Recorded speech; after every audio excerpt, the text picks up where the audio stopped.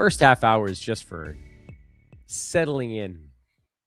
I got to wake up my voice. I've only been awake for half an hour. I woke up at 6 a.m. for this, which feels like a big deal, except we got some folks on the eastern edge of Australia that are waking up at like 4 in the morning to come on this live show. So I'm just going to say good morning. We're not going to do any heavy lifting here for the first few minutes. I have 5.5 hours, 6 if you count the fact that I'm going to try to do a recap show afterwards of podcasting coming up here. And just want to say hi to everybody. Main things we're going to try to accomplish on today's show. Excuse me. My survival. And also, we're going to try to get, we're going to try to find an ad or 2 or 3 or 4. We're going to try to find something to do here on trade deadline day. And it's possible that what ends up happening is things that we considered as possible ads from the last couple of days become ads today because, let's say, minor stuff happens. Let's say the big stuff doesn't happen. I don't think Giannis is getting traded today. Maybe he does. I don't personally think so. I like that the chat room is everybody's saying what time it is. It's actually really cool that you guys are literally from everywhere. Some of the things that I want to try to accomplish today. I would like to convert a lot of you that are hanging out on Twitter to YouTube subscribers. So, and apologies, my voice is loosening up right now. If you guys are watching on Twitter, and I know that some of you are, because it's easier, you guys, I have 31,000 Twitter followers and 11,000 YouTube subs, so there's going to be a heavier dose of Twitter involved. If you are watching on Twitter, I would beg of you, and I'm going to ask a bunch of times during the show, please go watch on YouTube instead. Look at that. There's Thunder Dan. So please, I beg of you, take it over to YouTube. Subscribe on YouTube. That stuff actually helps us grow. Twitter is not a growth platform. I do a lot of stuff on Twitter, make no mistake, but Twitter is where you find new people to see your stuff, and then you need them to go someplace else. Oh, hey, we got a new member. That's cool. What's up, Brian? Yeah, if you want to become a member, that's also sweet. That's not a goal from today. Obviously, if this show turns into financial gain, that would also be neat, but that's not a main priority. So the main priority is my survival. Let's find something to do on the fantasy side. And, let's have some fun. But also, I want to convert you guys, Twitter over to YouTube or iTunes or Spotify or whatever, because those actually help grow the website. Here's something that we're going to be having open throughout the day. This is just a Google Doc. Do I have this thing as shareable? Yeah. So here's the Google Doc where we're going to track all the trades that go down. Here's everything that's happened so far. I'm going to put the link in the chat room if you guys want to be able to follow that Google Doc. I haven't promoted it all that much. So there's the link. I'll throw that. I was going to throw it up on the screen. There we go. There we go. You can copy it that way. It's easier to just go to the chat room and copy it from over there. But this is, it's just going to have all the trades that go down. Any trade that happens, I will log it in there. And that way we can go back and see everything that happened. Late last night on Twitter, I want to share this. This is my sort of up-to-date, my winners and losers so far from a very busy deadline. Oh, cool. Wow, multiple new members. This is exciting. Wow, what's happening? This is super neat. Yeah, I mean, if you want to be a YouTube member, that's even cooler. But honestly, I don't even need you to be a member today. I just need you to take your Twitter viewing habits and I need you to bring them over to YouTube. Watch for free on YouTube. Just don't be stuck exclusively on Twitter. Twitter sucks. We're going to use it for everything, but understand that it does kind of suck. What else we got coming up?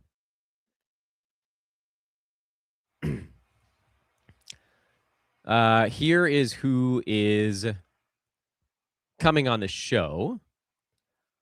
Thunder Dan will be joining me at the top of the hour, and he'll be helping as a co-host for the first couple hours of the program. Kingy is going to come on after that. He'll be a co-host for the remaining parts. DMAC, NBA Fantasy Bible, he'll be on here very shortly because it's 10:40 at night where DMAC is, and then he'll go to sleep.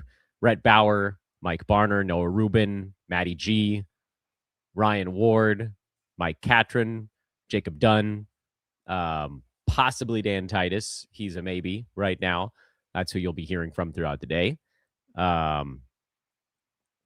Very cool stuff. This is gonna be a hell of a day.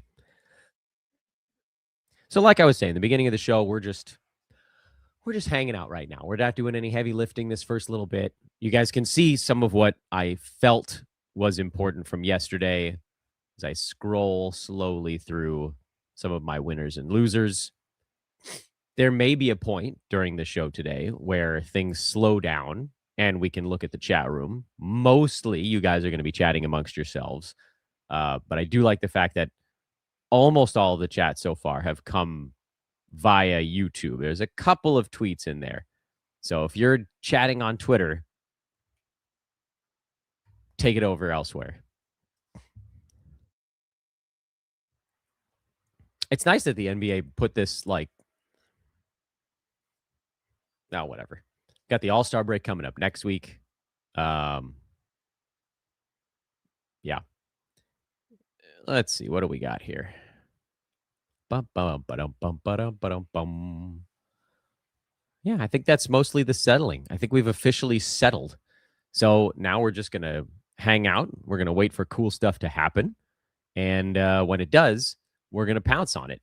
So again, please do subscribe on YouTube. I know many of you guys are diehard Twitterers, but I would kindly request that you bring your sweet bodies over to the YouTube side, where we simply cannot grow this thing if you guys rely exclusively on Twitter.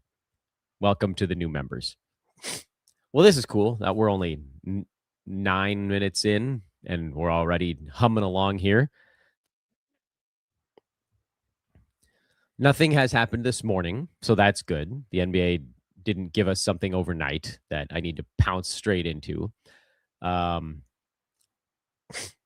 Yeah, I mean, I guess I probably could have started a little bit later, but I don't want to start later. I want to go nice and early so you guys can enjoy having somebody to yammer in your ear the entire day. A couple of my winners so far. Might as well just do that. Again, I'm going to be speaking somewhat quietly today. It's going to be very hard to get through 5.5 hours, 6 hours of show if I'm speaking loudly. So you guys are going to get like Dan's reading a book to his kid's voice before bed. Jalen Smith is a nice winner with Vooch gone. Santi Aldama, Cedric Coward, Gigi Jackson, and Memphis, all potential winners. Some folks are like, Ty Jerome is a winner. I'm like, I think Ty Jerome is the same as what he was going to be anyway. Like, I don't think that what Memphis did really changes a whole lot for Ty Jerome. In fact, they brought in Walter Clayton and Scottie Pippen and Ja and whoever. These guys might be back at some point. Yeah,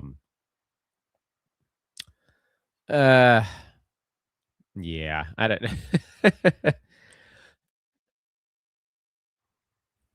still trying to loosen up the pipes a little bit here. Onyeka Okongwu is a winner. Not that he really needed it. He's been amazing all season long before getting his teeth knocked out. Because, look, Porzingis really hasn't played. Okongwu is number 32 in fantasy basketball per game. And that was with Porzingis playing, like a dozen games so far this year? They brought in Jacques Landale, so there's a competent backup. But, like, nobody's coming for Onyeka Okongwu. Not anytime soon.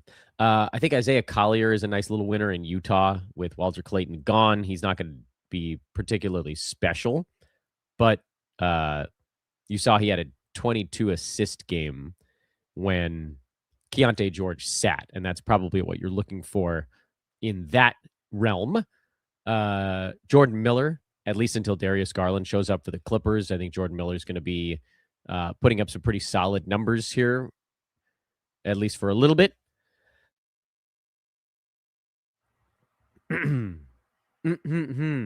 Yeah, voice is real tired. I don't know if Jordan Miller lasts beyond a Darius Garland return. I actually think Darius Garland is a small winner. Eric Ong has him as a larger winner than I do, but and Eric is generally right about these things. The fresh start for Darius and just playing with one real ball handler instead of like two or three. I don't know if Chris Middleton's going to play in Dallas. If he does, I think he could be a winner. I don't think Dallas is thrown in the towel completely yet, although we'll see what happens over the next little bit because Anthony Davis got traded, but he wasn't playing before this anyway. Marvin Bagley is a winner because Daniel Gafford, who I like a lot. You guys know I can't quit Daniel Gafford. He's going to miss some games. And when he does, Bagley is now the pretty clear backup. Losers coming out of it. Nimiash Keita had a huge ball game yesterday as the sort of classic, wait, no, don't come for my job kind of game. But Vooch is going to take minutes. Doesn't even really matter how many. Keita's playing 25.5 minutes a game. He's top 80. If he loses even about 2 to 2.5 minutes, he falls well outside the top 100. So again, I'm not saying that he's going to go down to a 15-minute guy, but if he drops from 25 to 22, 23, then he becomes a fringe guy. JJJ is a loser. It's going to be fun for him next year when Utah's trying and they have that high-octane offense, but they're in tank mode this season, so that's not good for JJJ.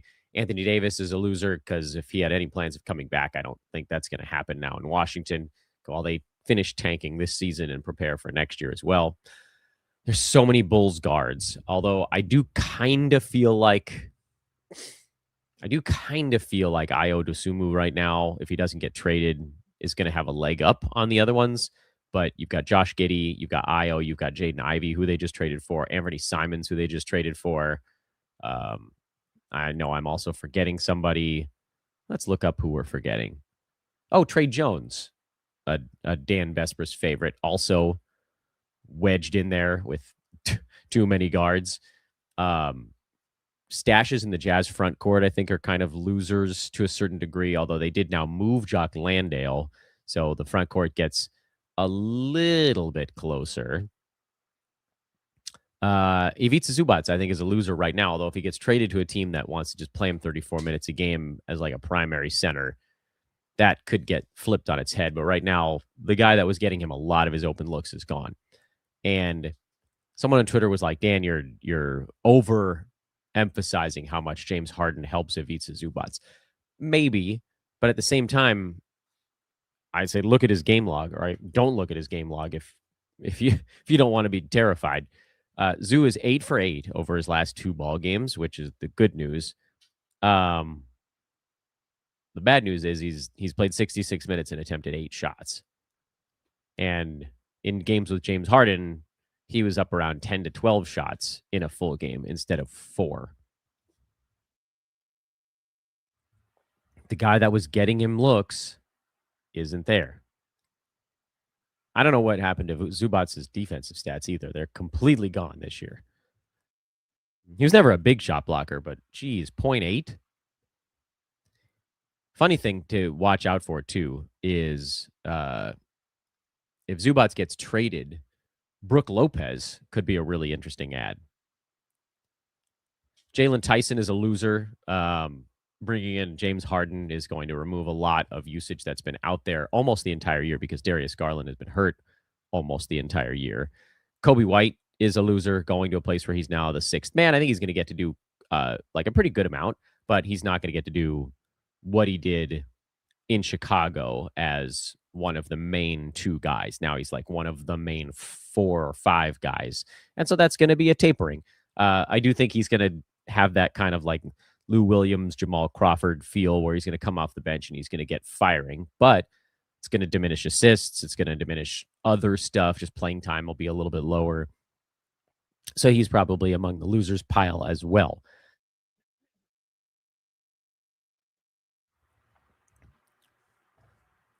A couple of the names here that are popping up in the chat room, might as well throw them on the screen just for the Dan isn't Melton a winner on the Kuminga Buddy Hield trade. Maybe. It depends if the Warriors are blowing this thing up, although it feels like they're not because they brought in Kristaps Porzingis. I don't know. I'm not convinced that that isn't a salary dump. They didn't get any picks, so by all accounts, the Jonathan Kuminga saga was a huge L for the Warriors. And Porzingis doesn't look like a guy that can play more than 2 or 3 games at a time, whether it's the autoimmune thing or just his general body won't hold up to it. I don't know. My hope is that the Warriors are going to try to be competitive. I don't believe that they will be. And that makes me a little worried because when they're competitive, that means DeAnthony Melton is going to get to do a bunch of stuff. And if they're not, then they're going to pivot into younger guys or just anybody else, really. Jason asks if Brandon Williams is a winner in Dallas. Maybe. I mean, Ryan Nembhard is still there. Unclear on that one. His 9-cat game is not very good. Thunder Dan, who's going to be joining us in just a minute. Niederhauser, Yannick Conan Niederhauser. I think he's bad. I would rather Brook Lopez. Although if the Clippers are in tank mode, then eventually they would probably play the young guy. I don't know, man. You think they'll just shut Kawhi down? We'll see, I guess. So again, a reminder that literally every 15 minutes, I'm going to remind you guys to please subscribe however you're taking this in. If it's on Twitter, please go over. Whoops, I accidentally closed my Twitter. That's not what I want to do. If it's on Twitter, please go over to the YouTube page. Find it. It's in, one of my tweets about this show. It's in a lot of my tweets about the show. It's like the one favor I'm going to ask of you guys over 6 hours today. Please go watch over on YouTube. It is a huge difference for me. It's a huge difference for growing old man squad. So we need you over there because watching on Twitter it's nothing. Like there's this thought that people can generate a bunch of money by being in the Twitter algorithm. It's not true. I'll be very upfront. I think I do a lot on Twitter. You guys know that. And I think it generates like $11 a month. All of that. It's not for money. YouTube, generally, each show will do more than that. It's still not very much, but please bring it over to YouTube. That's a big one. Oh, yeah. The paradox reminds, hit the like button. Again, this is the thing I need you guys to do over on YouTube. Hit the like button. How many of you guys are subscribing? There's a few of you so far that have hit the button. I see you. Yeah, let's get some more likes on this thing. I haven't been bothering. Oh, you know what? There's quite a few have actually hit like, so that's cool. Please like, please subscribe. Again, every 15 minutes, I'm going to try to remind you guys to bring it on over from Twitter to YouTube. And no, I'm not ashamed because that's really what this is about. Oh, somebody dropped $2 into the coffers, so you're going to get a question answered. I can't promise that this is going to happen all show, but as long as I'm just hanging out right now, and we're not really doing the heavy lifting yet. If you guys do have a super or become a member and you want to ask a question, I'll probably just answer it here in the first little bit of the program. Keyshawn George was dropped in a 10-teamer. Should I claim him? Yes, Tony, you should. I think Keyshawn's going to have a really nice finish to this year because I don't think there are any other players that are going to do stuff. I see my older son. You want to say hi? You can say hi. This is the first half hour. Everybody's just settling in. There's my dude. There's Asher. He's also just waking up. Should I make our faces bigger or are you content being small? I'm good. He's good. So right now, Ash, man, we're just slowly booting things up. I've been on air for 20 minutes, waiting for trades to happen, welcoming people to the show while I scroll through Twitter. I'm going to go back to sharing this tab that has all the trades that have gone down so far. And we'll close this one. We'll zoom a little out so I can see what's going on my screen. Let's see. What do we got? Latest from Jake Fisher. The Wolves and Heat, sources say, still believe they are in play for landing Giannis today. Although, like the Warriors, few believe Milwaukee is actually serious about parting ways with their franchise face. I'm still being told the Bucks are engaged with the Grizzlies on John Morant as well. Yeah, that's kind of what we were all thinking, which is that it's probably not going to happen today, but we'll see. Oh, we got some some messages in the chat room addressed to my older son. George says, "Hi, Asher. You guys look a lot alike." Hello, Dan Jr. Frankie called you Dan Jr. Cute little dude. Let's see. What do we got? LOL twins, says this guy. Are we twins? No. Good morning from Pittsburgh, Asher. Asher just farted on my show. Oh, here's the whole family. You guys are being treated to the whole family. Theo, if you're... Why'd you turn my fan off? My wife turned the fan off. I'm going to sweat over here. That's why. Oh, all right. Well, here's the thing, guys. I am on a live show, so we have to be chill today. I don't like freeze. You don't like to freeze. Theo's having a little more trouble waking up than Asher. I don't want to get under the lap. Yeah, that's not going to happen right now, big guy. Hi. Oh, no. The height of professionalism. Well, you've got the whole family here in the first little bit. I have guests coming on the show in about 5 minutes, and then we're going to actually start doing like some real, actual podcasting. Ooh, that's the stuff I like. Yeah, but you guys are going to have to get ready for school. Can I say something? Oh, can you say something? Is it going to be a commercial break? Yeah. All right. Hi, I'm Dan from danforthemccann.com. And if you want to see more first, just hit my Wi-Fi or icon. Icon? Icon. Okay. Or penises. Nope. Come on. This is an actual show I'm doing. Okay. Time to go. Come on. All right. Okay. I don't want to hit anybody's toes here. Shh. Okay. This is how. Oh, look, someone says Attack of the Clone. That must be about you again. Welcome, Dan family. See, that's what's nice about the first half hour. What are your son's favorite NBA teams? There you go. You got a question. The Lakers. You got to say it into the microphone. The Lakers. Yeah, I mean, we're a Los Angeles family. This guy, Dan's stunt doubles. The whole tribe is here. Yeah, it's funny too, Delante. What's up, bud? My kids had glasses at like age 3. I didn't get mine till I was 16. I've produced wonkier eyes. Everybody's getting a good laugh out of this. Children take things too far, says this guy. Mostly everybody else is just laughing. That's the content we need. Oh, we got a trade, everyone. The day begins. Excellent. All right, we got our first trade of the day. Let's put it up on the screen. This is not a great landing spot, but we're going to get him up here. There we go. Yep, you guys got to get ready for school. Here we go.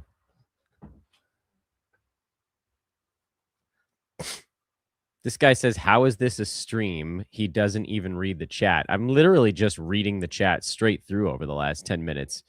Don't be picky, dude. Don't be picky. First trade of the day. Ayo Dosunmu to the Minnesota Timberwolves. Ooh, perfect timing for D-Mac to help me break it down. Boom. There we go.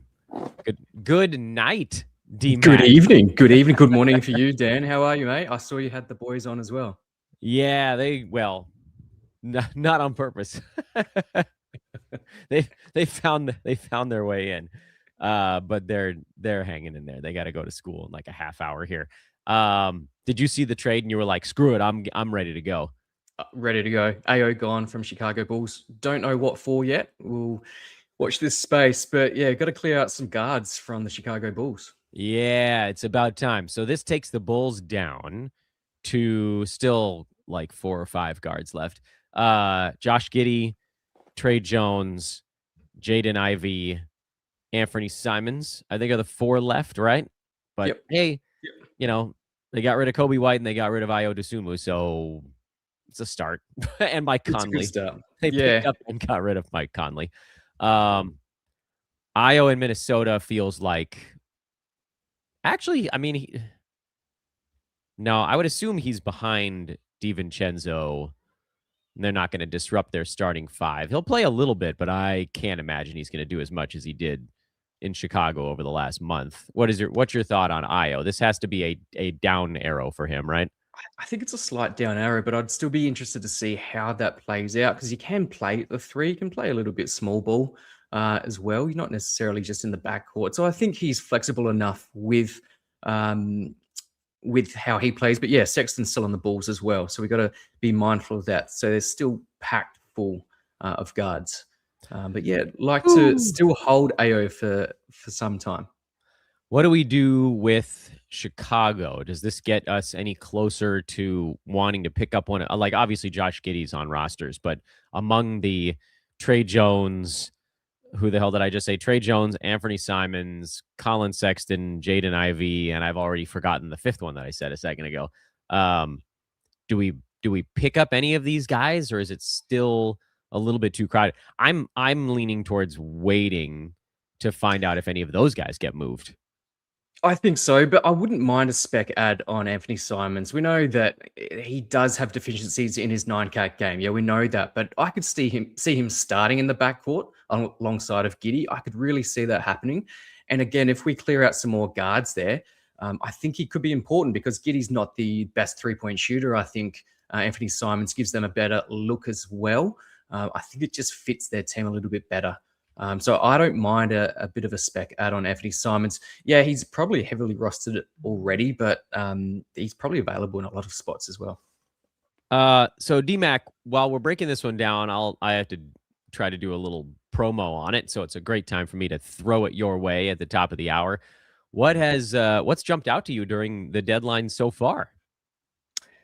It's been interesting, but it's been slow. There's been moments where, geez, it's all happening, and then there's been large moments of inactivity. Yeah, absolutely. But I think the obvious one coming in was the Jalen Smith one. I think we've been all across that. We've been all on him for quite some time. A lot of people actually dropped him just in the lead up, which I thought was interesting timing, because we knew trade deadline was coming up. He missed a couple of games. People were frustrated or scrambling for W's, trying to get into their fantasy playoffs. Dropped him, and I think he's got a fantastic runway now. So he's the clear winner of trade deadline so far. But there's quite a few others that I'm keeping an eye on. Thunder Dan's here with us. Yes, sir. We've assembled 3 of the 4 fantasy Dans. It's only Dans. Only Dans. All right, this one. Thunder Dan, what's up, dude? What's up, guys? How we doing? Man, I walk away to use the bathroom and get some coffee, and a trade happens while I was gone, and here we go.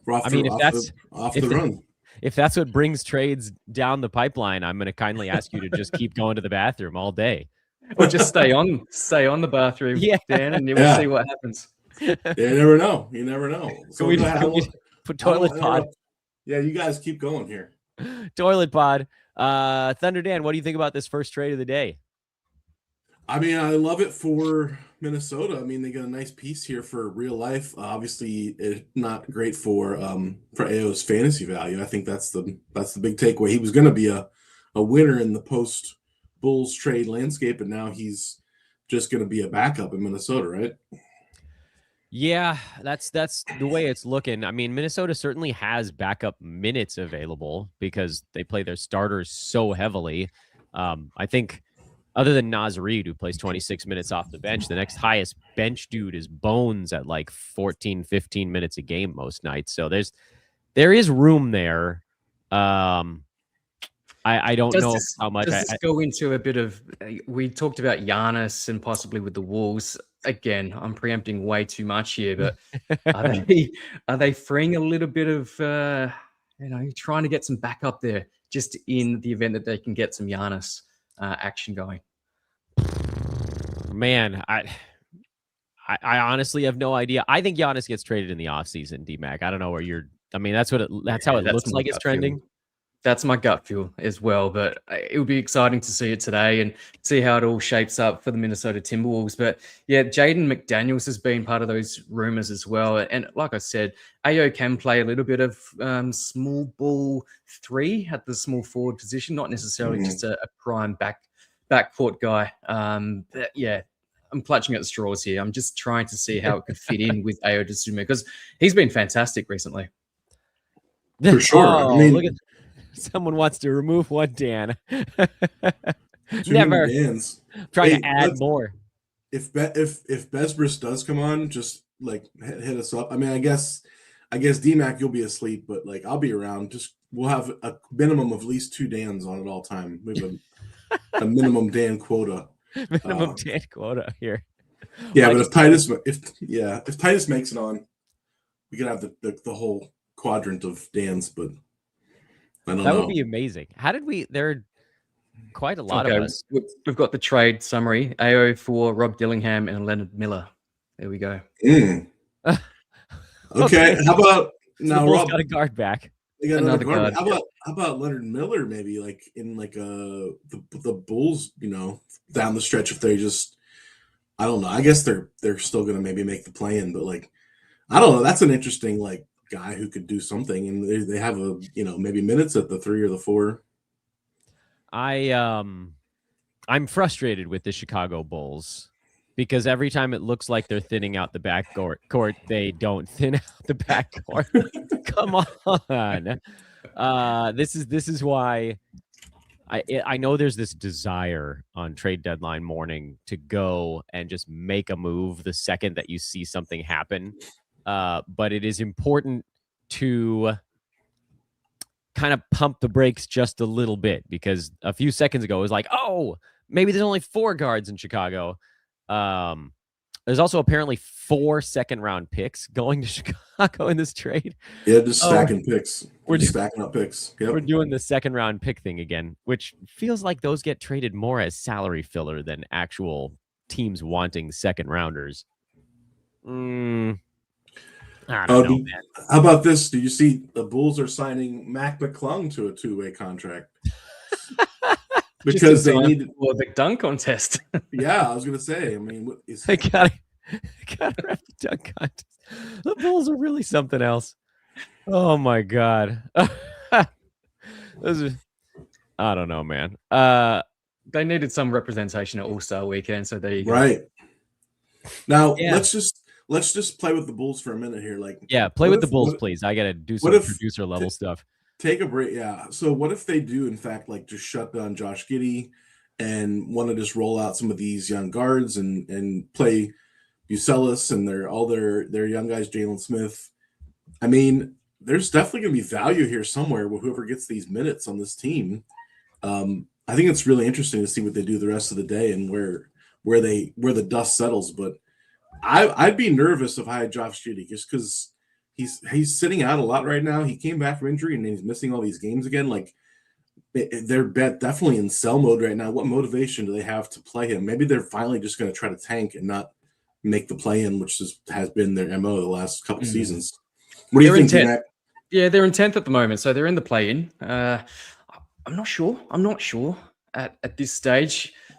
It will be interesting because we know the Bulls just love middling. They're so mediocre, it's not funny. So it wouldn't surprise me one iota, but yeah, they're in the play-in. We can see them turn it up. Who knows what will come about. I'm just keen. I don't think I will go to sleep today, guys. I think I'm just going to do an all-nighter because I just really want to see what the Chicago Bulls are going to do.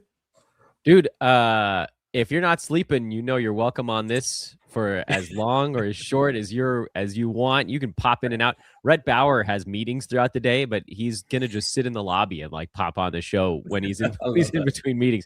So that door is wide open.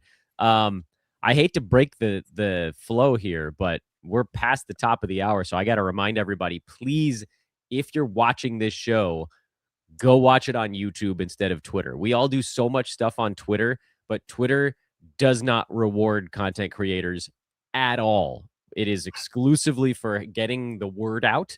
But if you want to help all of us out, DMAC, Thunder Dan, and everybody else that's coming on this show today, find where we put our content and follow over there. Find YouTube for this show. It's a very easy flip over. I've been tweeting the links out constantly. DMAC, you quote tweeted it. Thunder Dan, you retweeted it. Like, it's all out there. So please come follow and watch this show on YouTube. And while you're over there, like and subscribe. It's a big one. Hit the like button. It helps get this into other people's feeds. Subscribe so you can see all the stuff that we do here at Old Man Squad. Follow my, and I'm going to say now, if you're on Twitter, make sure to follow all my co-hosts and guests throughout the day. In fact, let me make our faces bigger for a second. How do I make our faces? There we go. NBA Fantasy Bible, DMAC. It's 11:08 p.m. over there. NBA Fantasy Bible at Thunder Dan DFS. If you want to follow, this is only Dan's here on Old Man Squad. Only Dan's. I gotta give Josh credit. I'm pretty sure Josh came up with that name for when we get them all together. Hey, a few folks. Hey, there we go. Chat room. I just hopped over here from Twitter. Just switched to YouTube. Dan, I got you.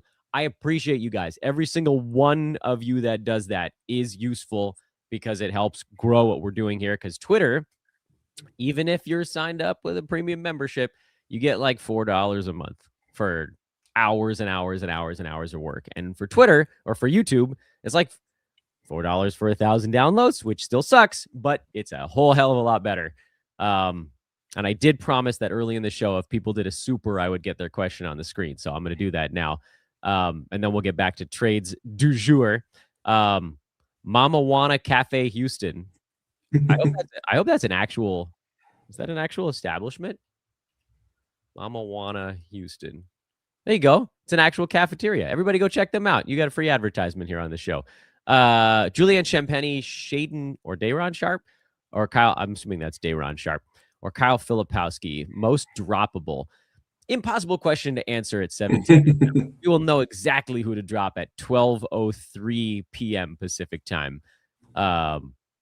My thought right now would be Champagny because we know exactly what he is, which is like a fringe fantasy starter when the Spurs are healthy, and the other two guys might be more fun. But at 12:02, if Nick Claxton is still a healthy net and the Jazz still have Nurk and Kevin Love and Jaren Jackson and wait a minute, there's one more. No, they traded Jock Landale. Then Josh becomes a turd also. So this is one that'll switch real fast at the trade deadline or before it. But you guys don't have to do the question because that's addressed to me. Thunder Dan, I'll come to you. What's up? Yeah. What are you hoping to see today? And I asked that question. It's not a loaded question because what I'm hoping is Ivica Zubac moves because I really want to see Brook Lopez play 30 minutes until the tank. Can he though? Can Brook Lopez play 30 minutes at this stage of his career? He's a pillar of durability. So I put it in the chat earlier when I was just observing you in the first half an hour. I as you guys see in the back here, Penn State is my alma mater. Niederhauser, Yannick Conan Niederhauser. Okay. Yep. Transferred into Penn State, had a really nice senior year. Was the first, I know he was picked 30th overall, but it was a first round pick, guys. He's 6'11, 7'4" wingspan. Last night he played in garbage time, had 10 points, 8 rebounds, 2 blocks. I'm telling you, Brook Lopez, I mean, what motivation do they have to play Brook Lopez if they end up tanking? And if Niederhauser plays even like 18 to 20 minutes, 22, he's like one of these like sneaky boards, blocks guys, kind of like we talked about with like Musa Cisse and a couple others. I'm talking 12-team, 14-team leagues, deeper formats. I just don't know that they're going to roll Brook Lopez out there big, heavy minutes. They haven't done it more than a few times. And obviously this is all dependent upon, Zubac being moved in the first place. So, but I just don't forget about him. He's like a 1% owned guy out there, but I like him a lot in terms of like a deep league stash kind of candidate. I was just going to say that, Thunder Dan. I think those that don't just play in 12-team standard leagues, I think I play in a 30-deep dynasty league. Keep that in mind as well, because that's crucial. That's essential to know that for deeper leagues. But even in 12-teamers, if Zubac does get moved. I'm gonna throw this. Is there a? What happens? No, that's make it page with there. Oh make yeah, change it to page with. No? I just have a very wide. I have a very wide monitor. There, that's better. Yeah, I have to put it in its own. I had to untab it. I had to make it its own Chrome window, and so I could resize the Chrome window instead of an individual tab. I wonder. That means I could probably zoom in on it now. Also, just going back to Zubac, if you had to put a percentage on the likelihood of him being traded away, they're sitting 9th in the West. The Clippers. Do you think it's likely, or is it just a little bit of hearsay, a little bit of rumor monging at the moment? Thunder Dan, go ahead. If you're coming to me, honestly, I don't know what they want to do. The Harden thing caught everybody off guard. And they lost by 30 last night, but granted, Zubac didn't play, and the Cavs played really well, shot the ball really well. It's weird because what we don't know about Garland is like how his toe is going to be and how soon he's back. If he comes back pretty soon, I think he plugs right in and they keep playing well and probably winning and competing.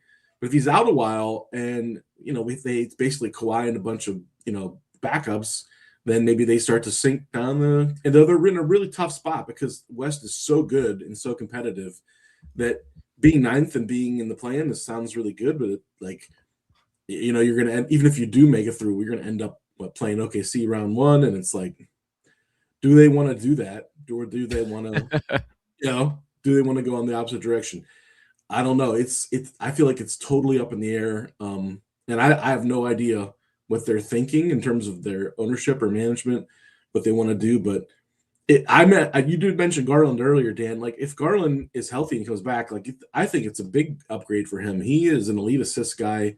I think he could be a 7-8 type assist player out there, where he wasn't in Cleveland because Donovan Mitchell had the ball in his hands a lot. Mobley had the ball in his hands a lot. He really would be, that potentially that guy out there. But it's just a huge if right now. I just don't know when the guy's going to be healthy. And that was obviously, as Cavs fans, that was the one thing we got frustrated with, that he just couldn't seem to get right. And they got impatient and they wanted to win now, so they made the move. And I'm just going to hope that it works out because I'm a Cavs guy and I'm not a Harden guy, but I'm going to just have to suck it up and hope for the best. I think Harden's gotten a bad rap over the years. And some of it is his own doing, fat suit Harden and all that stuff. It seems like this departure was more chill. And I'm trying to kind of separate the basketball from the man, where I actually have never really hated James Harden's game. There have been a lot of people that have over the years because of the foul stuff. I actually kind of like when players figure out loopholes in the system, because as someone who is not athletically gifted at 5'8", 82 pounds soaking wet over here, I have to be clever to win at things I do. And obviously Harden is far more athletic than I've ever been, but he's not a leaper, and he's figured out how to be amazing at basketball without really leaving the ground and also not being 7 feet tall. So I had a certain measure of respect for that. And I also kind of respect the fact that he's just I'm going to do what's best for me. That's fine. These guys have careers. They have to basically earn their life savings in 14 years, where obviously if they're good, they're going to make more than enough, like a James Harden. But you think about the fact that most of us are going to work for 75 years of life, and basketball players work for 10.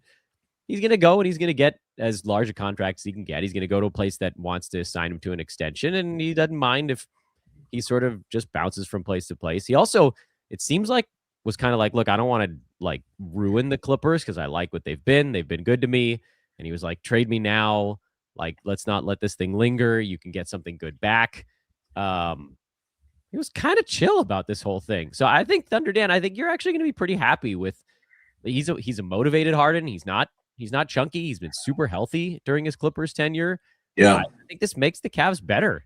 I mean, it does. It definitely does. Short term, make them better, make them a contender. I think some people are waiting. We're like trying to talk themselves into, well, they're going to go all in now and trade Mobley for Giannis and all this stuff. I don't know that I want them to do that. I don't know if that's even the smartest thing to do. But I think as currently constructed, even if they don't make any more moves today, they're positioned pretty well for a nice run, and that they could be, down with them in the Knicks, Celtics, Pistons. I mean, I think they're in the top 3 or 4 teams in the East, and they should make a nice run here. So I'm happy about that. And, I think you're right. That Harden is a good basketball player, and I know he's got a bad track record in the playoffs and everything else, but at the end of the day, Donovan Mitchell does too. Donovan Mitchell's never made it out of the second round, so it's like no one's saying that about him. So we'll see what happens. Yeah. Fingers crossed. D-Mac, who are some of your losers here on fantasy? Is there anybody that you think gets dropped so far?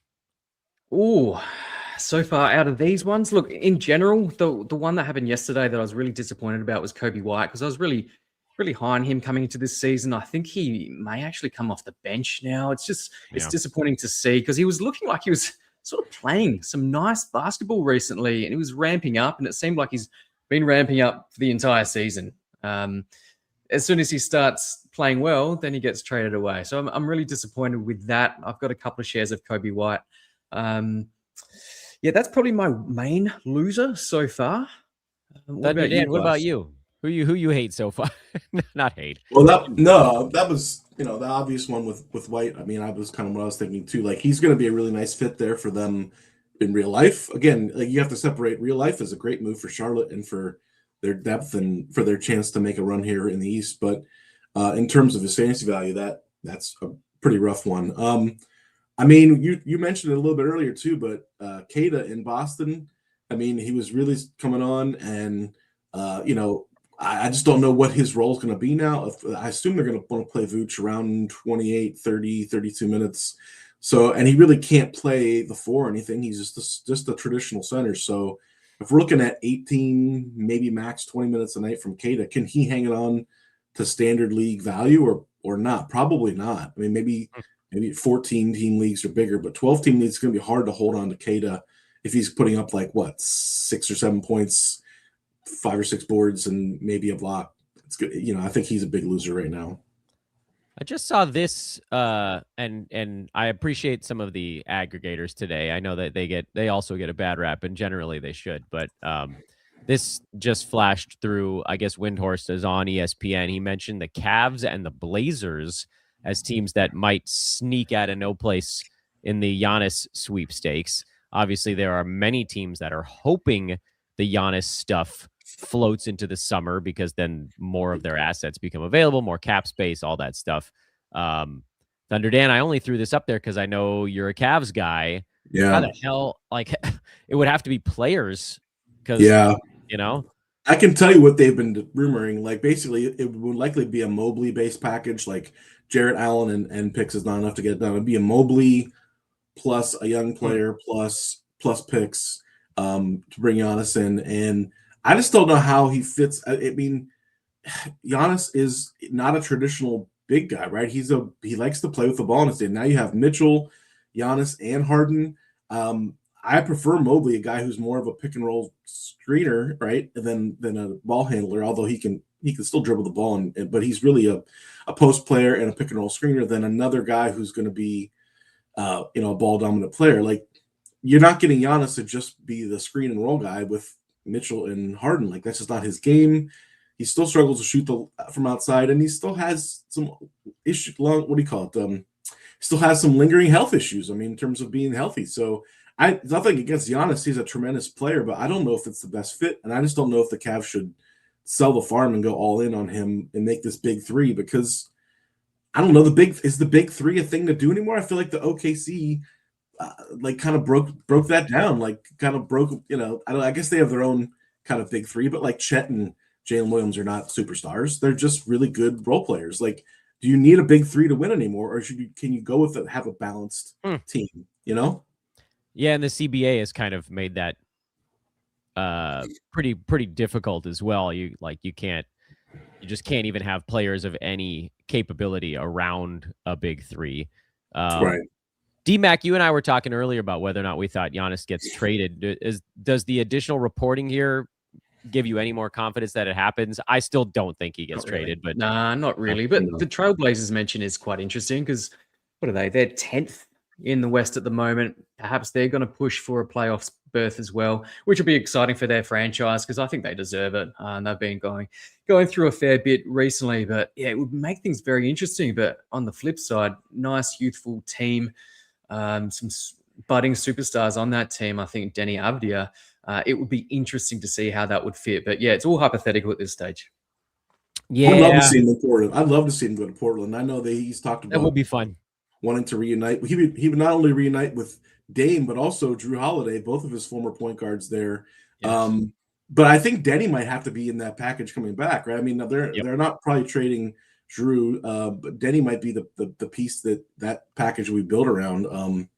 But I don't see it happening. I think it's going to happen in the offseason somewhere. But Windhorst loves to put out lots of stuff for everybody to chew on. But I wouldn't count on. I think I'm sticking with you, Dan, that he's probably not being traded till the offseason. Let's see here. Let's talk Anthony Simons for a minute. His name keeps coming up in all of my discussions, and I'll remind everybody to please, if you're watching on YouTube in particular, subscribe. Like the video too. That's also helpful. Hit that like, hit that subscribe button. What do we think about Anthony Simons? D-Mac, is he going to get to do much, or is he getting traded again in the next 4.5 hours? I think I mentioned it earlier. I think he could actually start. I think he can start alongside of Giddey because I think he would complement Giddey's game. Like I said, Giddey is not that elite three-point shooter. And I think Anthony Simons, although not super elite, he does have that range, which would open things up for the likes of Matas Buzelis, even Jalen Smith, our guy as well. They don't super excite me. They're just so mediocre. But I think Simons would have a nice role on this team. So a spec ad is probably not the worst move to make. Thunder Dan, what are your thoughts on Simons? I don't like him as a fantasy player, but that's because I don't like just guys that just score. But that's just me. But I do agree with D-Mac that he does fit his strengths fit well alongside Giddey. He's just a shooter. Like he's not a traditional point guard.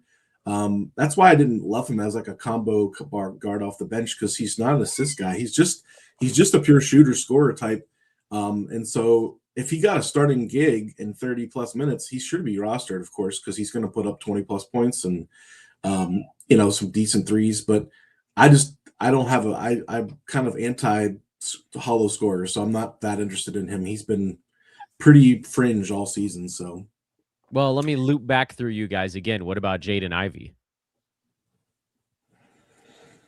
Yeah, look, I similar to what Dan was saying around Anthony Simons, I probably like his game even less. So I think he's got a lot of deficiencies. Perhaps in a points league, and there's quite a few points league players that do follow all of us as well. Perhaps that's a nice one. It would be a Simons versus Ivy situation for me. Look, I would still prefer Simons over Ivy at this stage. I mean, what kind of minutes can Ivy play? Sorry, I didn't mean to jump in. No, please. Yeah, I want both of you guys. Detroit has been handling his minutes, and at a lot of times we're thinking it's because they have a pretty deep rotation. But like, a lot of it had to do too with him coming off the injury, and he's the kind of guy who needs a lot of minutes to get there because he is pretty much just scoring. I've never been a big Jaden Ivey guy. At his best last year, is like 15 or 16 points, 4 rebounds, 4 assists, and that was playing 32 or 33 minutes. Like, I just don't see how he plays enough minutes to do much across the board. Yeah, I may be there on both. I just like. I know this is insane, but the guy in that group that still has the best 9-cat fantasy game is still Trey Jones, and we're not talking about him at all because he's hurt. And now they brought in these guys. It's very hard for us as fantasy analysts because we're not in the Bulls front office to know if anybody they brought in is someone that they care about exploring. If we're trying to just read tea leaves on this, the Vooch trade for Simons, I don't think they really are all that interested in Anthony Simons. This is not like a building block for Chicago going forward. I would argue that the only move they made in this group where the guy they brought back was somebody that it feels like they're kind of interested in is actually the Jaden Ivey one, but his percentages stink. So for 9-cat, he has to be great at everything else to have value. I think the points league discussion is intriguing, but removing Ayo, removing Kobe White, these are guys that the Bulls were actually invested in for a little while. It creates this almost like an open competition. And if Tre Jones is better than these other guys, he might still be a guy that plays. So I don't know. I don't think I'm adding any of them, despite everybody on Twitter yelling at me that I have to do something. But don't be surprised if Tre Jones comes back and gets 26 minutes and does a bunch with it, because Kobe White in particular is a massive usage suck. And if Josh Giddey doesn't get himself healthy, then they need somebody to actually run point, and that's when Tre's been at his best. So I think we have to wait. I think the jury's still out on this one. Yeah, it's interesting. Oh, sorry, Dan, you go. Only Dan. That's okay. Well, I mean, we can't forget that. Just this morning, right? They got Rob Dillingham back in that trade too, right? I mean, let's just get as much as I want Tre Jones to happen. I love Tre Jones. I have him on some teams. I don't know if any of these guys are in their future plans other than Giddey, or if they're just collecting second round picks and random players and dudes. So we got they are collecting. It just feels like they're collecting a bunch of like random assets. And Dillingham's a nice little player too when he gets minutes. So I have no idea. But Tre Jones is the one guy who we've seen even in 25 minutes can be rosterable with his skill set. Field goal percentage, doesn't shoot threes, but rebounds, assists, steals from the guard position, pretty solid. I'm hopeful for that, but we'll see what happens. So I don't, and I'm hoping that I can ask this person in the chat room a follow-up. I'm guessing this was on ESPN, not a tweet, so this is on video. But apparently Brian Windhorst has noted that the Wolves have moved on from their pursuit of Giannis Antetokounmpo, which we're taking all the teams out one by one here until you've got apparently Portland, the Cavaliers, and Miami are the three that I guess are still maybe engaged, but man, it's looking more and more like Giannis is going to be an offseason dude. And I don't blame the Bucks. You get more teams involved in the offseason. And you're going to get a better offer if you have more teams competing to trade for the same guy. So I know that this is like the one big one that we're hoping for today, but I'm still over here sitting waiting on Zubac to get traded. So dude, say whatever you want, everybody. And besides, the Wolves have their man. They've got superstar Ayo Dosunmu, so they're fine. I hear my children yelling in the background. They're going to get off to school. I know they can do it. They can do it. You can listen, man. You're on call all the time. Shout out to mom right now. But mom, this is trade deadline day. Like this is the day where you get a chance to, hang out with us, right? And let me just say this about the trades. Let's all acknowledge there's absolutely one trade that we have no idea or can't see coming that's going to happen today that is going to totally catch all of us off guard. And maybe it won't be a superstar, but that's the beauty of trade deadline days. There's always one where you're like, what? That's the best one. That's the best one. I don't know. And I'd like to guess, but I don't. No, you can't I guess. have no idea what it's going to be. I was just going back to the Chicago Bulls. It's just looking like they're posturing for next season. Just getting in Sexton, getting in Ivy. They're all on expiring contracts, 1 year as well. So, how about that? Yeah, it's looking like this is just a salary thing. They're just loading up for free agency next season. Yeah. We just come on.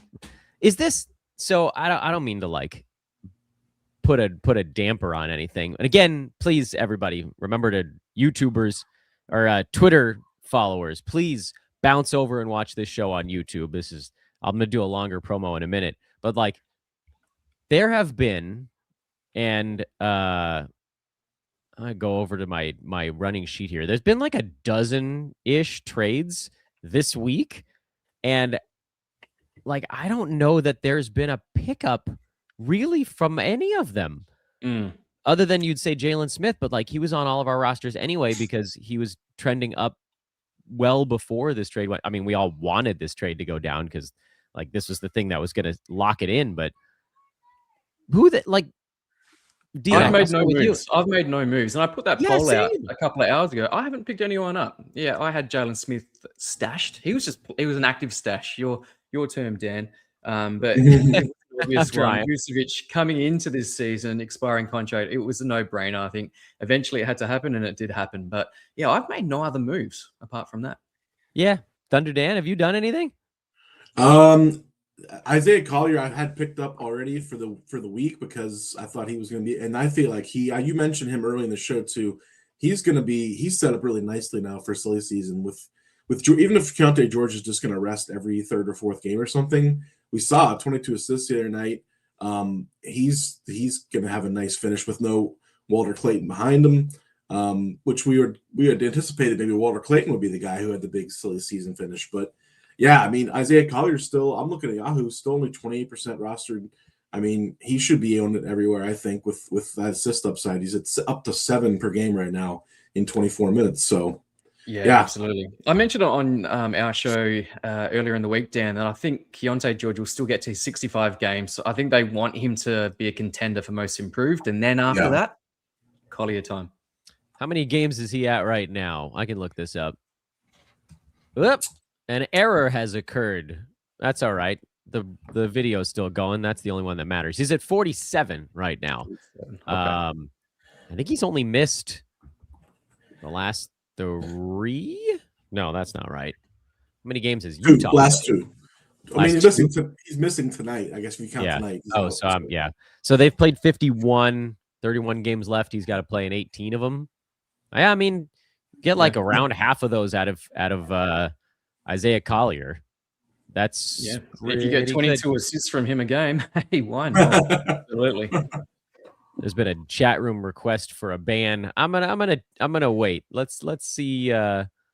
Let's see if this thing settles itself down. I'm ready for my next one. What do we got? Come on, universe. Serve me my next dish. Give us something.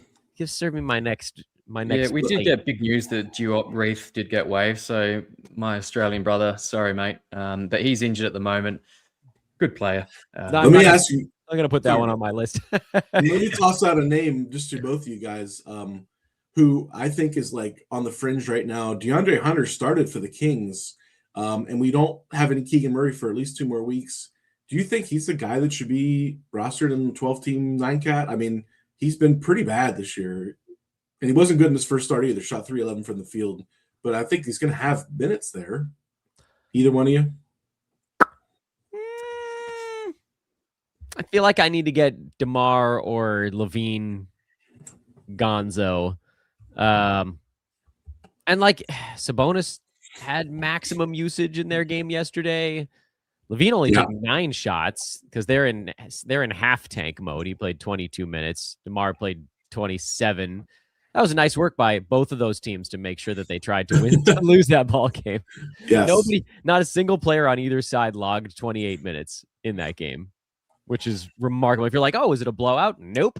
4-point game. Nope. That's the I call that Brooklyn Nets tanking, where everybody, you get 22 minutes, or you call it Oprah tanking. You get 22 minutes and you get 23 minutes. That's the Nets, yeah. It's brutal. The nice thing is that those teams play so little defense that guys still got fantasy stats in 25 minutes. But true. Woo, man, I am not a DeAndre Hunter believer, but I do think that if they clear out 1 or 2 usage guys, then I would almost have no choice but to look at him, because then he'd be like a 17-6 guy on okay percentages. But right now, again, another guy who's just like not a good 9-cat player. D-Mac? I'm not rushing to grab him right now, but Dan, I think it's a good point that they're bottom of the standings. They're fighting with the Pelicans for that bottom place. They want the best lottery odds. They want the top 3. They want a top 3 pick, and you know that it's elite talent in that top 3 in this year's draft, to be honest. I think. Are they going to be playing Hunter a little bit more? They're going to be resting their more established guys, and Hunter is not a winning basketball player. We haven't seen that consistently from him. So I think you could be onto something, but maybe not right now. I think it's safe to hold off and then maybe get him a little bit later on. So not a Shams bomb, a Woike bomb. It's not a bomb. This is like a yeah, you're like throwing a quarter in a mall fountain. This is not a bomb. It's a bloop. The Lakers are nearing a trade to send Gabe Vincent to Atlanta. I would be floored if anything came back that wasn't a second-round pick. Yeah, it's made official by Shams just then as well. So Gabe Vincent and a second rounder for Luke Kennard. Oh, Luke Kennard. I like that trade actually. Yeah. I think it's the only second rounder the Lakers have left. Yeah, let's switch this over. Hold on, guys. I'll get the Shams tweet up. Sorry, Wojkie. You had your time on our live deadline show, son. That was nice, though. We got Dan. You know what? It was only Dan's, so we get Dan Wojkie up there also. He's never going to see this, but damn it, you were a great addition to our running joke. Luke Kennard to the Lakers. Fantasy ramifications, D-Mac, big fat nothing? Nothing in 12. Deeper leagues, I don't mind it. And just for real-life basketball, I think he adds a nice element for your Lakers as well. I think he does. Just that elite three-point shooting as well. I think it's a great grab for them. Yeah, another good ball handler. He's kind of a sneaky assist guy, too. He's usually around 2 or 3 assists. And I like him a lot. Again, real life, there's probably very little chance he has any kind of fantasy value, barring like an injury. But nice pickup for the Lakers for real life. Yeah, and if you want to ice the game with free throws, you're not relying on Luka or LeBron. Give it to Luke Kennard. He just doesn't miss. There you go. Why did Atlanta do this? The second round pick, maybe? Well, let's go back. 32 second rounder. Wow, yeah. They're really stocking up for that 2032 draft. They have some 8th graders in mind that they're scouting that they really like. It's fine. I got my kids off at school. They're looking for the next big thing. Right. Can we talk about Atlanta for a second? I don't know how you guys feel about the Kuminga trade. Like, that caught me off guard when I was looking at that this morning. Is he going to start at the 3 for them? Like, you think he'll slot in at the 3 where, they just kind of have a hole there on the wing? I don't know. I mean, why else would they trade for him if they weren't going to play him, especially because they shipped Porzingis off? I don't know. What do you guys think?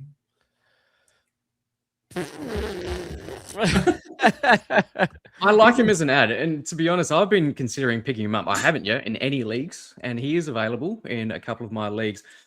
I think it's a great opportunity. He can be a good ball player. We've seen it in seasons gone by where he was a must-roster guy for maybe a couple of weeks at a time, but that's all you need come fantasy playoffs. You need 2 to 3 weeks of solid fantasy basketball, and he could do that if he is a starter.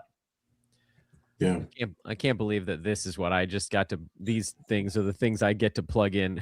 I know. I got all these spots just ready to go, pre-typed, and I got Luke Kennard for Gabe Vincent. Besbris, I know you're not a Kuminga fan, and I'm not a fan of his fantasy game either, but I do think DMAC is right that, like, if he gets a 30-minute role, I mean, he can put up counting stats, points, rebounds, some assists. You're not going to get, it really comes down to his shooting, like percentages. If he shoots terribly, he kills you. But if he shoots decently, you're not getting defensive stats, but you're getting kind of like a Kyle Kuzma type line from him, which doesn't hurt. I mean, for free off the wire. I mean, it's certainly worth looking at, worth watching. Yeah, I would recommend a Kuminga ad in points leagues. I think is where I'm at with him. I don't think he gets there in 9-cat kind of. I don't say buried because they're probably going to give him a look, but like you got Jalen Johnson there. They just added CJ McCollum and Corey Kispert and Zachary Reese-Shea, and maybe that's why they were fine with dumping Kennard for someone who's my size at Gabe Vincent. I don't understand. So I don't mean for this show to turn into like the Gabe Vincent bash hour, but I watch pretty much every Laker game. I am a Laker fan, but I'm a pragmatic one from a fantasy standpoint. But I like to have my hometown teams on the television just to sort of like almost incept my children with sports fandom. It's not even for me half of the time. It's just like, oh, what's dad got on? Oh, it's a Laker game. All right, I'll sit and I'll see what happens there. But like, I don't understand Gabe Vincent at all. He's a decent 3-point shooter. I'll give him that. But like, when you're the small guy, The one thing you're supposed to be able to do on defense is stay in front of a bigger guy. Like, they're supposed to have to turn around and back you down slowly. But I've watched a lot of games lately where guys 6 inches taller than Vincent just blew right past him like he was glued to the damn floor. So Atlanta, good luck, man. Like, I don't know, man. Maybe they're thinking they had Miami Heat. Gabe Vincent, he was decent there. He had a moment. Yeah. I was wondering. Do you think, I'll pose this to you, going back to Jonathan Kuminga discussion. Is he better than Zachary Ricochet, number 1 draft pick?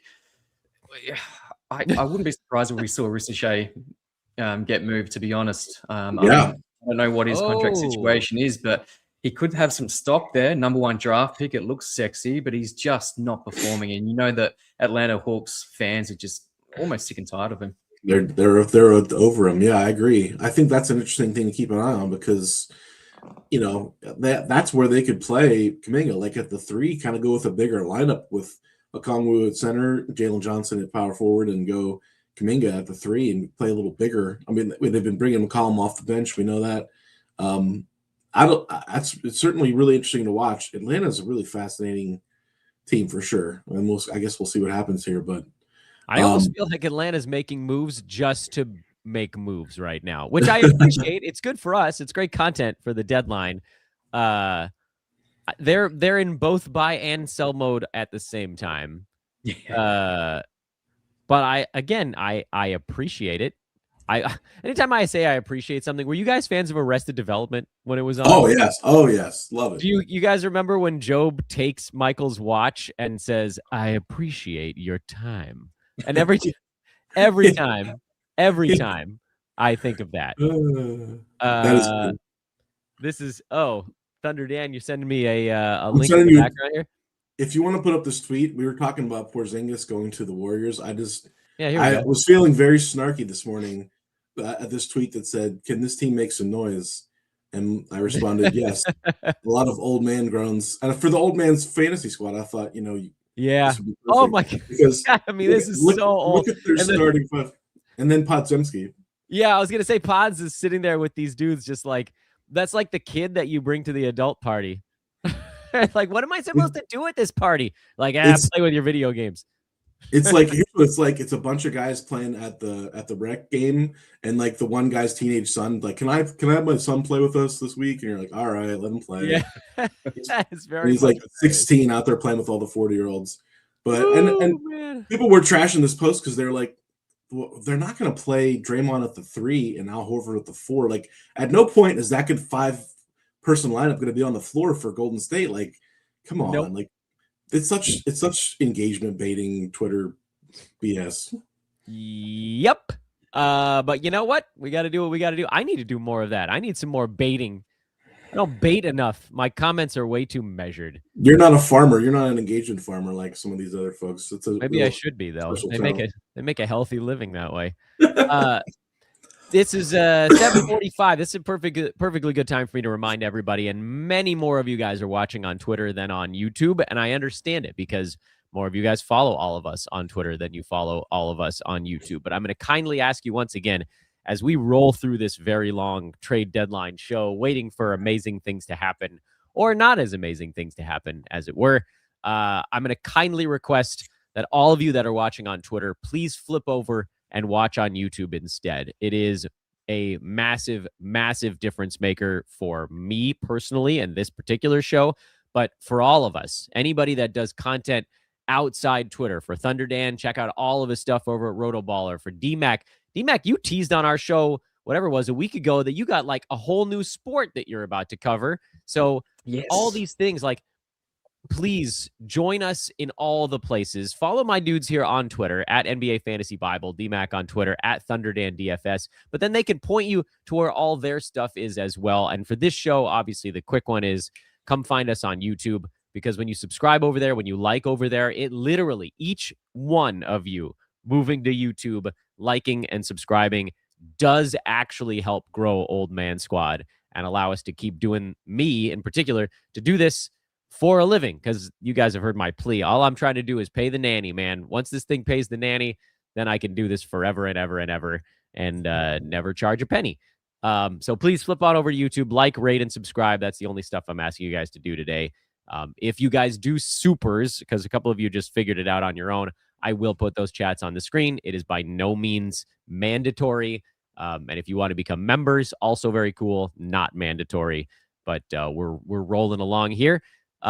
Jacob Dunn coming up on the show in the next 15 minutes.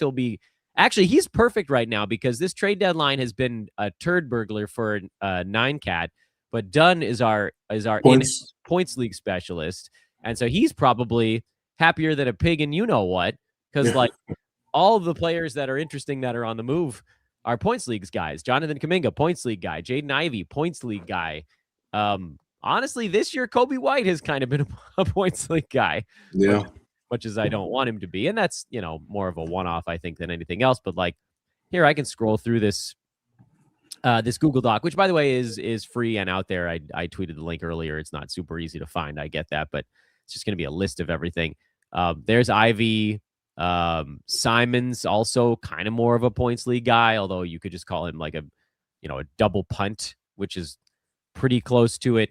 These two aren't. Garland and Harden are obviously 9Cat dudes that are going to play the rest of the way.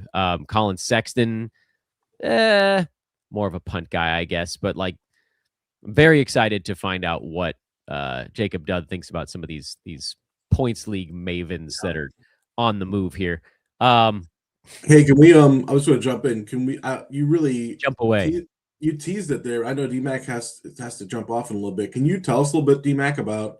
You're going to cover another sport. Maybe plug some of your stuff before we move guests here. Yeah, look, it's very early stages, so I don't want to give up too much information because I need to build some momentum as well. But watch this space. It's completely different to NBA. It's probably not going to be targeted to most of our current audience, a very, very different audience, and a sport that is not very popular in the US as well, but very popular in some other we'll say Commonwealth countries as well. So Adam King will be a fan. Is that as good a clue? Adam King will be potentially. I don't think he's a massive fan of this sport, not that I'm aware of. I know he's a big NRL, which is a rugby league.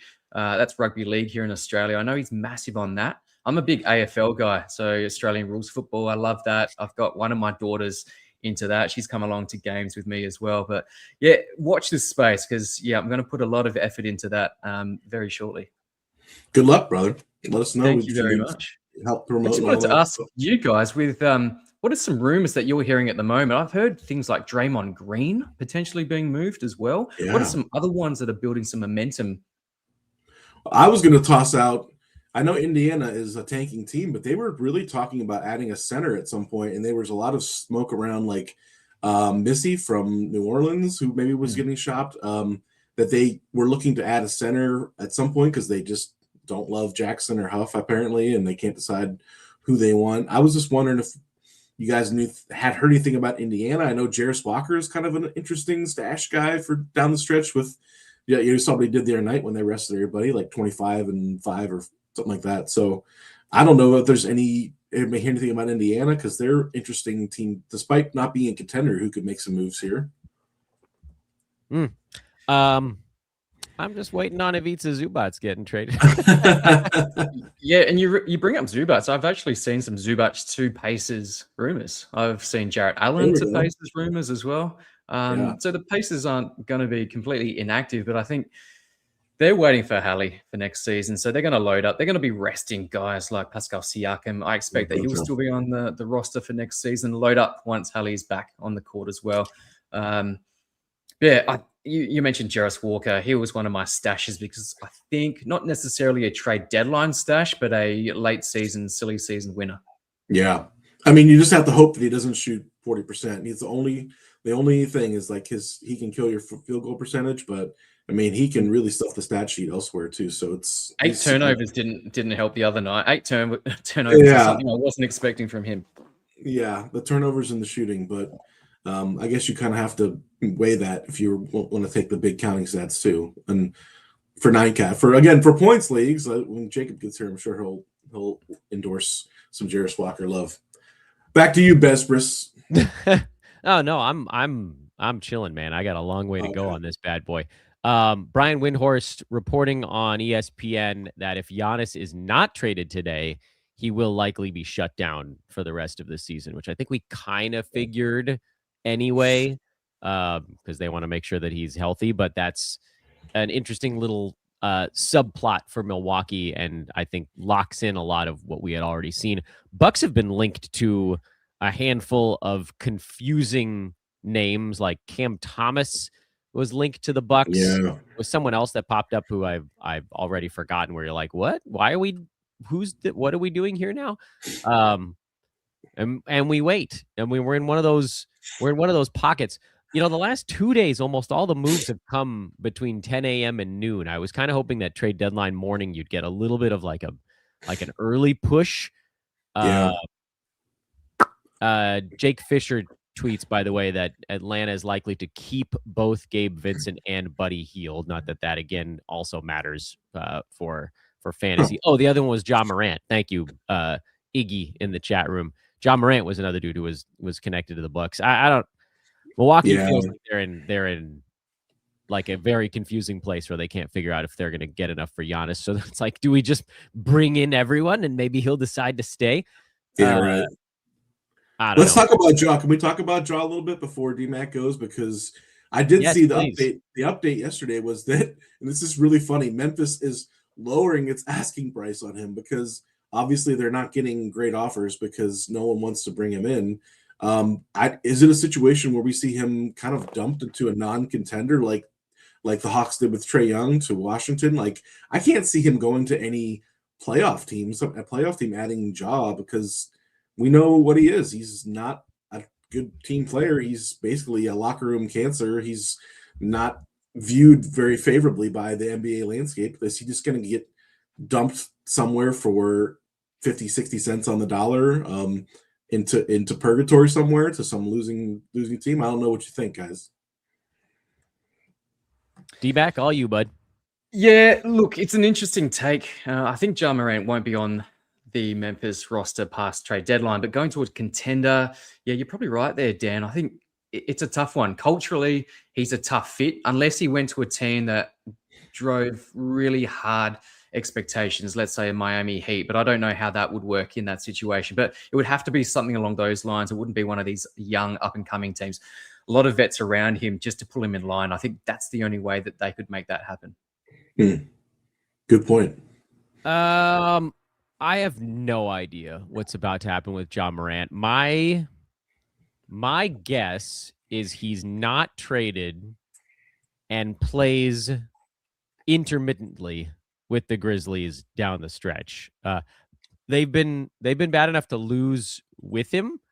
I don't feel like Memphis wants to trade him for nothing, although they could because they got a lot for JJJ and Desmond Bane. So it's not like they need another massive haul to clear this one out.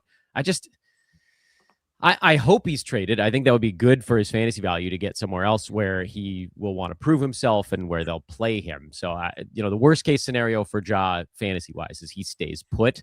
But unfortunately, I think he probably does stay put. Mostly just because, I don't know, trade deadline day lately, we haven't had the giant trades. They've come early and they kind of have again this year.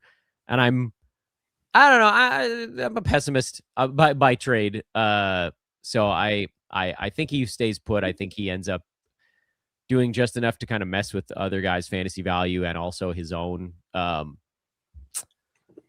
contract is hard to move as well. 39.4 mil across 3 years is difficult to move. Not impossible, but difficult. Speaking of not moving, let's just go one more out there. Sabonis is rumored to not being moved now. Do we think he'll be playing intermittently through the end, or do you think they still shut him down at some point? Because people are starting to bail on their Dylan Cardwell stashes and their Maxime Renault stashes. And I get a lot of questions like, hey, should I still be holding these Sacramento bigs if Sabonis is going to stick around? And to be honest, I don't know. I mean, at what point do they just shut him down, or do they just rest him every other night, kind of annoyingly? What do you think, D-Mac? Yeah, I think it'll be similar to the Utah situation at the end of last season where they just intermittently rested their stars. And it's Yeah. Going to be quite a Kyle Filipowski situation. I think there's going to be some value for their big guys. I do like Cardwell and I do like Maxime Reynaud. I probably prefer Cardwell, to be honest, at 9-cat. Those blocks can be sometimes difficult to get off the waiver wire, but it's going to be a difficult one. It could be one of those ones where Sabonis does get moved. I'm excited to see that. That would be nice as well. I think it would be beneficial for both parties. I don't think he gets moved. I just teams get in their head that if they don't get a good return on everything they do, that they'll get taken advantage of the rest of the way. And then there's this almost like a self-fulfilling prophecy kind of thing where like, well, I gotta do the Danny Ainge thing where I fleece everybody all the time, or I'm not a good GM. When in fact the smart thing to do sometimes is just take the loss, do a crappy trade. But I don't think the Kings are going to take pennies for Domantas Sabonis. The same way I don't think the Grizzlies are going to take pennies for John Moran. I'd love to see these guys get moved somewhere. I'd love to see Sabonis end up in like Toronto. Toronto, yeah, me too. I don't think it's going to happen. I think we're going to see more fringy type stuff today. How many faces can I fit on a StreamYard? Because I want to fit all the faces on the screen before D-Mac's got to go to bed. We got Mike Barner, whose Chicago Bulls have collected everything. And we got Jacob. By the way, Jacob, my voice is doing weird things.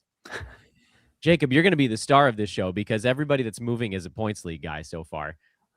Is that why I'm like right straight in the middle of you guys? StreamYard has decided that your glow, you bring a glow to the screen at the moment. But I got to start with Barner because you guys, your Chicago Bulls, look at all those jerseys in the background. That's almost as many jerseys as the Bulls have second-round picks. It's embarrassing. I could kind of be on board with everything that happened up till today, but to trade Ayo Dosunmu for 4 second-round picks and bus is awful. I mean, that is malpractice. That's a guy that if they were better, he should have been one of the guys that they kept. Yeah. Reasonable money next season. If you're not going to do that, then you have to get a first-round pick for him. All these second-round picks, and you know what they're going to do? They're going to take these second-round picks and they're going to pair them with Patrick Williams just to get him off the roster, and they're going to end up with nothing for all these guys. I'm so mad right now, Dan. I'm so mad. We knew it. Sorry. Worked me up, Dan. Mike came in here, tried to stay calm, and it didn't happen. Mike, let me ask you this. I'm going to jump in. Is there one guy that's come back in these trades who you are at all excited about, like Dillingham maybe, or anybody that you can get excited about as a building block for the Bulls? Dillingham, I'm not excited about at all. I think he's a bad player, and I don't think he's going to amount to anything. Now, Ousmane Dieng is maybe the only one you could kind of talk yourself into because they don't have any wings. So he might play and be able to at least show that he's something. And if the Thunder take anybody at any point, they are at least somewhat, enticing. But I'm not excited about anything else that they've gotten back in these trades. Anything. Yes. The only thing that's good is that pick that they got in the Vucevic trade, which is projected to be the Pelicans' second-round pick, which could be the first pick in the second round next year. That's the only thing that's somewhat exciting here to me. Who's playing, Mike? Who are the Bulls actually going to play the rest of the way? Yeah, I would really like to see them trade Simons today. I don't think he's a good fit, even for what they're trying. I mean, they're a tanking team now. The 9th seed banner is not going to be hung this season. They won't be able to do that again. They're not going to get the extra play-in ticket gate. That's not going to happen. They're going to be passed by the Hornets. Yeah. So I would like to see Simons go, and then maybe you get. I mean, the Giddey hamstring thing is a concern now because there's definitely no reason to rush him back. There's might not play both sets of back-to-backs. There could be rest days. So I think we're going to see a lot of Colin Sexton. I don't think Ivy can play 30. I don't think his legs can hold up playing 30 minutes a night. So maybe he's a 25-minute a night guy. And then you'll see Trey Jones. They love him. And, we talked about when I was on with you, I don't know if it was a week or 2 weeks ago, it's the Jalen Smith show now, unless they make another big trade today, because Zach Collins isn't coming back, I don't think. He's got the toe problem. He's still in a walking boot. And 7-footers and toe problems are not a recipe for success. So I think they got rid of Dalen Terry for Yabusele just to have a body behind Jalen Smith with some size. So I think Jalen Smith's going to – he's the biggest winner to me on the Bulls from fantasy perspective. Jalen Smith is by far the biggest winner of the trade deadline. D-Mac, Mike, can I ask you? yes. I was just going to ask Mike. Do you see Trey Jones actually being a bit of a stash? I know he's hurt at the moment. Is he a bit of a winner out of all of this? Yeah, he's questionable for tonight's game. It might be one of those things where he's questionable because they don't have enough actual bodies to dress, so they might have to dress him, and he doesn't play. Because I'm not sure if Sexton's going to be able to play, and I think there's a lot of our guys going to be available in time. But yeah, I do think because again, the Giddey thing now is a concern. I would not be surprised if we don't see him playing a lot down the stretch. So that would mean Trey Jones starts. So yeah, I think Trey Jones is a winner too, and it would probably be someone that you'd want to have on your fantasy roster. I do like me some Trey Jones. D-Mac, when do you need to go to bed? Are you really just hanging out? I'm excited to still see your face up there, but I also don't want to keep you. I was hanging out, but I might have to leave you soon. It is midnight here, so I'm going to have to get a little bit of rest, and I do have a day job to go to tomorrow or later today. Oh, you're done. You're so doomed. Thank you, gentlemen. I appreciate it. Yeah, man. He's Nice to NBA see you. Fantasy Bible. Follow him on Twitter, NBA Fantasy Bible. Thank you for hanging with us until it actually turned to Friday. What is the Cinderella? I'm out. See you guys. later, dude. Bye. See ya, brother. Jacob Dunn at Ain't Done Yet. Yes, Mike sir. Bonner at Roto Mike Bonner. Thunder Dan. We are not only Dans anymore. We have expanded beyond the realm of Dans. It is confusing. It is terrifying, but at the same time, it is titillating. Jacob, we like nine cat Dans here were hanging out for the last little bit and sort of stumbling and bumbling, as Clyde would say, over ourselves, because all the guys that were like, well, maybe there's something there, are kind of points league leaning type of dudes. Jonathan Kuminga being probably the prime example of this. These guys that have bad assist to turnover ratios, these guys who don't shoot all well, who can't make free throws, who might not be that great at getting all the defensive stats, but are out there getting points, getting boards, getting assists. I'm hoping, and I actually, as Your Honor leading the witness, I'm hoping that there's an answer to this question that's more exciting than what we 9-cat guys have been talking about. Mm-hmm. Has some stuff happened this trade deadline that has you a little more excited? Because with us, we're all just like, Jalen Smith, yes! And then everybody else is kind of like, but they might fit points league teams a little bit better. Yeah, absolutely. When it comes to Jonathan Kuminga, it was so late. I was tired. So I didn't have enough time to digest it in my full state of mind. I had a brain fog last night, and I was like, oh my goodness. He was traded to the Hawks. I was a little bit let down at first because I had such high hopes that he was going to go to the Kings. I was trying to manifest it so that he would just have over 30% usage, just wreck the league and become a league winner. He gets traded to the Hawks, which pretty much, I'm sorry about that. I blanked out. It solidified his role as far as he's going to come off the bench. He's going to get you 18 to 20 minutes to start out at first. He's going to get you points. He's going to get you rebounds. He's not going to do the dirty work or anything, but if he can come in off the bench, get 18 to 20 points, that is a low end, solid points league player, because minutes is key in points leagues. And Jonathan, he's going to get 18 to 20 off the gate. He could even ramp that up to 24 minutes, 25 minutes once he gets the playbook, once he gets used to the environment, and the Hawks need him because CJ is there. So Kuminga doesn't have a clear path to start at all, but he's going to come off the bench for Jalen Johnson for just to give these Hawks a rest, because Jonathan Kuminga has the freshest legs on that team. Mm-hmm. He hasn't played more than 20 games this season, it feels like. So I think that he's going to be clutch for the Hawks down the stretch. He's going to keep them in that middle of the road Eastern Conference for the playoffs.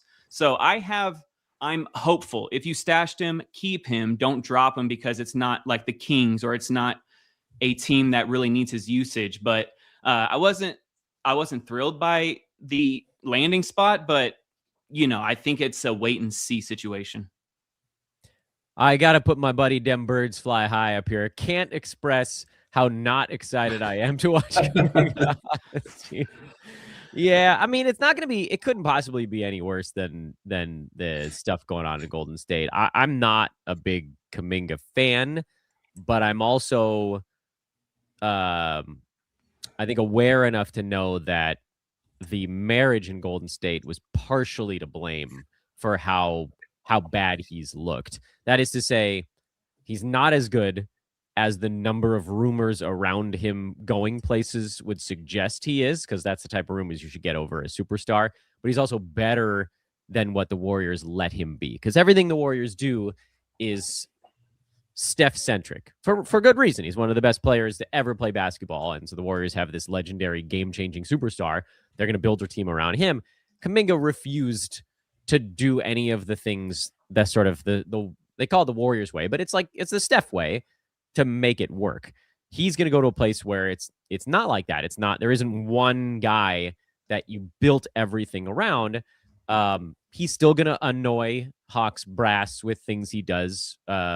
He's still not a great basketball player, but he's going to be able to spread his, pun intended, I guess, Hawks wings a little bit. So it'll be like somewhere in the middle of the reality. Guys, it's 8:08 a.m. out here. It's time for me again to please beg those of you watching on Twitter to please go watch on YouTube. I've been tweeting the YouTube link out all morning. I know it's annoying that I bring this up every 20 to 30 minutes, but it is really important because Twitter, we put all of our stuff out on there, and Twitter gives us squat back, gives us the privilege of getting to still be on Twitter and get harassed by bots. So please come over, I know, and hang out with us on YouTube, where the bots still exist, but they are far fewer because YouTube has a lot of people in place to try to prevent that kind of thing, like full-on divisions to counter this type of crap that have been wiped out in cost-saving measures over on Twitter. So come hang out with us on YouTube. It makes a big difference. Like when you get over there. Subscribe when you get over there. This is, I hate to say it, guys, this is like the fantasy basketball last hurrah today. It's a bittersweet moment. We're going to get to the trade deadline, and then it's going to be like, all right, now everything we do is just like, who do we stream the next day? Which is not as much fun. It's not as much fun, and teams get eliminated, and so listenership and viewership goes down, and Twitter gets quieter. And it's baseball season, which is, I love baseball, but I don't play fantasy baseball. So come hang out with us on YouTube, like and subscribe so you get everything in the future. Follow all of my amazing co-hosts and guests on this show today. Jacob Dunn is at Ain't Done Yet. He does a Points League weekly show for us here on Old Man Squad. Thunder Dan, DFS. He covers every sport because he's a psychopath. Roto, Mike Barner, who remains... Sorry to the other two of you. My favorite guest of all time, mostly because of the Chicago Bulls rants. There is nothing better on planet Earth than that. And listen, don't sell Mike short. Mike covers all big three sports too, right, brother? You're both idiots. Yeah. Keep it Wow. going. I mean, you can't. When your favorite team is the Bulls, you have to be excited about other sports too, right? Right. I know because I'm a Pittsburgh Pirates fan, so I right. understand. That's right. the same boat. But this yeah, is Mike, funny. I had to throw this up there, but please continue. No, I was gonna say Mike and I are always grinding DFS and betting stuff all year round, and it's right. I took today off, Mike, because I'm like, who can you even put into a lineup for tonight or bet on right now until you know where these moves make, right? Yeah, there's going to be some very interesting if you're doing the DFS and the betting stuff. There's going to be some once the deadline passes. So you don't place any basketball bets on games or sides or totals until after the trade deadline. But player props, there's going to be some really interesting ones. Like we talked about, the Bulls are playing tonight. They've traded half the roster. Who's going to be available? They're playing the Raptors, so you could get something there. The Jazz and the Hawks. Now the Hawks just made a trade. They made two. They got rid of Luke Kennard. Porzingis wasn't really playing anyways, but they're going to be shorthanded. Then you got the Hornets. I don't think Kobe White's going to be ready to play in time, so they're without Colin Sexton. So there's a lot of moving parts here that there's going to be some opportunities if you want to attack player props. And we like overs. We don't like unders. Unders are no fun. That's right.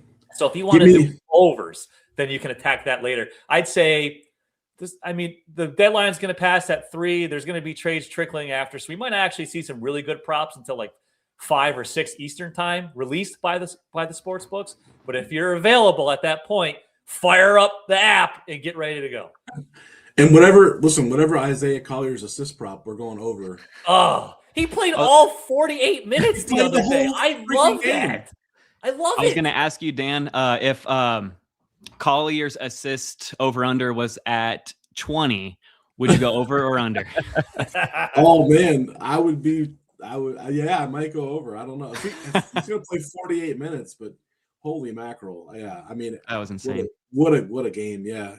Ace Bailey also had a game, too. Ace Bailey, yeah. I mean, all those guys, they played 7 guys. They only played 7-man rotation. But yeah. Filipowski had a game. I mean, yeah. I mean, like they all feasted that night.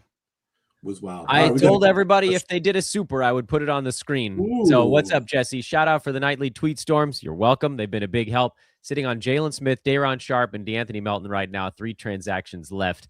Yeah, I have low hopes on Sharp being anything before shutdown season. Unfortunately, the Nets are going to let Nick Claxton. Isn't it weird, by the way, how much we all fantasy analysts can't stand poor Nick Claxton? He's done nothing to us other than actually play basketball. But he's a punt free throw guy who won't be in the top 100 unless you're in a punt build. So that's not fun for 9-cap players. And he's blocking the path of somebody who would be super fun for 9-cap players. And it's not Nick Claxton's fault, but the Nets need to just pull the plug early. None of this like waiting until the last week of March like they did last year.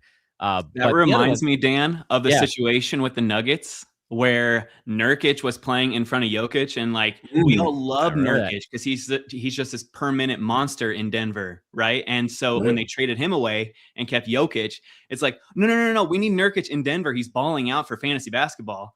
And then now it's the same situation with the Nets where Claxton, he's doing well, he's playing, he's staying healthy. But if Sharp were to get into that per minute, or get into that starting role, he'd be a per minute monster. So I feel for you there. Was Nurk traded to Portland that season? Yes, he was. Yeah. Yep.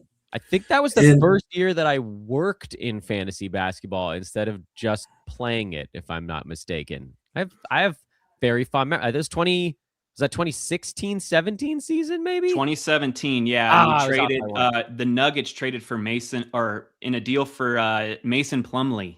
Yep. Yeah. Yep. Is he still in the league? I think he got traded yesterday. Yeah. It's impressive.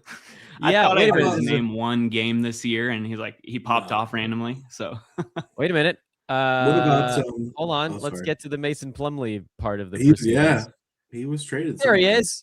Oh my goodness! Oh, well, there you go. I'm sorry. That was to get waived, right?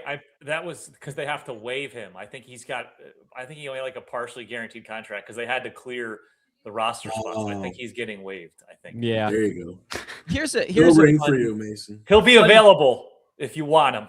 There you go. Yeah. No thanks. I'm good. Back to the almost anywhere. I never met Mason Plumlee, but he did live on my street for like a month and a half. I only know this because it was Clippers. Mm-hmm. He was on the Clippers, and it was during the training camp. And I'm presuming that he didn't have a home in LA at that point. And I was walking the dog and on my street, and I just saw a 7-footer roll out of a building and hop into a Range Rover and take off. And I was like, that MFer was Mason Plumlee. And I never saw him again. So he apparently was there.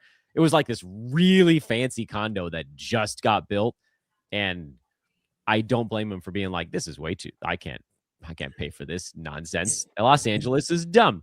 And he probably moved someplace that was more cost effective, like a home or like a cathedral. Like they traded him away right then. He's like, I can't afford California. All right. Yeah. You're not alone, Mason. You're not alone. Props to Mason Plumlee for hanging in the league this long for a guy that isn't much, doesn't have a great skill set. And he lasted 10 times longer than his brother, Miles Plumlee. Remember Miles Plumlee? Was there a third? I don't think so. I think it was just the so. Plumlee brothers at Duke, right?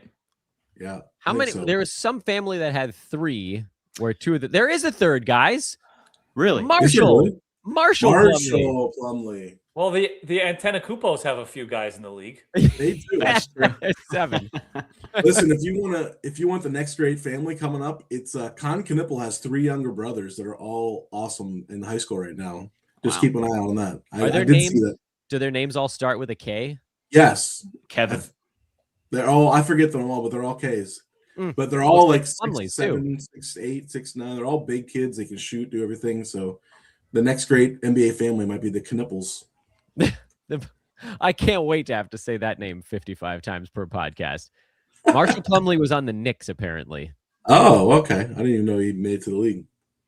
Let's look up the Knuppel brothers. That's where we're at right now. The Knipples did if you want with the Ball brothers because Lonzo's going to go over there. So it'll be Knipples and Balls on the Hornets.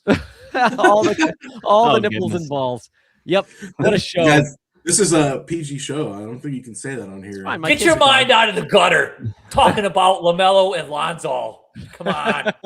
Nipples and balls. Yeah, I can roll with that. Poor Lonzo. Listen, I watched Lonzo in the Cavs this year, and you saw him too, Mike, in Chicago. Like, he's just done. I don't think he's toast. I mean, Isaac Okoro is not anything exciting, but at least he's something useful. They should have traded him. I believe there was somebody offering 2nd-round picks or something important. I would have done that in a heartbeat because his knees are done. It's amazing that he even came back at any point. The fact that he's playing basketball again is a miracle. Yeah, right. But he's just a shell of himself. It's really it's too bad. Yep. Con Kneppel, Kager Kneppel, Kinston Kneppel, Cash Kneppel, and Kid. I told you. Cash and Kid? Is that real? His name is Kid Kneppel? That can't be right. I don't know about that one. I did see a video. That sounds like a nickname. Yeah. Yeah. Like 9th grade, 11th grade, 12th grade, but they all play for the same high school and they're all out there at the same time apparently, and they just beat the crap out of everybody. Well, Con's freaking good. Wisconsin. It's in Wisconsin, so they're beating a bunch of white dudes, but still. I don't know why I went down this rabbit hole, but we're waiting for the next trade to break, so screw it. We're going to talk nipples and balls here on this show. Speaking of Wisconsin, can I toss something out? I've been chewing on this for a while. We're all expecting this Giannis trade, or we're not expecting this Giannis trade. Why would the Bucks not be shopping Bobby Portis? I think there would be a market out there for Bobby Portis. I know we're hoping he stays in Milwaukee for his fantasy value, but I know the Cavs fans were talking about why couldn't we bring in Bobby Portis for a backup big who can shoot, stretch the floor? Why would they want to keep Bobby Portis? They're not going to build around him. They're going to obviously in the offseason. I don't know what you guys think of. Is that a guy that could be moved, surprisingly moved today or something? It just depends on if the Bucks want to completely rebuild or not, which they probably do if they're going to trade away Giannis. But whether they trade him before the deadline or over the summer, I'm not sure. And would Bobby Portis grab a bigger a bigger package with Giannis, or is that just way too much money? Because Giannis is probably making way too much money to have any other player join him in a potential deal. So I think, Dan, it's just do they think they can compete with Turner and Portis and whoever they get back for Giannis, or are they just going to blow it up? I don't even think the Bucks know at this moment. True. I don't think Giannis is getting traded today. I really don't. Same. I think it's off season. It's just too much. It's too much moving parts to do in the middle of it. Not everybody's as dumb as Nico Harrison and makes big superstar trades like that. I mean, people are smart other than him and the Bulls GM.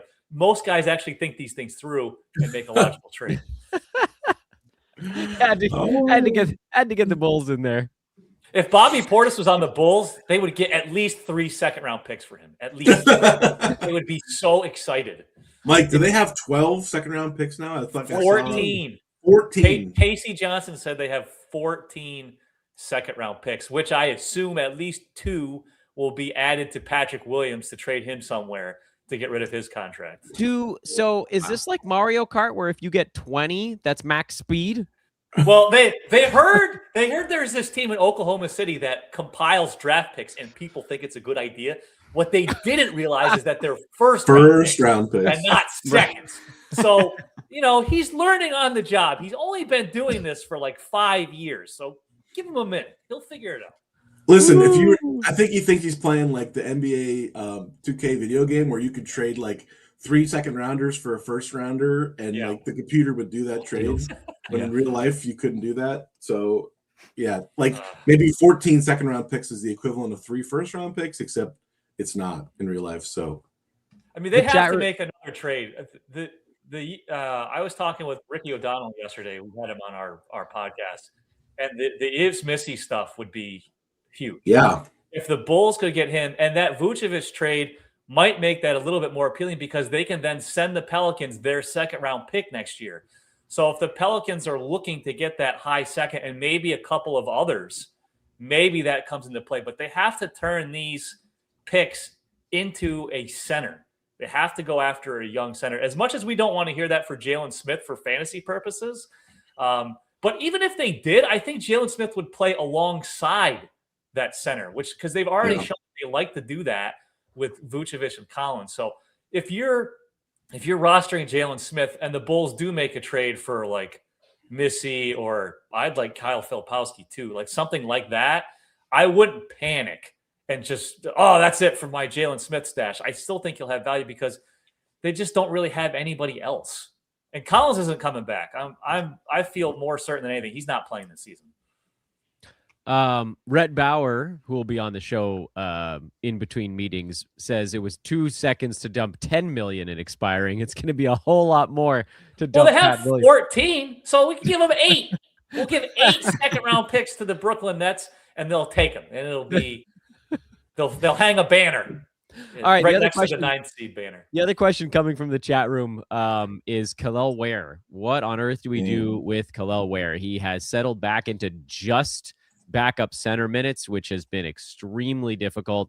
I didn't draft him anywhere, and for a really long time I was like, well, damn, like they hit me with the okie doke, because in the preseason he didn't play anything besides backup center, and then for a while there, well, Bam missed like 2.5 weeks. That was fun, but they were playing them together for stretches, and now they've stopped doing that. So after this awesome run for Ware earlier in the year, he's playing 13, 14 minutes a game. It's brutal. He's outside the top 200. Do we think he gets moved at some point? I'm going to just go around this thing clockwise. Jacob, what do you do with Ware? I mean, obviously you hold him through the deadline because we're 4 hours away, but like what's about to happen to this dude? I was just asked this question on Twitter, and so over the past 2 games, he has gotten 18 minutes. Since when he first came back, he got 7 minutes, 12 minutes, and 3 minutes. And now he's gotten 18 minutes 2 games in a row. And in those 18 minutes, he has scored 17 and 9, gotten 6 boards and 8 boards. So there's still that upside of like he is a per minute useful asset in points leagues. I would be a little bit scared in 9-cat, but in points leagues, as long as he's getting 18 to 20 minutes, which could happen after the deadline, I think that he would be a solid low-end piece with upside if anything happens to Adebayo, of course, obviously. But I just think that where the draft capital being the 15th pick, he was like a highly prized rookie during the NBA Summer League. Like he took the Summer League by storm in his rookie year. Like he still has this allure about him with the Heat. I just think that the Heat are probably playing it safe for now through the deadline, and then maybe after the deadline his minutes will pick up into the 20s. So I'm definitely holding. I'm panicking in 9-cat, but that's not my forte. That's for you guys to decide. I am holding in points leagues. Thunder Dan?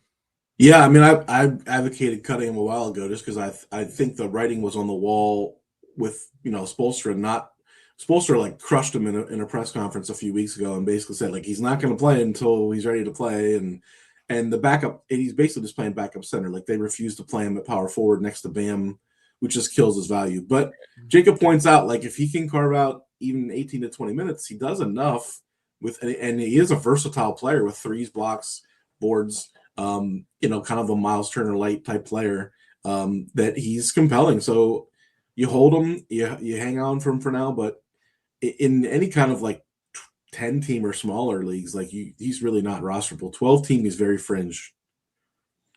Mike? Yeah, I'll say I don't think he's a must roster. It feels like he's the piece they're holding on to for when they can finally convince a team to trade them a superstar. So I think this season, if you need some more immediate production, say you're in the middle of your team's your league standings and you're just scratching by to try and get into the playoffs, I'm okay with dropping him to get someone who's actually producing now.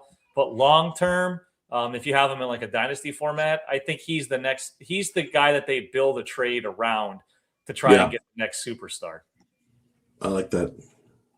Noah Rubin just slid into the lobby. We'll get him here in a second. I think his mic is muted, but we'll go 5 faces here. There he is. Look at that Punim. A young man in the old man squad. At Noah Rubin 22. Roto World. It's Noah Rubin. Also old man squads. Noah Rubin 22. Host of the Young Man Squad podcast here on the network. Before I get to you, Noah, I did want to say hello. There was a question in the chat room specifically for Mike. Are you at least excited about Modest Buzelis? Yeah, definitely. It's very strange how the Bulls have handled him this season. They clearly need to play him a lot. Billy Donovan seems to hold him more accountable than anybody else in the team. If he misses an offensive rebound or a defensive assignment, they tend to have a quick hook with him. He should be playing 34 or 35 minutes a night on a regular basis. He should have been doing that for the whole season. Yeah. Now they kind of have to because the bodies are just dropping, the important contributors on the team. So is he going to play 36 or 38 minutes a game? No, but I think you got a better chance of him playing between 31 and 34 now on a regular basis. It's very strange how they treat him. I mean, he has said that he likes to be coached hard, but pulling him from games when he's one of the only building blocks on the team is kind of stupid. They need to leave him in there and have him learn from his mistakes and get better that way. Noah, what's going on, bud? How you doing? I'm doing well. Excited to be here. Hey, everyone. Thank you for having me on, Dan. Excited for see what happens over the next, 3.5 hours. We've already had so much over the past 2 days. It's like I hope all the fireworks haven't already happened. Right. Hopefully we'll get at least 1 or 2 more big moves, and it's not like 20 small moves that are 5 bench players that have played a total of 20 minutes. Honestly, at this point, I'll take 20 fringe moves. We've had 2 so far today. Well, did you see? I think it was it Bobby Marks or somebody was saying yesterday that teams are trying to pull the trigger on moves sooner because of what happened with Mark Williams and the Lakers last year, and they're trying to push physicals through sooner because they don't want to have something like that happen again. So I can't remember if that was Bobby Marks or someone else in that ilk said that yesterday. Yeah, I might have to do this live show on Wednesdays going forward. We can all blame Mark Williams. And the Lakers and the Hornets. Down with Mark Williams and ruining my fantasy, my precious fantasy show on Thursday morning.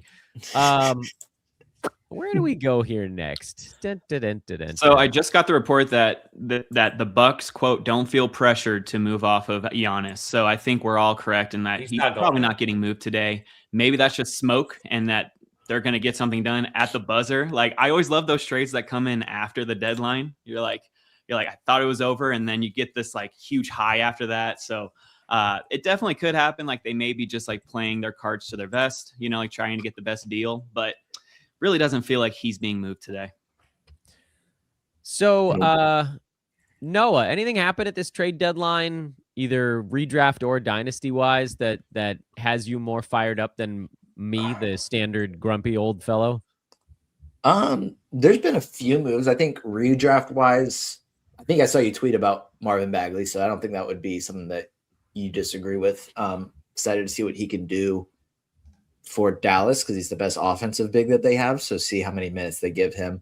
I think the 2 winners, and Mike, you might like this, Usman Jang and Leonard Miller, I think are 2 really high upside guys that Chicago's taking a chance on. Like, they have, I don't know, a whole roster of guards, but the 2 young big men that they got, I think, are guys that weren't really able to get an opportunity to develop because their teams got good quicker than I would have been ideal for them. But now they're on a Chicago team where they should get an opportunity to play. And I think both players that can be really good in fantasy and really good for Chicago. Plus, apparently Leonard Miller, I think, is now the tallest player on the team. So it's pretty interesting. Oh my gosh, I can't believe we're talking about this. I'm just This is Mike, so bad. Mike is really upset about everything. You're not going to get him any kind of silver lining out of Mike right now with the Bulls. But we did I won't try anymore. we talked about Leonard Miller early on the show too. Okay. Just like that he hasn't had an opportunity. Like we don't really know what Leonard Miller can do because he just hasn't played. What about for Dynasty, Noah? Like before we jump back to Dan, like anybody really, as far as in Dynasty formats, who really took a big jump or a big hit in the last 48 hours? Let me go through all the trades real quick, but I think honestly, Jing and Miller are two players that I'm pretty excited about, just because I think that they both have a lot of upside. Somebody Noah, you want me to scroll through some that'd be trades great. for you Yeah. here? One of the Chicago guards has to, I think, pan out. I'm excited for Keon Ellis to get minutes. That'll be really cool. Maybe Taylor Hendricks gets some minutes down the stretch for Memphis because he really wasn't getting minutes in Utah. And these are just all high upside guys that I think have a lot of potential in Dynasty. Darius Garland, I think, is a big winner, both for the rest of the season if he's healthy and long term. Like not having to play next to Donovan Mitchell anymore, which was fine for the Cavs, but just not good for him for fantasy purposes. I think there was one more that I was thinking of, but those are kind of the main ones. As far as Dynasty winners. So. What do you think about Jared McCain?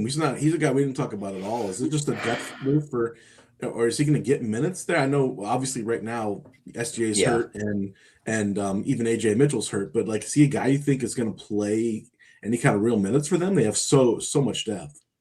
Yeah, I think that's the issue with pretty much any guard that OKC adds at this point, is that when they're fully healthy, Jared McCain probably isn't getting too many minutes. Like he's a better offensive player than a lot of the guys they have coming off the bench, but not the same type of defensive player. That's what makes OKC great, is their defense. So I'm interested to see. I don't think he plays enough for it to really be anything in fantasy, but he was barely in the rotation in Philly. Like they sent him down to the G League temporarily, so I don't think it can be worse for him. And the fact that Sam Presti felt comfortable enough. I know it was a late first in 3 seconds, but it's a decent amount of draft capital for him to move, especially with how few players. I think I saw it was like the first time since 2015 that he traded draft capital for just a player. So, or maybe traded first round picks for a player. So it's not something that they do often. So they obviously value him pretty highly. So maybe a bump in dynasty value. When everyone's healthy, I don't really see him getting enough minutes to be good for redraft leagues this year. They probably just have too many damn picks at this point. They got not enough roster spots. The Bulls will take the seconds. Send them there. They're almost at max speed, is what I'm saying. Like you get up to 20, then you go faster than everyone. Oh, heaven help the Bulls if they get like a blue shell, then they go right to the front of the line.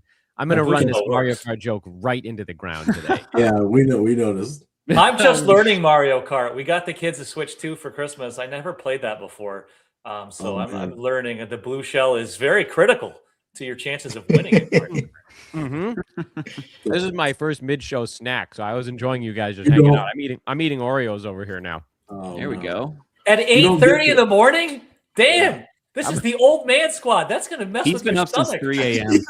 We're supposed to be eating fiber at this point. Oh, no, I don't eat fiber. Things are moving along just fine. Have a banana or some oatmeal or something. I want everybody to know I take a pre-show Imodium for stuff like this. I can't, I'm sitting in this chair for 6 hours. I can't be that guy in the Imodium commercial. You guys have all seen the commercial of like the guy that pulls into the gas station where it's like, are you missing out on things in life? And it's a guy that's like holding his butt cheeks together, scooting to the bathroom. I can't be that on the trade deadline show. I don't care if I just lost viewers. I'm sure I did. No, you're good. They love it. You're gaining them, man. The numbers are going up. Look at that. Yeah, Twitter is hustling right now. But I need all the Twitter viewers to come and watch on YouTube. I'm going to say it a million times on the show. Like, Twitter is crap. We're going to use it a lot, but it's crap. So come watch on YouTube. Like and subscribe on YouTube. That's the big one here. Let me get your faces. Dan, before I leave, I have one very important question that has not been answered. What kind of Oreos are you eating? Are they the regular ones? Are they double stuffed? What are you eating? I have, at 8:30 I have in a the morning? really sad admittance. It's Market Brand, and it's the Market they're not Brand, real. Right. Oh no! Market Brand assorted. Please, sugars. everyone, watch the show on YouTube so Dan can get real Oreos. Don't watch it on That's right Twitter. there. Please go on there. Next year we want him to have double stuffed Oreos at 8:30. That's too much stuff. I don't need that much stuff. Oh, yeah. I need only a single amount of stuff in my Oreo. Well, You know, thank you for having me on. I heavens. appreciate it. Mike, And you're the best, dude. Enjoy the Happy trade Mike. deadline today. Nice to see all you guys, and let's all enjoy the trades. Yeah, let's have something happen here. He's at Roto Mike Barner. Follow him immediately. Post haste. Follow the man. You're my favorite, dude. Have an amazing day. Thanks, Dan. Thanks, guys. Nice to see everyone. brother. They are See you, Mike. faux Oreos. That's correct. They are fake Oreos. They're faux Oreos. Nice. I So was gonna ask you. Oh no, Dan, I was going to ask yeah. you about the Oreos thing. In your Twitter bio, it says failed digester of lactose, but the problem with Oreos is there's no actual milk. No in there, lactose. so Oh, it's Exactly. lactose. They're lactose free. Oreos are. I think they're. I don't care about this because I'll eat a steak before I eat anything else. But I believe they're considered a vegan treat. Yeah, they're gluten free too. I mean, they're all the They're, above. they're basically chemicals. They're not real. Oh food. yeah, It's just They're a chemical cookie. 92% processed. especially Kroger Ralph's brand Oreos. I don't know what's in these things, but man, But they're assorted, so maybe they're a little different each one. yeah, it's a Maybe, little. maybe bit some of them different. are healthier than others. There's like intestinal lining in some of them, like a hot dog, and others it's just straight Oh, yeah. sugar. I mean, if I Goodness. could mainline sugar, I would do Sham, it. save Can't us, do- announce a trade. Ooh, Uh-oh. no, it's not. Oh, No, I said he You're needs begging. to announce a trade to save us. Oh, you gotta Seriously, talk about steal the Oreos. show. Someone in the comments wants the thin Oreos. I can't get down with thin. I need exactly the traditional amount of Oreo filling. But that's the thing. Like for me, this is a sugar treat I can enjoy because it doesn't have lactose and it's not like a sticky candy that's going to get all gooped up in my teeth. So Oreos have long been, oh, Dan needs a quick sugar hit. Dan's digestive system can't handle caffeine. I get very sensitive to touch when I drink caffeine. It took me like 27 years to figure that one out, but then finally I put the pieces together and I was like, oh, this is why. So assorted Oreos. But it hasn't always been assorted. Here's another thing that's going to freak you guys out. I like to leave my Oreos open for a few days before I eat them so that they get softer. They get softer instead Yeah. of more stale. Yeah, so you're more not stale. You're like, you what don't- is this? oh, you Stale don't Oreos. dunk- You're not dunking them. That's right. Never mind. No milk. I No, forgot. no dunking. No, just soft Oreo. No, the look on Noah's face right now. You guys It's talking about contempt. yourselves. I'm eating He's an got Oreo. Dan, I want to know how many packages of the Kroger assorted Oreos can you buy with one YouTube show revenue? Like two. Two. Okay. YouTube pays crap, but it pays more than Twitter. Listen, someone in the chat's like, this is getting dirty. We talked about balls and nipples earlier on the show. Yeah, you missed the balls and nipples there, Noah. Oh no! Dang. Well, it was Hate it balls when and that happens. knipples, but You, whatever. you probably know. Oh, No, who's the best? Who's the best young Knipple coming up in high school right now? You know what the whole Knipple brothers and all that stuff. I mean, I know that there are brothers. I haven't really seen much about any of the other brothers, so Yeah, you I gotta wish get I could into. provide more. You gotta get for dynasty leagues. You gotta start scouting the high school players, man. They all live in Wisconsin, and they're all on the same team, and they're all they're all long and they can shoot, and they're basically like little con clones coming yet. So How did we get a freaking Ayo Dosunmu trade and a Gabe Vincent trade? What the hell is going on today, guys? There are so many folks that are just sitting and waiting, and we're dying out here. Oh yeah, it's true. Anybody that wasn't on in the first 15 minutes missed my 5-year-old coming on here and talking about his penis on the broadcast. and farting. Did he fart too?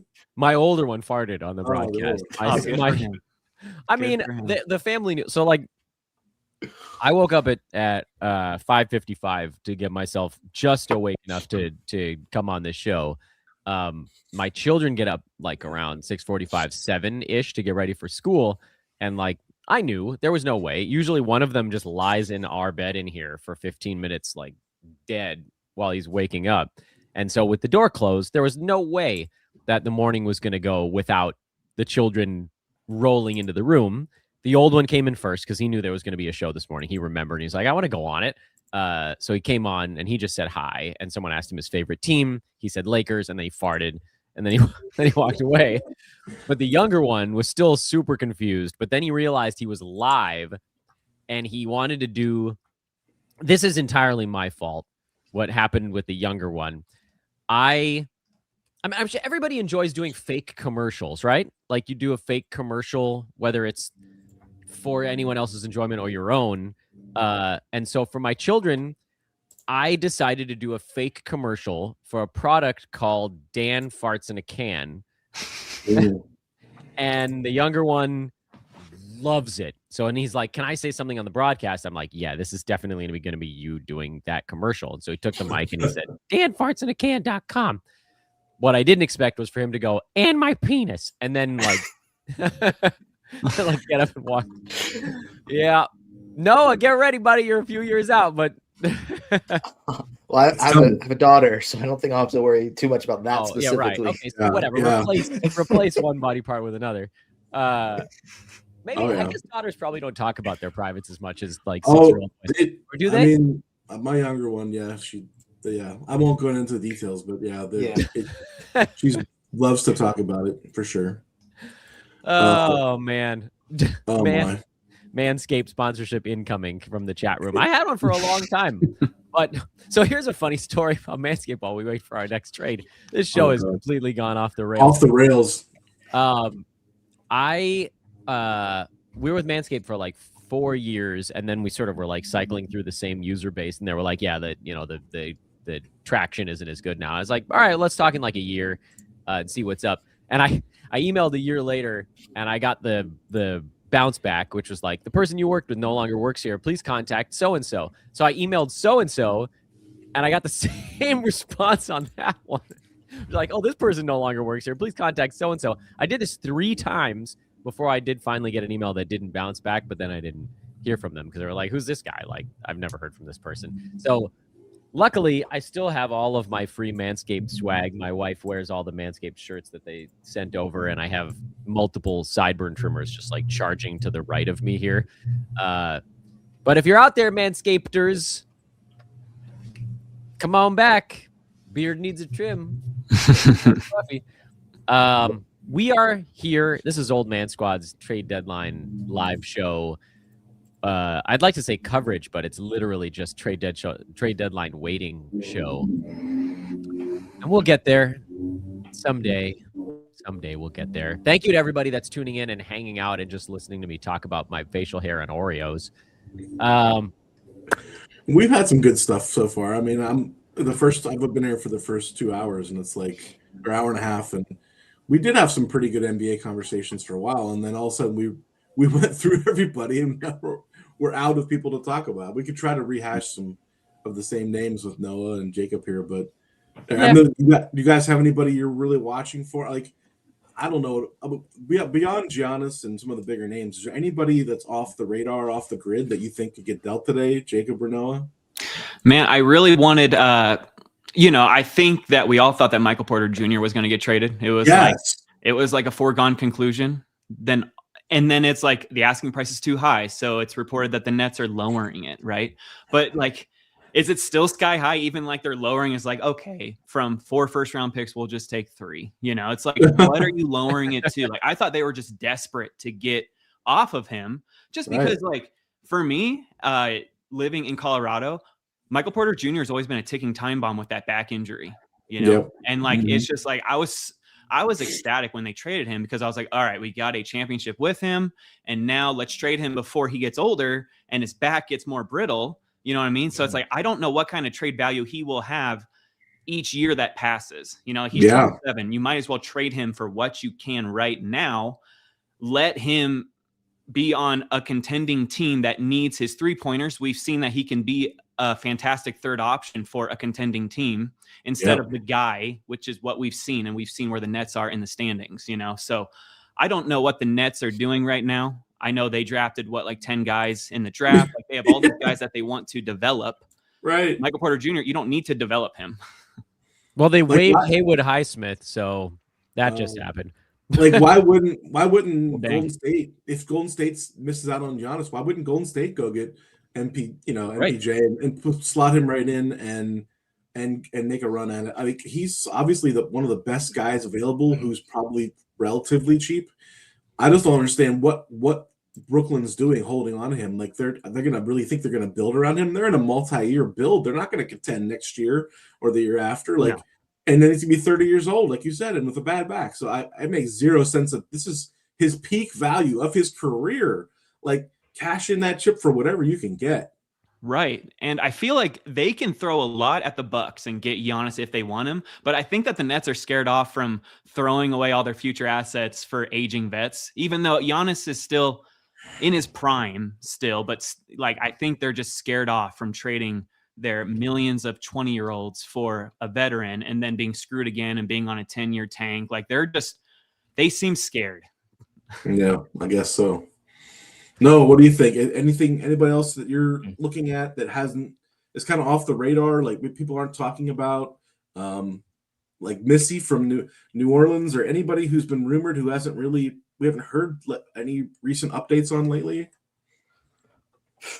It's tough because the way that I view trades, where I'm like, if I were to take over any of these teams, I'm probably going to look to trade away like half the team, just unless they're like a true contender. It's just like, that's just how I would operate. But obviously it's different. It's not going to happen. But like a lot of these teams that are in the lottery, I'm like, anybody over the age of 25, like that has any sort of trade value, you probably need to try and trade.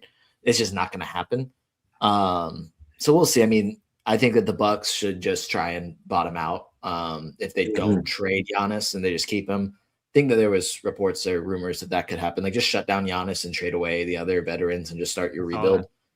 That could be like Bobby Portis. Like, do they trade Miles Turner, who I think is trade eligible based on like rumors that they could trade him? I haven't actually verified that, but I guess he signed his contract over 6 months ago, so he should be. Like, do they do something like that where they swing Miles Turner like pretty much right after signing him this summer? That could be interesting. That would be something I would do, but I don't know if they will do it. Yeah. I will say this, as the Cavs nation, I have a lot of Cavs like reporters and like columnists, stuff that I follow, and they're all in a tizzy over that Windhorse tweet about the Cavs and Blazers still being in on Giannis. And it's like, I just want to tell them, like, first of all, I don't really want Giannis for the price, and number two, I just don't think that I think it's a lot of bluster. I don't think there's a lot of substance there. We all kind of concluded earlier that we don't think Giannis gets dealt today. Do you, Noah, think he gets moved at all until the offseason? I keep seeing everything I'm seeing is like, oh, this team's out, except Miami, that they're just trying to increase their offer. But like, the Bucks will get a better offer this summer. Right. So there's no incentive for them to just move Giannis now when they can easily just say, yep, he's hurt, guys. Like, we're not playing him this year. Like, he's going to sit on the bench the rest of the year, and we'll increase our lottery odds. Like, they have the least favorable pick between theirs and the Pelicans pick. But if their pick hops up to 1, the Pelicans are at 3, they still get a top 3 pick. So it's like, there's still somewhat of an incentive to lose there. Instead of just trying to take the best available deal right now. So honestly, I'm not expecting a Giannis trade, but I'm fully expecting them to make that happen this summer. And I haven't even seen the Cavs as a rumored team. And I think that would be, I guess there was like that, who wrote that article about how the Cavs can get LeBron. Yeah. From Yahoo. Yeah. Is it, gosh, I don't remember his name. I follow him. The idea was trade Mobley and picks for Giannis this year, and then sign LeBron as a free agent next year. Yeah. And then make a big. But let's be fit. Like we talked earlier, do you really want a big 3 in today's NBA? And could Giannis, Harden, and Mitchell really work with all needing the ball in their hands? Yeah. It seems like a Kevin Garnett, Paul Pierce situation. Yeah, but those guys weren't. I mean, Ray Allen was a shooter. Like, I think it's a whole different. Yeah. Those guys were, I think, the exception, not the rule. Even the Heatles, like Chris Bosh didn't need the ball, and Dwayne Wade took a reduced role. Like, I just don't think it works as often as people want it to. For every big three that's been made, more have failed than succeeded. You know? Harden's already tried to be a big three in Brooklyn. Yeah, like 3 times. Didn't work out. Right. It's also just a different era of like, right. We think we saw last year. Like, it doesn't matter how good your top 3 players are. It's how deep is your team. Exactly. Right. That's the Any new team mold. that's trying to. We're gonna just. I keep seeing tweets like, "Oh yeah, you just trade for Giannis and figure out the rest later." I'm like, well, No. well, I mean, like, I get the sentiment of, hey, like, if you have Giannis on your team, you have a much better chance of winning than if you don't have Giannis on your team.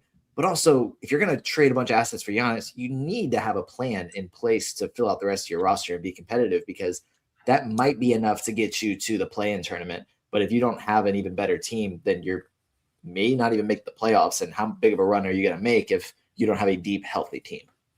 Yep. As everyone knows, if you super, it's going on the screen. That's a rule for the Hey, I know him. That's my buddy, Kobe. Oh, sweet. What's up, dude? Yeah, he writes for me. Pancakes. Singed Pancakes. Kobe writes for Singed me. Pancakes. Yeah. What am I doing here?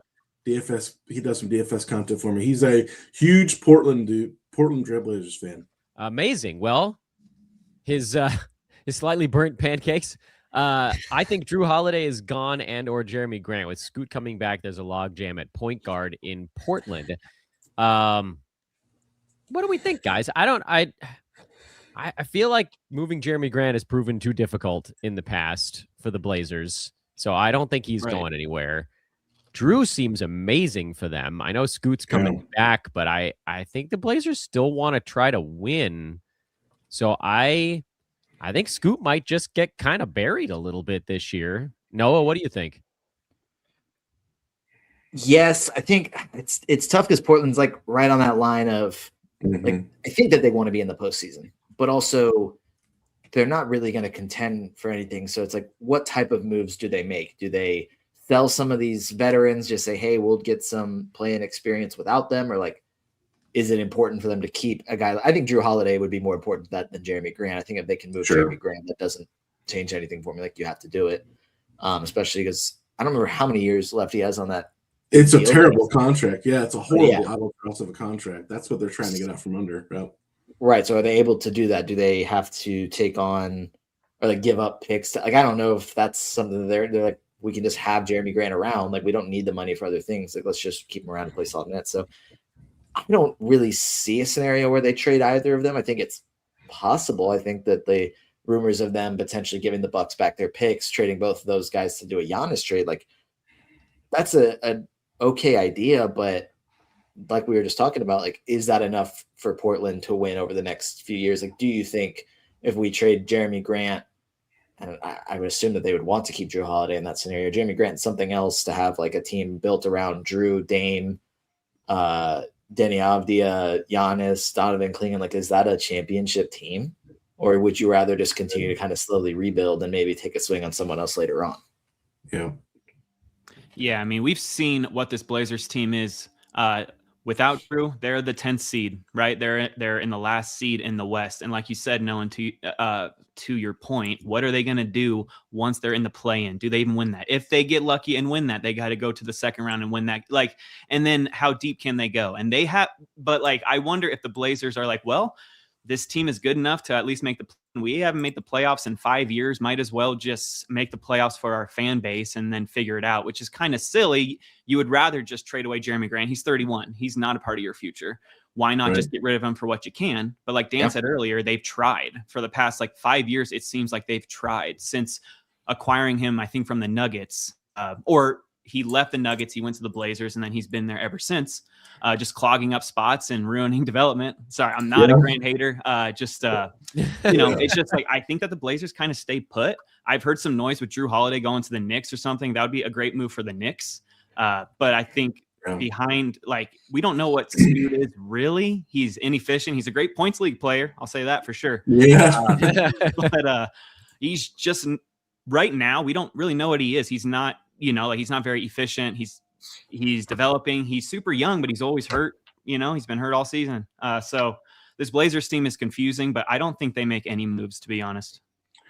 A lot of people keep trying to use them as like a third team in bigger trades, and like if they wanted to offload players or if Drew Holiday gets moved or something. But I just don't know the motivation for them in that scenario. If they aren't getting much better or getting a lot of draft capital or something, like I just think maybe they just play it out and see what this group can do, like Noah said, and just go from there.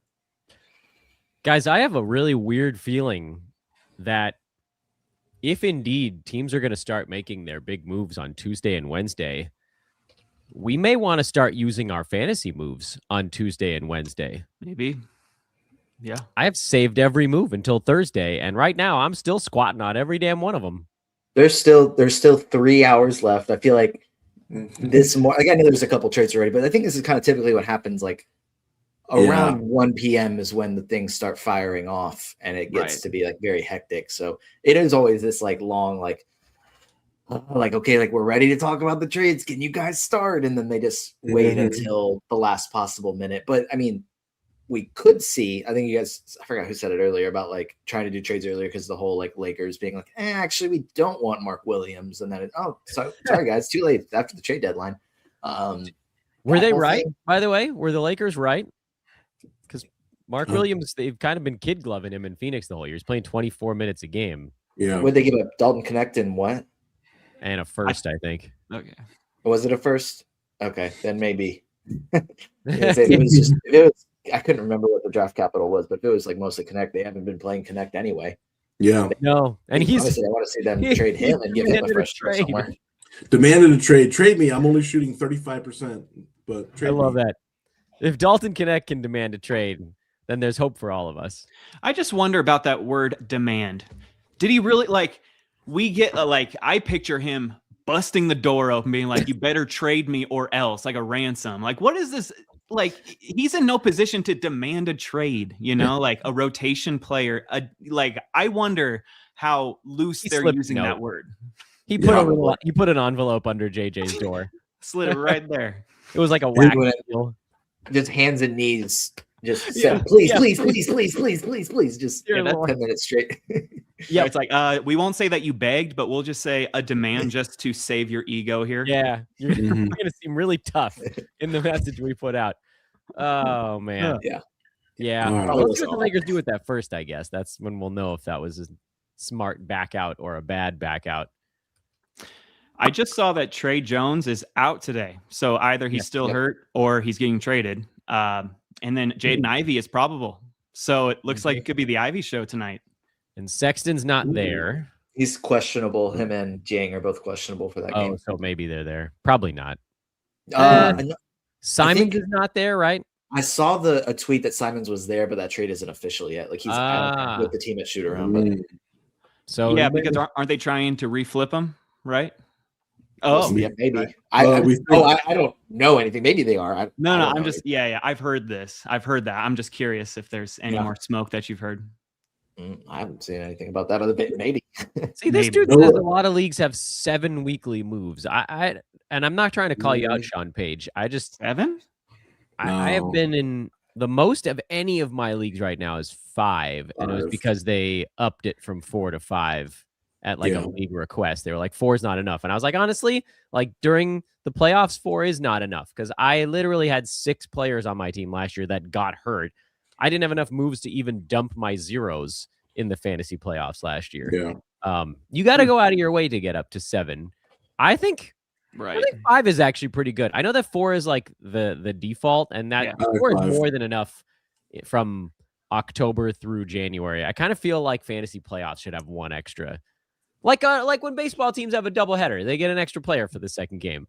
Like that's how fantasy playoffs should be in basketball. There's so many shutdowns. Just give me 1 more. So on Wednesday, when 5 of my guys are out, I can drop all of them. That's all I'm asking. I mean, you might get lucky and get through a playoff week where only 3 of your guys sit out. I don't think you will. Yeah. I don't know. Okay, so we can't do much with the Chicago stuff until we see the full injury report because they might have Jaden Ivey and Sexton. Yeah, maybe. I mean, it's possible that it might only be Jaden Ivey. Isaac Okoro, you know, Yeah. I mean, well, like, you know, Zealous and Jalen Smith and Patrick Williams. and Sorry, Mike Barner. And Lachlan Ulbrich. Do we have any? I mean, I haven't heard his name. I know that Noah's a dynasty guy. So who is this gentleman? You can't just put syllables together and call it a name.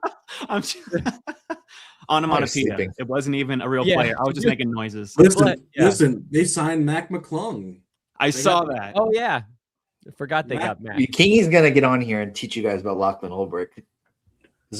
We always have to respect the Aussies on this show. We have a non break. And I'm going to put it on the screen because it's something we've been saying, but so here's the thing. We got to parse this a little bit.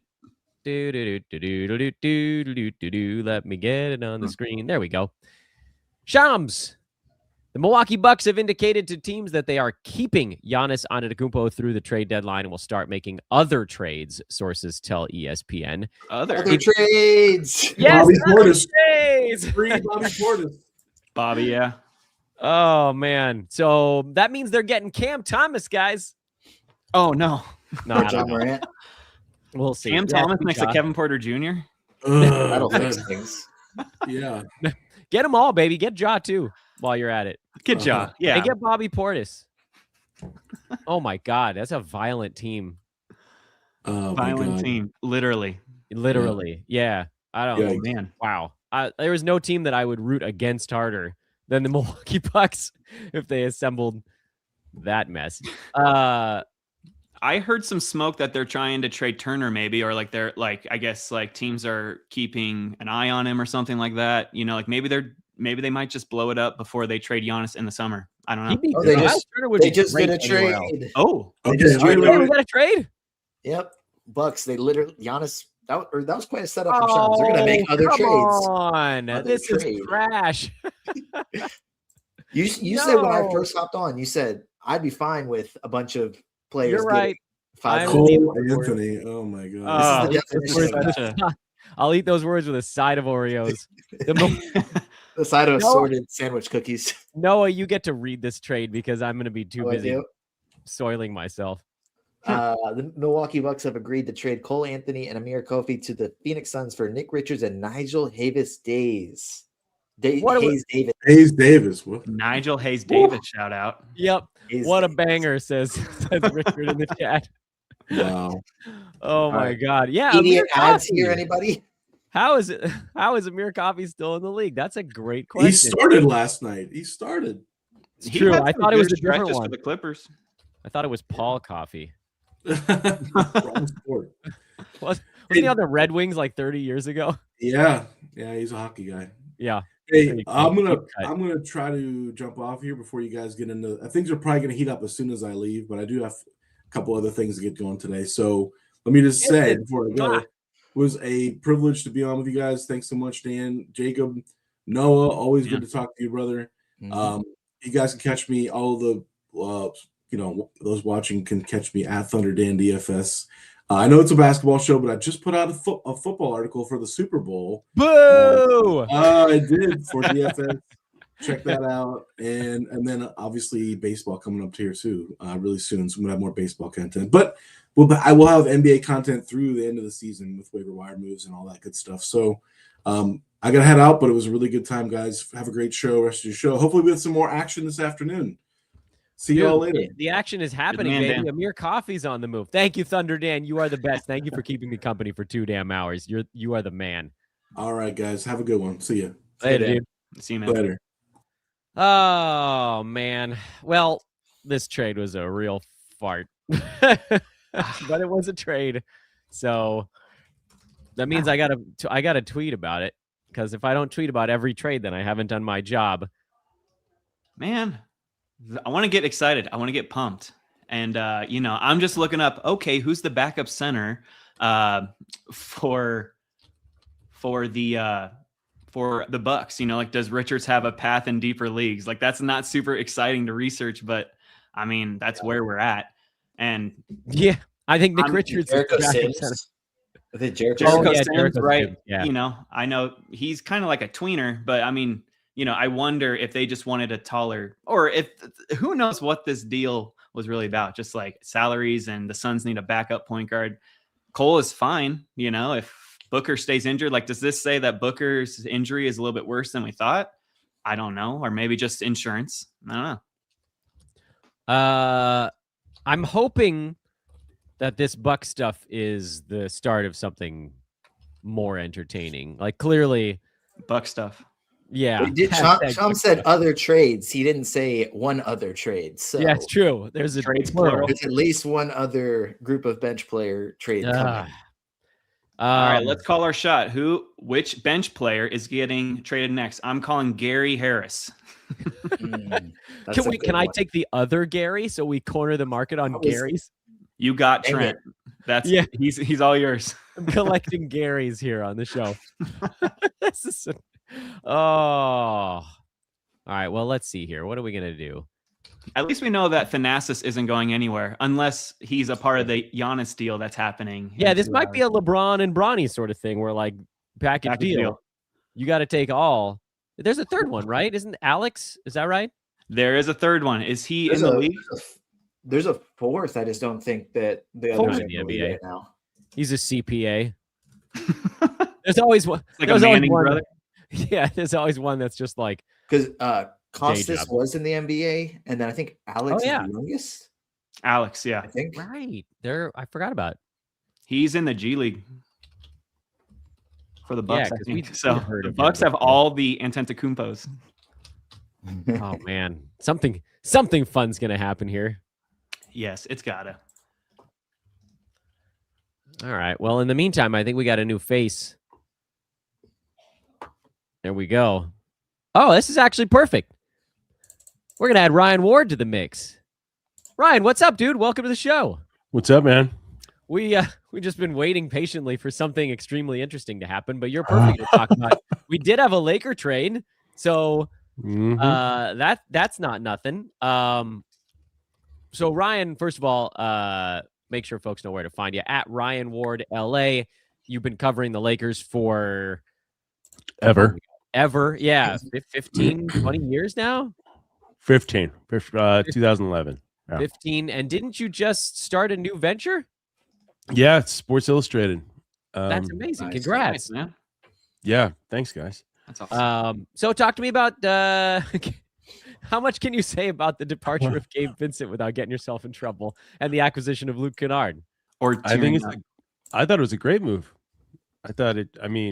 You address shooting, you get rid of a guy who just kind of really hasn't lived up to expectations. You give up a second round pick, but I think it's all positive.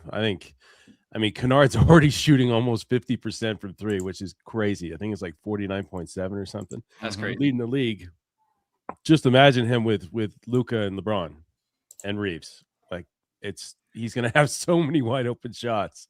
I've seen a lot of Lakers fans already be like super negative about it. Like, wait till he gets to LA. All of a sudden he's going to start missing shots. And it's happened in the past, but come on, so what, you wanted to keep Gabe Vincent? Is that what you're saying? Like, I did not. Yeah. I don't get it. I already had my Gabe Vincent rant on the show, but I can rehash that. Like, how are you the tiny guy on the team that can't stay in front of big dudes on the other team on the perimeter? That just killed me. We're like, I get it. You're going to get back down. You're the little guy, but please don't let someone who's 6'7" just blow right past you. That's without even a screen. Make him screen you at least. He got progressively worse. It's crazy. There were so many like little tiny mistakes that you're just like, what are you doing? Like losing the ball when he's not even like pressured, and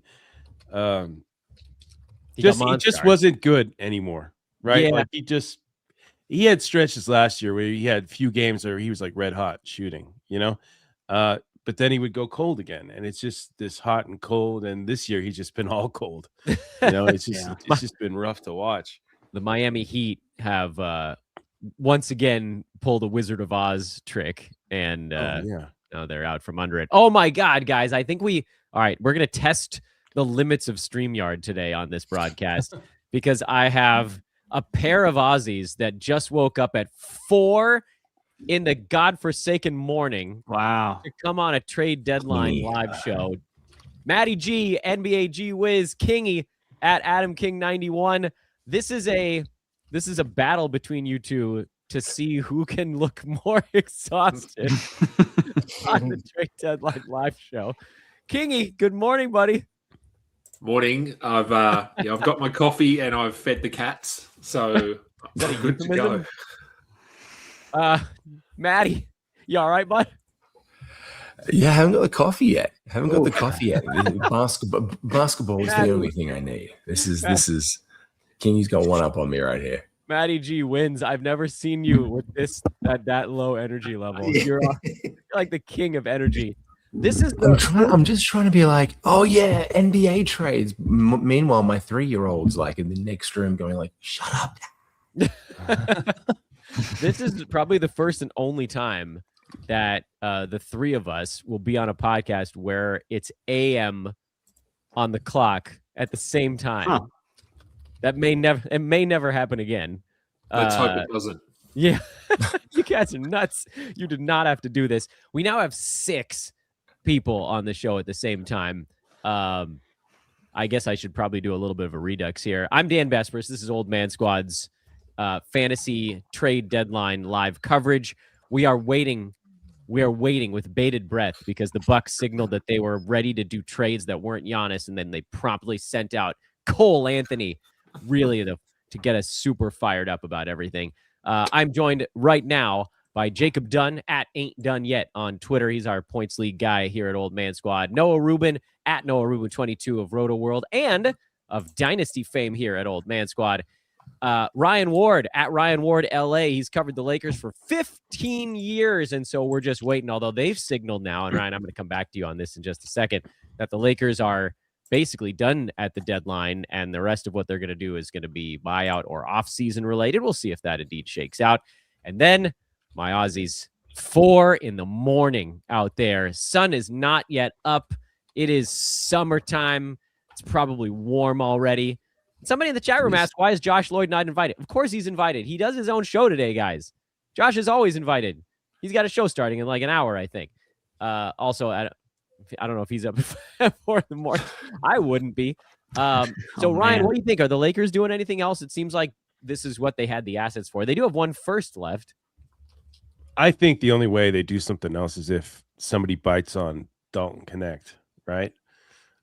Which doesn't seem to be the case. I mean, I can't remember a guy's trade value dropping this drastically in a year.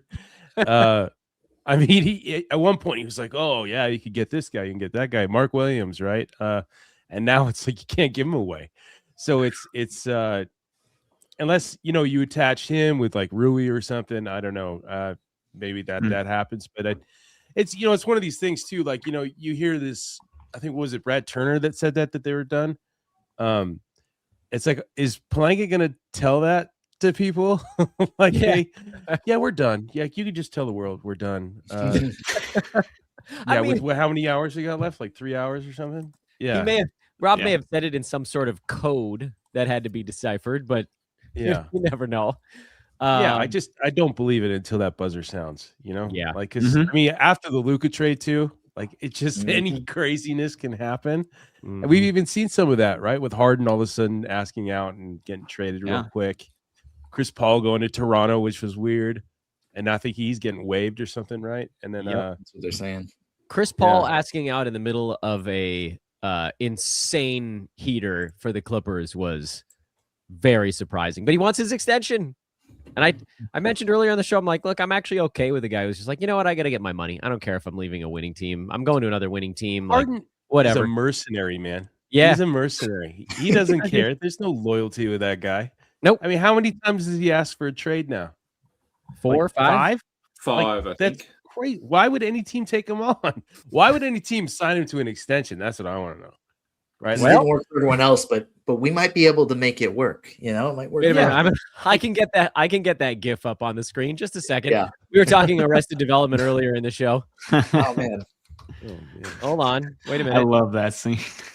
Let's see. I can It's going to take, oh, come on, a WebP image? Nobody wants WebP. I need a GIF. Like Kingy and Matty G, they were disrespecting Lachlan Olbrich earlier, and I tried to tell them that you guys were gonna teach them a lesson about an Aussie. Yeah, this is why we woke up at 4 a.m. to defend. Oh, your ears were ringing. Thank you. Yeah, it's like, no, don't do that. Joe Ingles might get traded, and our nation will come to a grinding halt. Like such is the love that we have for Jingle and Joe that if anything happens there, we'll be very, very upset. I do love Joe Ingles. I can't get the Ben Simmons. Still got Ben Simmons, right? Oh God. No, we don't. No, we don't. Wherever the hell he is, they don't somewhere, right? You guys don't I claim think he's him. fishing. I'm pretty sure he's fishing right now. Okay, I can figure this out. I'm too busy trying to get this. I'm still working on my campaign to get Dyson Daniels in as the world replacement for Shea. Yes. I don't know how I'm going to do it, but I'll start the campaign. Anything is possible. I heard that Anthony Edwards might not even be playing. He was saying that he might sit out because he's hurt. We'll see. Okay. Bones. Are we at that point where it's like become the Pro Bowl? Like where they're wearing sweats and t-shirts and stuff and like nobody cares? And Shedeur Sanders is playing? What's going on? The SGA replacement. Yeah. Right. Here we go. It's low res, but I finally got it up there, and it's not even an animated GIF. This is low. This is not. I'm embarrassed for myself, but whatever. But it might work for us. Might work for us. All right, there we got that out of the way. Come on, something happened. I watched that show and figured out. Wait. There's one. There's one. I don't even know how to say his last name. Boucher. Oh, Boucher. To Utah. What is Utah doing? Boucher? What is Utah doing? I don't understand what out. Utah's doing. They probably Chris got like Boucher. a protected 2034 second along with that, and they're like, "Yep, we'll just buy up Boucher." What a shocker that Danny Ainge is doing a trade with the Boston Celtics, huh? He's probably got like his own line over there, right? Like, oh, Danny's calling. There's the Danny line. Oh, Boucher. $5 to anyone who can accurately say Chris Boucher's age. Oh, You guys know how old this guy is. He's at least 35. 28? 28? In his 30s. 31. 30. No way. Early I was like 30s. 32, but It's early 33. 33. 33. It feels like he hasn't been in the league that long, but No. also he's been in there forever. Like, it's just this weird. He comes and goes. And like 33? I had no idea. Was he older entering the league? I think maybe Yes. that was it. Yeah, he was Probably, like yeah. 26, I think, when he entered the league. NBA debut 2018. Yeah. Yep. So Yeah. Would you guys say this is like Cole- the weirdest Cole trade Anthony. deadline that's happened in a while? It's very It's just weird. Just odd. Like odd. if you look at moves. Boucher's current picture, he looks well older than 33 too. Is he? He looks like he's seen some stuff. I haven't looked at a Boucher picture in a while.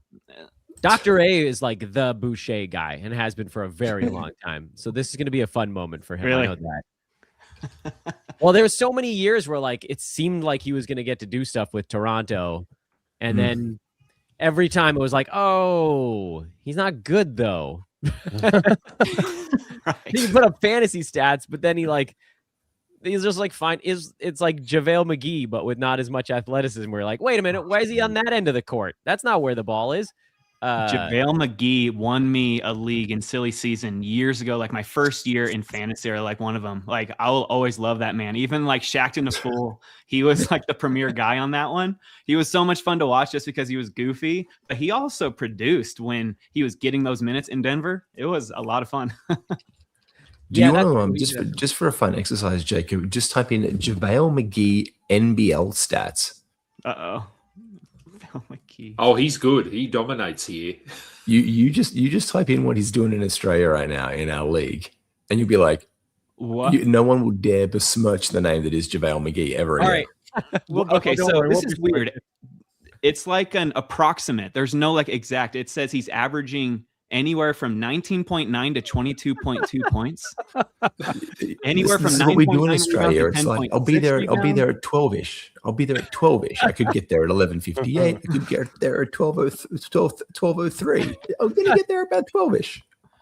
He's doing work though. Amazing. He's averaging a double-double with 2 blocks. I mean, look at him go. I'm happy for that man.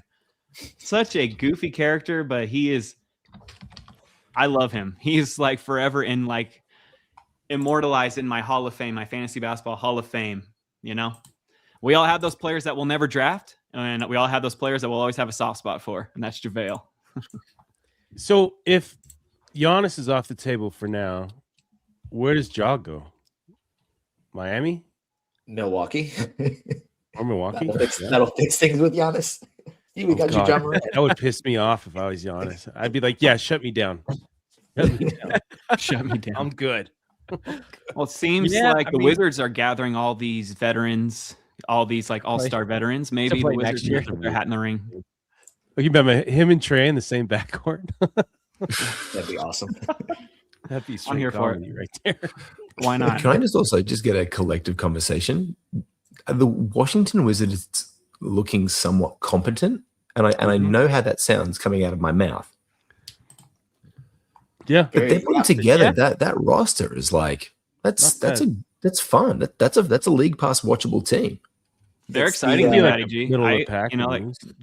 I like their young core. I really like Trey Johnson, and I really like that they're going to basically sit Trey and AD probably for the rest of the season. Maybe we'll see, but like they want these kids to grow and develop so that they can be ready for AD and Trey next season. I mean, a top 8 seed is possible if they can stay healthy. That is AD. That's a huge, big old bold if. But yeah. They're definitely interesting. They got the front office guys that came from the Thunder, so it kind of I don't know if they're kind of building something similar where it's like buying low on stars like Trae Young and AD, and probably I would say more so to just have them play and then flip them and maybe get better value for them later on, and then still building around this young core, getting extra picks. So yeah, they're definitely in good hands over there, and it's showing. Well, I think like a team like that, right? Like they don't have people willingly coming to the team. So they have to make big swings like this, right? Like they just, it's just one of those things. It's one of those, it's like Charlotte, right? Like they got to make big swings. Nobody's going to go openly and sign with Charlotte, right? Mm-hmm. Right. No. So yeah, I mean, like one of those I like it. I like what the Wizards are doing. I like their young core too that they have around those stars that they brought in. Trey, I think, has 1 year left, so they're gonna have to sort of convince him to stick around, I would assume. But like bringing in AD, if he can stay even the tiniest bit, get 55 games out of him next year, that's probably enough if you're Trey to say, all right, this is fun, because like that's a hell of a freaking lob threat. In addition to whatever else, like Keyshawn George is great. We'll see what some of the other young guys turn into. The front court, Alex Sarr, Hey, quick reminder, everybody. I haven't done this in a little while because we've been just giggling about stupid trades that are good. I've got them up on the screen. Like these are the trades that have happened today. I have them all on the screen at the same time. So, hey, so many of you guys are watching on Twitter. I beg of you, come watch over on YouTube instead. It is a big difference maker for this network, for Old Man Squad. And while you're over there, while you're doing the very small favor we ask while we entertain you, I hope for 6 straight hours today, hit the like button on the video, subscribe to the page so you guys can get everything else we got going on over here. That's it. That's all I'm bugging you for today. Like, subscribes, and switches over from Twitter, because Twitter is a hellscape and YouTube is sort of a hellscape, more of like an AI hellscape now instead.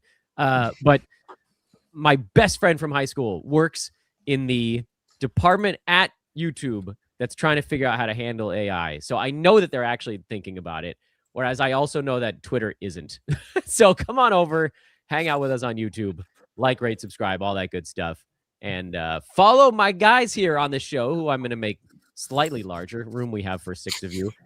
Jacob, Noah, Maddie G, Ryan Ward, Kingy. How many of you guys have your handles on the screen? Most I'm of the you. only one that Ryan. doesn't. That's all right. Just put LA at the end. You know what? If you duck your hat down right behind your name on the screen, there. That's Ryan Ward. There we go. That's how you can find him on social media. Oh, we got a new member. That's cool. Yeah, you can sign up for a membership. It's 99 cents. You don't have to though. You don't really get anything out of it other than the satisfaction of supporting your pals here, me in particular at Old Man Squad. But just subscribe. That's the big one. as we wait on the countdown. There might not be anything big that happens, but it's possible that a small thing is the thing that sort of like pops something loose. It just can't be as small as Chris Boucher to the Jazz. That I need it to be slightly bigger than that, slightly bigger than Cole Anthony to the Suns. But it doesn't need to be a superstar. Just like wedge someone out of the way, like a Daniel Gafford trade would be really interesting for a lot of us right now. Where he ends up, Bagley left behind. Like it doesn't have to be Giannis. It could be somebody in the middle. I don't know, Matty. You're like, why am I here at 4? No, it's because I think I truly believe that all the hoo-ha that we heard about Ja and Giannis, you know how we always hear about those stars that are gonna just like they're gonna go. I think we've really seen the biggest moves that we're gonna see at the trade deadline for me. I think definitely that Harden one, the switch. It's I called it on Instagram. Oh, it's like the NBA wife swap. It's like, yeah, let's just go. Let's just switch it around. You know what I mean? It's just like, oh yeah, you go over and check out what that's like in Cleveland. Like a Khloe Kardashian over there. I have no idea. There's probably Kardashian nearby. That's why Harden goes anywhere. But for me, I just feel it's the biggest things we're going to see. I think we're starting to see those peripheral trades of good role players like Kennard to the Lakers. They needed 3-point shooting. Mm-hmm. That's why they're there. I think we're going to see those pieces put in place around the end. I pray to God. Oh, someone just put Nick Claxton with a capital letter. No, I think they're just praying. They're listing him as like a mid-tier guy that could move. That would be really fun. See, I think that would be a great trade for a team. Great team that needs it. This is I thought once the Giannis news dropped that there would just be like boom, boom, boom, boom, boom, right? Like exactly. Yeah. We're out of it. That's Like exactly right. let's move on to the second option or whatever, right? And instead, it was Cole Anthony. Who did they get? Who did Nick Richards went back the other way. And Nigel, right? Nigel something Hayes. Oh yeah. Hayes Davis, yeah. Hayes Davis. Thank you, Yeah. King. Yeah. Never Are makes sense Sacramento for doing anything here, or are they just going to stick with what they've got? Please, dear Seriously, Lord, though. do Yeah, something. but what if they get hot? What if they get hot? They could. Can they? What if they could maybe? What if I can't give out a hypothetical. Normally I do this with Chicago. I'm like, yeah, but what if they make the play in and then they win their games and they get hot in the playoffs? But like Sacramento's literally, what are they, bottom 3 record, or do they actually have the worst record right now? I think they might be the worst now. I think Didn't the Wizards really win below one? the Pelicans. Yeah, Pelicans yeah. are the worst. Pelicans They are are. surging. Yeah, I Kings have have could lost be- in a row. something by like a last game or two. But yeah, Kings are worse right now by half a game. But I think they're tweeting this. Like, somebody else had the thought originally, but it's like they're getting all these like older, washed up, mid range like veterans, and it's just like a new way to lose games in the NBA. And then they go trade for DeAndre Hunter, and it's like immediately plugging him into the starting lineup. It's like, Right. Oh, here's you guys, another one. you guys have a type. Alvarado to the Knicks. Oh, Doesn't Okay, say who that's that's fun. though.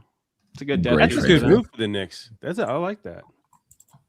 Knicks were trying to get Drew Holiday, so it seems like those talks kind of died down. Backup And plan. Yeah. now they I got a wonder backup point for guard. who though? Maybe it's just draft compensation or something. did my thing stop refreshing? Oh, there we go. It I'm did. glad the Pelicans are making a trade. I know half the team is apparently untouchable, but Oh, that's BS. I wonder for aging. When I heard that the first time, I was like, "Are you serious? Really? You think this is gonna work all of a sudden? Like, come on." yeah, I but know what you're just if? blowing smoke. Thank you, Hardcore, for saying my voice was sexy. It's me half being asleep and also battling a cold. So thank you. It's my new sweet spot. He's the hero we need or the hero we want. I'll mess that quote up a few times. So There you go. That's the latest. I mean, this is not as boring as the other ones. Noah, good. you're a dynasty guy. Let me come your way. Like, he was one of the guys in Jeremiah Fear's way, right? Yeah. Yeah, A little bit. I think it was the Jeremiah Fears thing is weird because I've been kind of saying all season, like, hey, they put him in the starting lineup. Like, there's no way they take him back out of this. So then they benched him and started Sadiq Bey. and they're just not having a point guard. They're just letting everyone else kind of run it. So that's kind of weird. I do think that, maybe he gets more minutes. Jeremiah Fears gets more minutes off the bench. So that is semi-helpful. I'm interested to see who's going back here. That's what I'm thinking. But yeah, it can't be much. It's got to be just draft compensation and maybe like some guy stuck on the bench, right?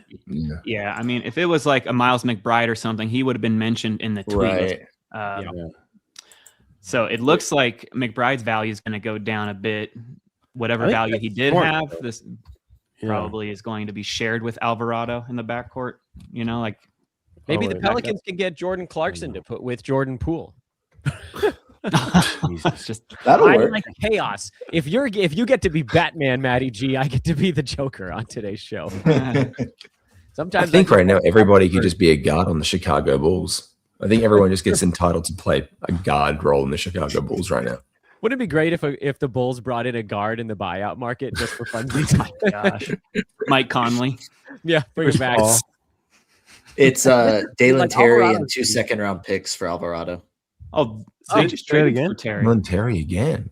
Jalen Terry. Yeah. Oh, so they flipped They him? flipped him quick. Huh. We're still assuming Cam Thomas is on the move, aren't we? Who's taking him? I don't know. Who's taking him? The Bulls? The Bulls? Maybe he's coming to Australia to play with JaVale McGee. NBL, baby. Let's Let's go. Right. All right, we'll fill it in real time here. Hooray! So there's Jordan Poole. Here is something from Johnny Guerrero in chat. Barrett out today. Oh. That's interesting because I did hear. I know that, and I think I put this to you, Dan Besbris. They were $967,000 over the repeater tax limit in Toronto, and they did that trade. So whatever they're doing, they need to shed some tax with what they've got still. And Barrett could be the guy that goes. The only ones that were definite locks to stay were going to be Brandon Ingram and Scotty Barnes. Those are the two guys who are definitely, and that is from someone who's friends with Brandon Ingram's agent. That information came from. So he was like, he's not worried. He's not going anywhere. And it's like, there maybe someone else is going to go up the top end. And that was all that it came from, filtered down. Maddie, What was that? Isn't Ingram a clutch guy? Do you have a source with clutch? Is he a clutch guy? Batman over here coming Rich through. Paul himself? It's got to be one of the because he has a few that are underneath him there. I thought They are. Anthony Davis made a lot of sense for Toronto. I'm surprised they didn't really, really go after him. Or maybe they did and they just didn't have enough to get him. But Yeah. Oh, they're resting Barnes and Barrett, but no, Barnes isn't going to get traded. No, I don't think he'd leave. That would be like a Giannis deal. That would be the only player on the market you would move Scotty Barnes for. so Cam Thomas is out second today that they- too, right? For personal reasons. Oh. Yep. Personal? Yeah. Yeah. That's basically like we're trying to trade him. So Yep. Yeah. Yeah, they did. They telegraphed that one. yeah, seriously. Didn't hide that at all. He's he's out. available. Well, it's He's not out. like the Nets are, wizards at this kind of stuff. It's personal. It's personal. That You're draft. not- What did they bring in? 5 guys in the draft? 5 firsts. 5. Right? Yeah. He's like, what are you doing? Noah, I got to go to you with this one. Do you think any of the Nets firsts look good so far? Damn. Yeah, honestly, Yeah, like Dioman. a lot of them, dude. Dioman has been. I mean, he was the one they drafted first, so I think Mhm. the expectations for him were a little higher. I always really liked Drake Powell and Danny Wolf, so having both of them there, there's been some flashes. Nolan Traore and Ben Zarov have both had some flashes here and there. I think you can get excited about all of them, but I think it's when you bring in 5 first-round picks, what are the odds that all of them are actually going to pan out? So at least 1 or 2 of those is probably going to look like a bad pick. But I like the upside of all of them. Maybe I'm just like this is why I have the young man squad show, is because I just get really excited about all the rookies. Listen, I can't not get excited about Danny Wolf just because his nickname is the greatest nickname in the NBA, the Jewish Joker. Oh my gosh. That's my boy right there. I would love to see a Wolf and Day'Ron Sharp front court. Yeah. Why not just roll that out for the rest of the season and see what happens? You know, those are two playmaking bigs like Joker, like the Jewish Joker, and Day'Ron Sharp is a similar build. You know, like, I think they would do very well with that front court if they just wanted to try it out, just to see what happens. You know, even if they don't do it at the deadline, like pull the plug on your starting veterans before April 1st. Everybody else is doing it, man. Everybody's doing it. You don't have to be the holdout that plays everybody 22 minutes a game. I hated, God, the Brooklyn Tanks sucked last year. Everybody played 22 minutes. Nobody did anything useful. We just sat there waiting until they finally shut Claxton down on like March 31st. And then Day'Ron Sharp got hurt in the third quarter of the next game. And I cried. And my kids are like, why is Daddy crying again? Like, again. Toronto didn't Toronto play like every other spread out their starters like every game? Like a staggered. They did. They had a 3-player rotation. That was amazing. Dude, could you be more openly tanking? Honestly, like I actually didn't. But Ryan, I didn't mind that one because at least the one that was playing got 30 minutes. So for fantasy players, we were like, great, okay, like at least we know the one that we should play tonight. With Brooklyn, it was like all three got 18 minutes. There was at least one game that Toronto genuinely benched starters with 2 minutes left in a close game. Yeah, and they were there was at least one game like that, and they I'm more okay with the, hey, we're not going to play guys. Like, we're going to emphasize our young guys. Like, that's more okay to me than, we're going to play our starters for 28 minutes. Ooh, we might win this game. Yeah. Hey, why don't you go get a jersey on and come check in here? Like, that's when it gets a little bit over. It's got to be frustrating for those guys too. Like, they're sitting on the bench. They want to just play, right? Or maybe they don't. I don't know. But it might be like a back. Maybe not. They're like, oh, I'm still making money. So it was the Mavs that was the team that pushed that thing over the edge. It's been like a decade on that one now, but they had that season where they played their starters for 3 quarters multiple times and then just benched them for full fourths to make sure that they lost those games. And the league was like, no more of this nonsense. But now, once you're bad enough, then nobody's watching you anymore. You just have to make sure you're terrible enough before you do that, and then you can get away with it. Give me a trade. Fantasy managers are watching, Dan. That's right. And Noah in particular is watching. And Noah, yeah. Do you guys think the league will ever get to relegation status, like international soccer? Amazing. I would love it. It just. I think it's something that at this point needs to be talked about, right? Like, I mean, some of these teams are much unwatchable. Even just the threat of it. Right. Even if they just started some discussions and teams just talk about it every year. What if we do this? Yeah, just put it on the table.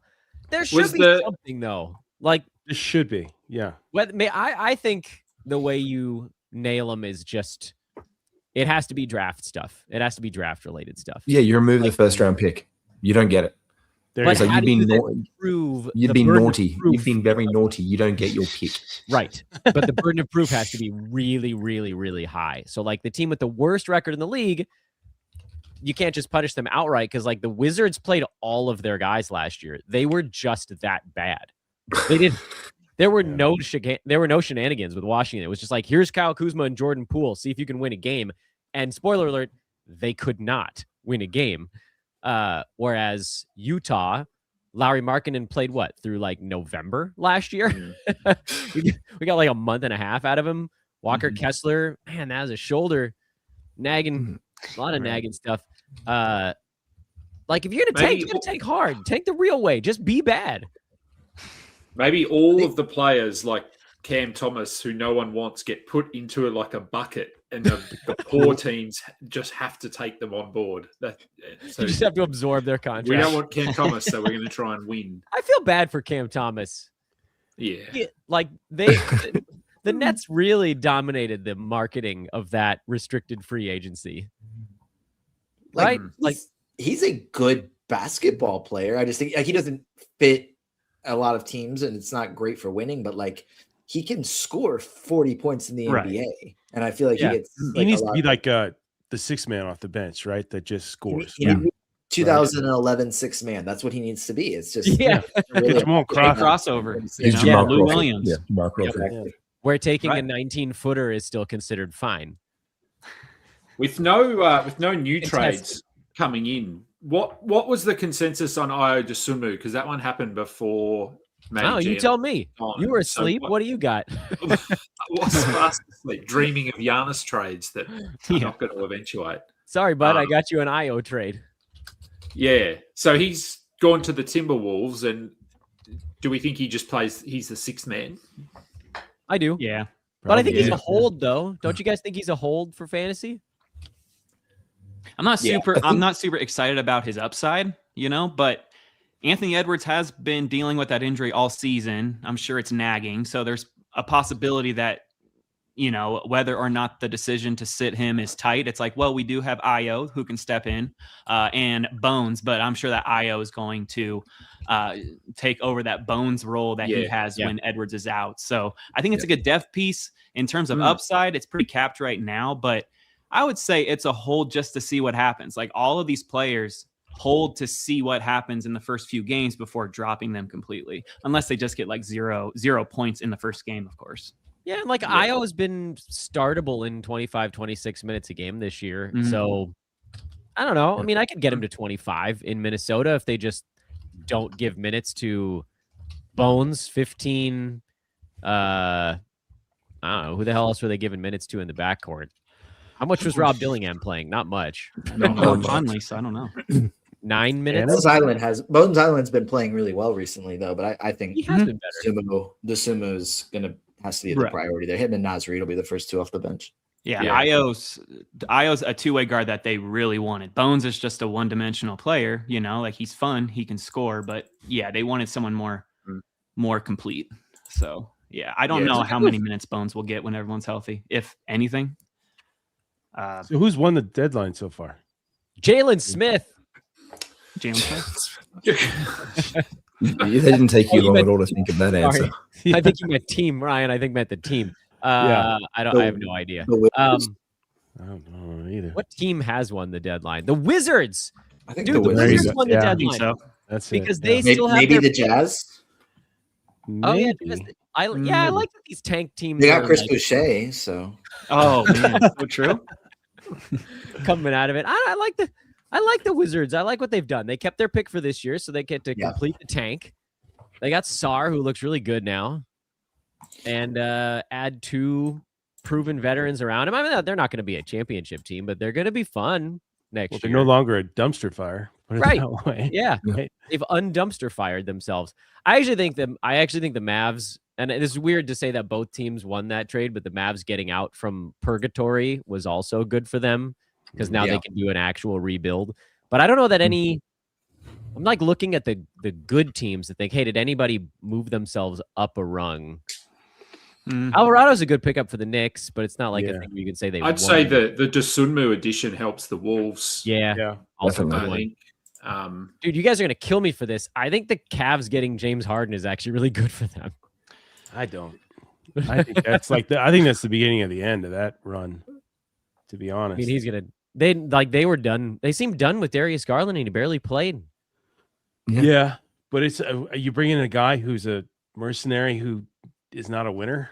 Yeah, they'll get a year and a half out of it. What has Harden proved outside that he could, score, right? He doesn't show up in the playoffs. It's like if I was Donovan Mitchell, I'd be like, okay, I'm buying a house somewhere else now because I'm not doing this.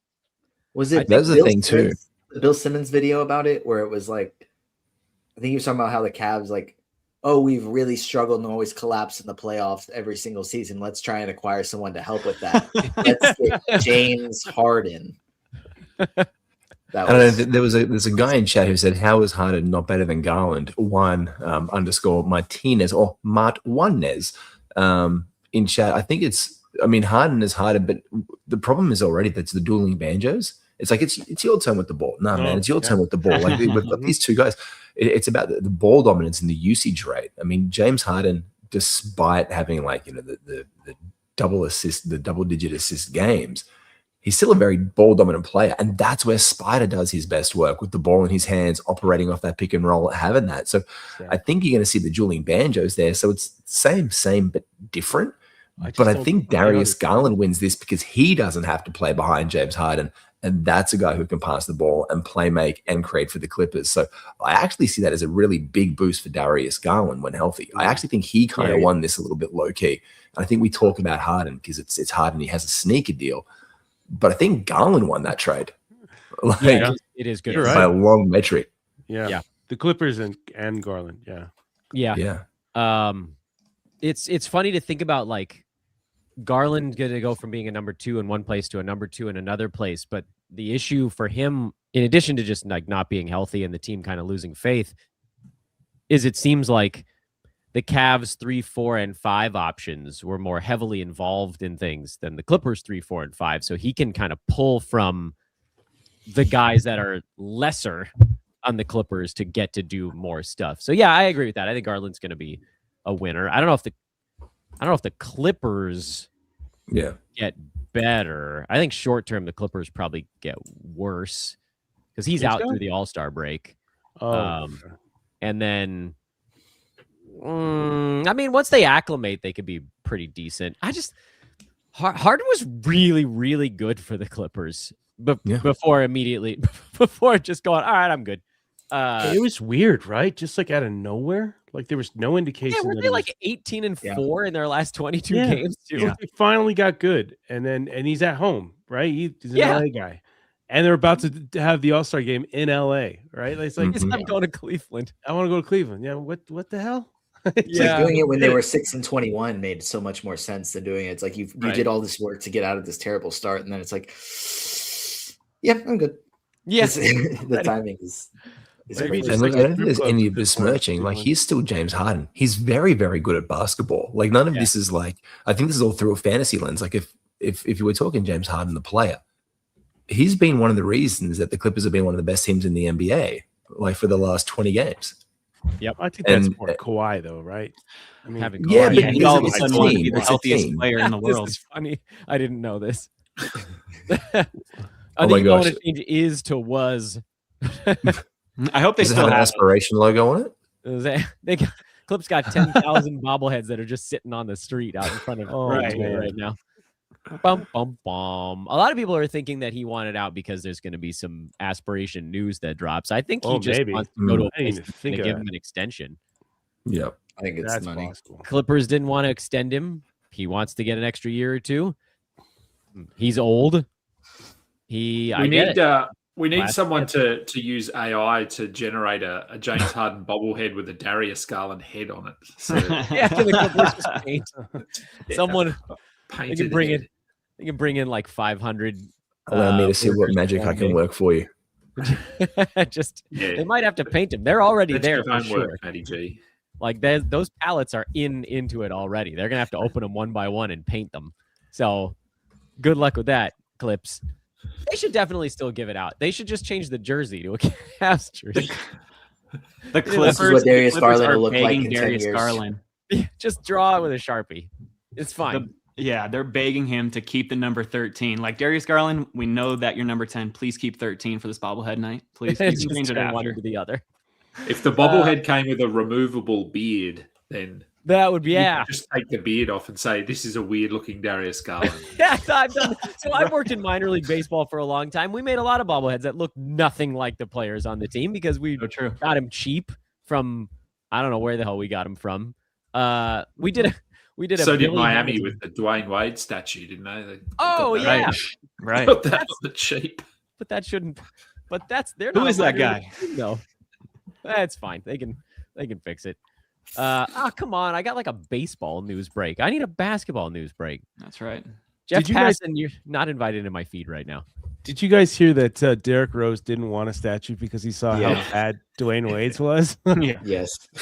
I think he worded it in a way that seemed believable, but we all saw through it. It's like, you don't want, wait. I think like Derrick Rose, like, I don't want anyone idolizing me or something like that. But it's like, no, you just don't want a botched statue like Wade, which I get.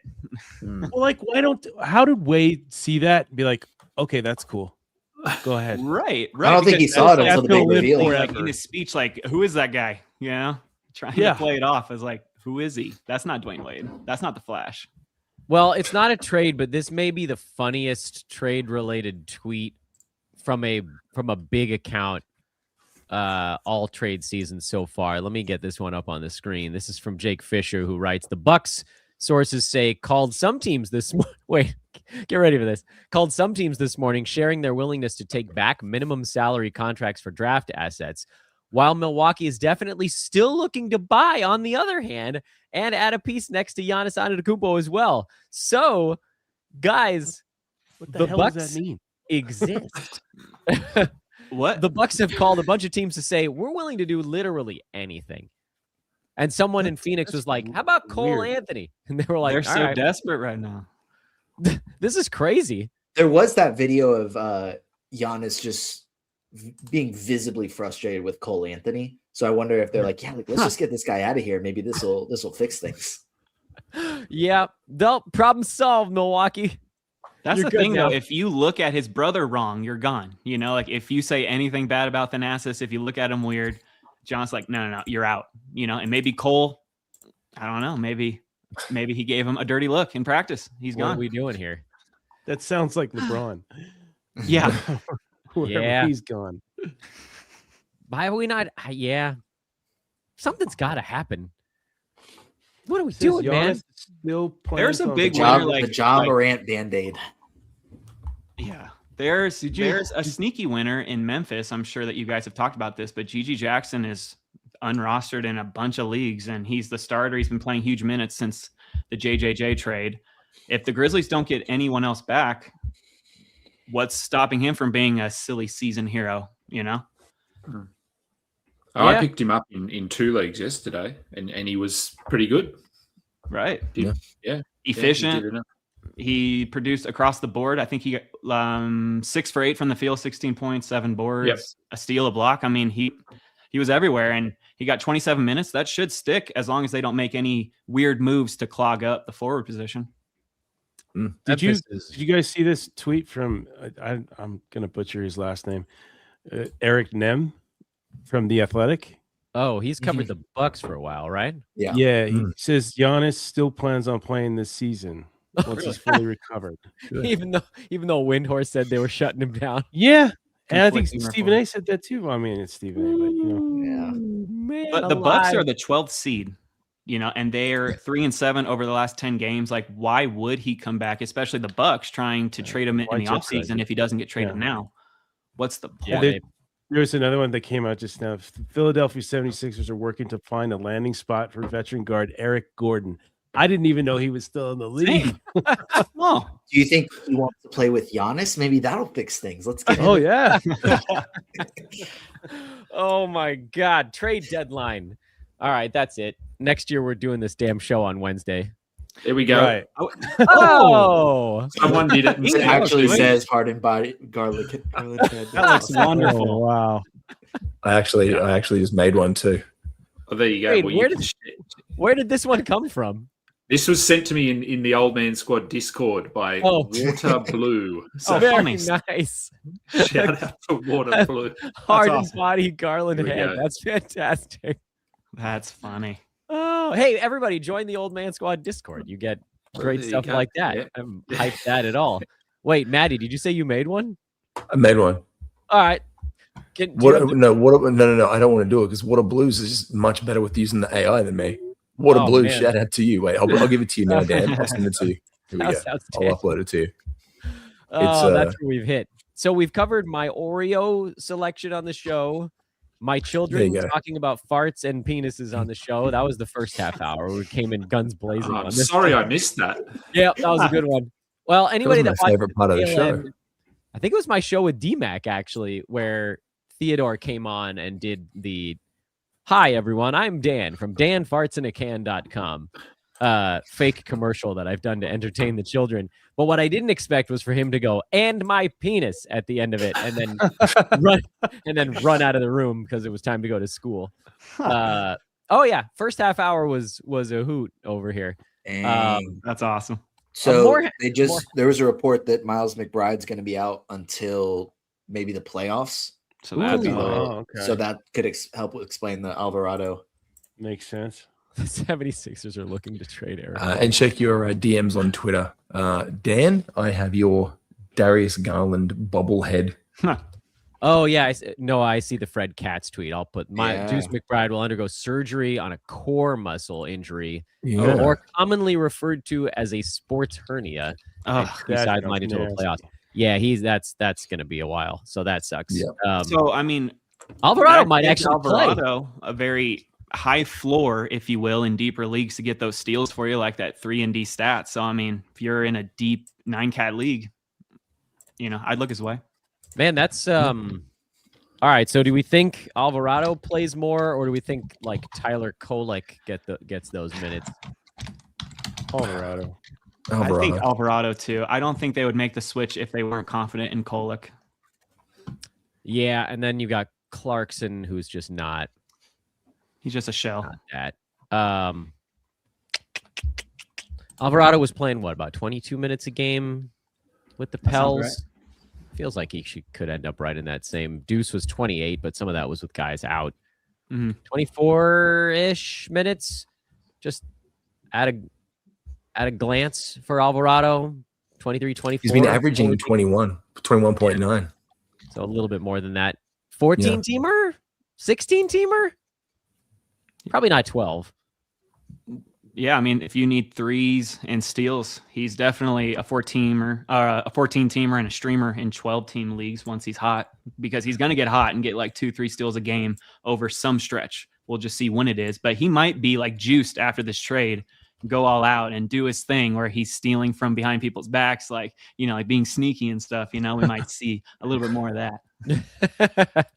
That's true. The TJ McConnell move. Let me see if I can get Matty G's AI work on the screen here. There we go. There we go. That's sort of like when Harden wanted to get traded from Houston. That's like the Dwayne Wade, like, who is that guy? Right? Yeah. He's a little thick. He is thick. That's the actual bobblehead from the Clippers of Harden, apparently. Harden. And I just face swapped on the Darius Garland bobblehead from the Cavs that they probably have coming in 2 weeks' time. There you go. Hey, there, it's all yours right here. That's awesome. The Old Man Squad feed. I'm hovering. I'm looking at Alvarado. I'm trying to think if I want to do anything with him anywhere. I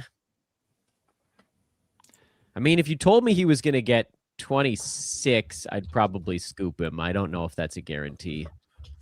They still have Tyler Kolek there too, who's been sort of in the rotation. Jordan Clarkson is still there.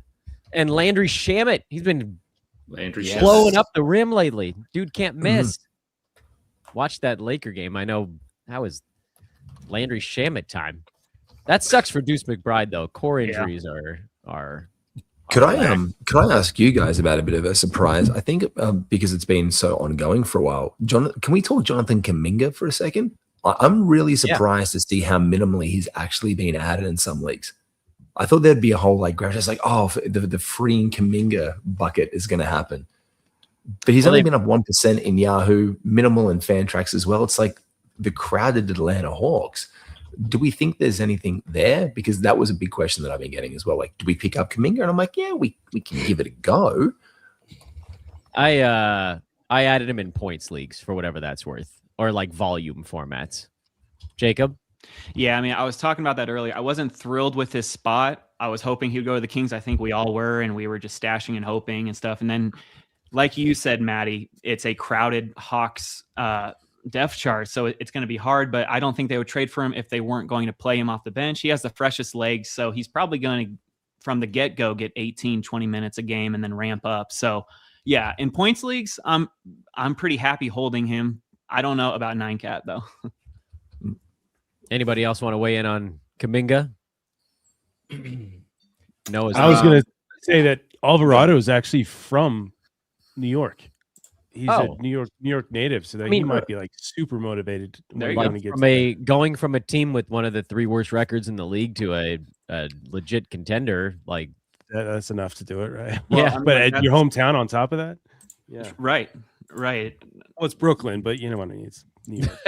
Ayo just went bridge from away. a dumpster fire in Chicago to the Wolves. He's going to be juiced up, as well. And Alvarado too. Yeah. He's going to be juiced up. Yeah. I mean, you got to feel good about these veteran studs on tanking teams going to a contending team, which definitely makes their role safer rest of the season. No risk of a shutdown if you have them in fantasy. So yeah, definitely guys to keep an eye on. And Alvarado, in terms of points leagues, I'm not super excited about unless like Brunson misses, of course. But in points leagues, even though like steals are worth a lot, he's maybe in like 14 teams, he's like maybe like a speculative, maybe like a watch list. But 16 plus teams, why not? Yeah. Noah, you were going to say something on Kuminga. It looked like. Yeah, I just think. I don't know. It seems like a low risk move for both teams. Like the Hawks weren't going to re-sign Porzingis, so they were like, "Let's get something for him." The Warriors obviously really wanted to move off of Kuminga, and Buddy Hield is Buddy Hield. So it's like the Hawks, they can give him. I assume they'll give him a chance. I don't think he's a great fit with Dyson Daniels and Jalen Johnson there. Like he probably does come off the bench. He probably does play 20 minutes per game. He probably gets the chance to score points, but he's got to prove that he's a player they'd want to keep around. They could very easily decline his team option. He'll enter free agency this summer. Or I guess maybe it wasn't a team option. It was just the 1 year. I think that's what I read. But now that I'm thinking about that, that seems weird. So I don't know. But basically, like there's an easy out for the Hawks. So like easy out for both teams, low risk move with high upside. Like what if Kuminga just pans out and is the player that went top 10? Like what if Porzingis is just magically able to stay healthy? So like I think it's a low risk, high low risk, high reward. They must have been getting no traction in trade talks with him. Like, I mean, I was shocked when I saw that trade. I was like, really? Yeah, after all that. And they had to attach Buddy Hield too? Like, what? We, no one in the history of the NBA will ever win the new Jonathan Kuminga trade deadline award, which I think we have to name after him, which is the guy who's done the least in the NBA and talked about the most at the trade deadline. That's the Jonathan Kuminga trade deadline award. And it's not necessarily a slight on him. It's just like, what are we doing here? Like the Warriors have been hyping him up as the next superstar while simultaneously wanting to make sure that they don't have him on their roster anymore. And we had to hear about where he was going to go every week for like a year and a half. And then through his whole restricted free agency, he's fine. He's an adequate NBA player who might still get a little bit better. And there's a Ja Morant update from Brett Siegel. The Grizzlies have made no ground to find value in a trade for Ja Morant, despite interest from teams. They won a first-round pick for Morant. Man, they can't even get a first-round pick for him. Jesus, that's crazy. I mean, I think that's smart of all the teams. Like, why would we take on this volatile person? Oh, yeah. No, yeah. I mean, that's just sad that it's fallen off like that for him. Yeah. You know? I mean, like Trae Young too. You know? Right. Yeah. I mean, like that team was about to win a championship 2 years ago. And then what happened? Ja happened. His personality, his outside stuff. Like, it's like, why would we bring that into our locker room? You know, like he's just such, I don't know. He's way too explosive to trust. They could have gotten the world for him like 3 years ago. Oh, yeah. They got a ton of first round picks. Oh, yeah. Trae Young, Atlanta could have gotten, not the world, but like half the world for him a couple years ago. Although with Trae, like he's largely played until this year. That hasn't been quite the same issue. And he hasn't been in a bunch of off-court stuff. He just like can't guard anyone. Imagine, if you will, Gabe Vincent, but a great pick and roll offensive player. Like the best, but on defense. I'm going to try to get as many Gabe Vincent digs in on today's show as humanly possible. We are 2 hours from the deadline, ladies and gentlemen, and we still wait with bated breath for something of note today. Today's slate has been a little disappointing so far, I'll admit. I woke up at 4 a.m. for a Chris Boucher trade. That's we're all right here in Australia. Can you and I get those matching T-shirts? Can you? I woke up at 4 a.m. and all I got was this lousy T-shirt and the Chris Boucher trade. Please, dear Lord, wear that to next year's trade deadline. I'll make it in advance. Actually, we'll make it happen. Do you guys think anything's going to happen? Anybody feel like I'm starting to feel like I do, because it's now like just 5 a.m. here. I'm gonna get ready. I'm coaching basketball this morning, and I gotta actually officially my wake up time is like 5 minutes ago. So I'm gonna go soon, and I know something's gonna happen. I'm gonna be in the shower, and I'm gonna be watching this show, and then something's gonna happen. And then I'm gonna be so upset. I'm like, come on, I was on the freaking show, man. Yeah. Although, and now LeBron James is retiring from the basketball, and I'm not. Jeez, it's going to be something like gravitational like that. Where you're in the shower, yeah. That's fine. Thunder Dan said something would happen after he left, and it was just Chris Boucher. So no promises. I'm also feeling like I need to wear my Dodgers hat, because you and Ryan have got your Dodgers hats on. So I'm going to go get a Dodgers hat, because it's the most exciting thing it's not on the couch for me right now. There you go. Bring it over. You got some Dodger stuff over there too. There's a Lakers update. Yeah, I don't dare wander out of this room and wake David McMenamin. Says Lakers are still looking around for several around the margin options to enhance the roster with 2 hours to go. One. Oh, I see it. Yeah. Could Dalton Connect be on the move? That's the only thing, that or Rui, right? Like, it's just those are the main two. Maxi Kleber. That's true. Kleber. He's there. I like this. Three slightly different Dodger hats. Oh, here we go. Do I need to get my Dodger hat now? You better. Yeah. You have one? Yeah. I sure do. I didn't mean to turn this into this is now the villain. We're the villains of podcasting. I'll be right back. I'm changing mine up. There we go. Oh, he's got a secondary one. I mean, you're not getting one from me, on the wall here. Don't worry, guys. I don't have one. You can't wear hats on your shoulder, Dan. They're a head thing. Kingy's got a Teoscar bobblehead, though. I know that. I do have a Teo bobblehead in went to with his game. real head too. Yeah. Yeah, without somebody's AI. Without somebody else's head on it. That was we went to that game. They lost, but Shohei hit a home run. He did. So did you end up going to the Kobe Bryant bobblehead night? I did. Yeah, that would have been insane. That one was very crowded. Yes. But it was. Did you get the bobblehead? We did. I insisted to my family that we get there by like 5:30. And that was. Did you get critical. one each? We got one each. Although if we went in the main entrance, they were out. I was like running ahead of my family to other floors and entrances because they don't split it up evenly. They just like throw them out. And we went up to like some weird part of the stadium where there aren't as many parking spots near it, and you have to walk a bunch to find it. And they had a whole bunch there still. But yeah, we got some Kobe's. I got the Kobe Dodger bobble, and then a couple years ago, I think we got the Bron bobble as well. So that's. Is he wearing? Are they wearing Dodgers uniforms, or are they in their Lakers uniforms? I think they're in Dodger uniform, or I don't know. It's Did you check what they're selling for on eBay? Immediately after the game, I did, and it was like the same as the price of the ticket because Dodger games are exorbitantly expensive. How much was it? Like a couple $100? It was like 120 something. Some people were trying to sell it for like $200 or $300, but they weren't moving. I haven't checked lately. Maybe they've gone up. Maybe. I'm looking. We got a few, so I'll sell this one from Foco. They sent this to me. Oh, Luka. That's cool, sweet, actually. Can I? How do I? I think I can make you bigger for a second here. There we go. Oh, nice. That's pretty cool. Yeah, they said they were going to send it a year ago. It took a year to get here. I'm not even kidding. I'm not even exaggerating. It took a literal year.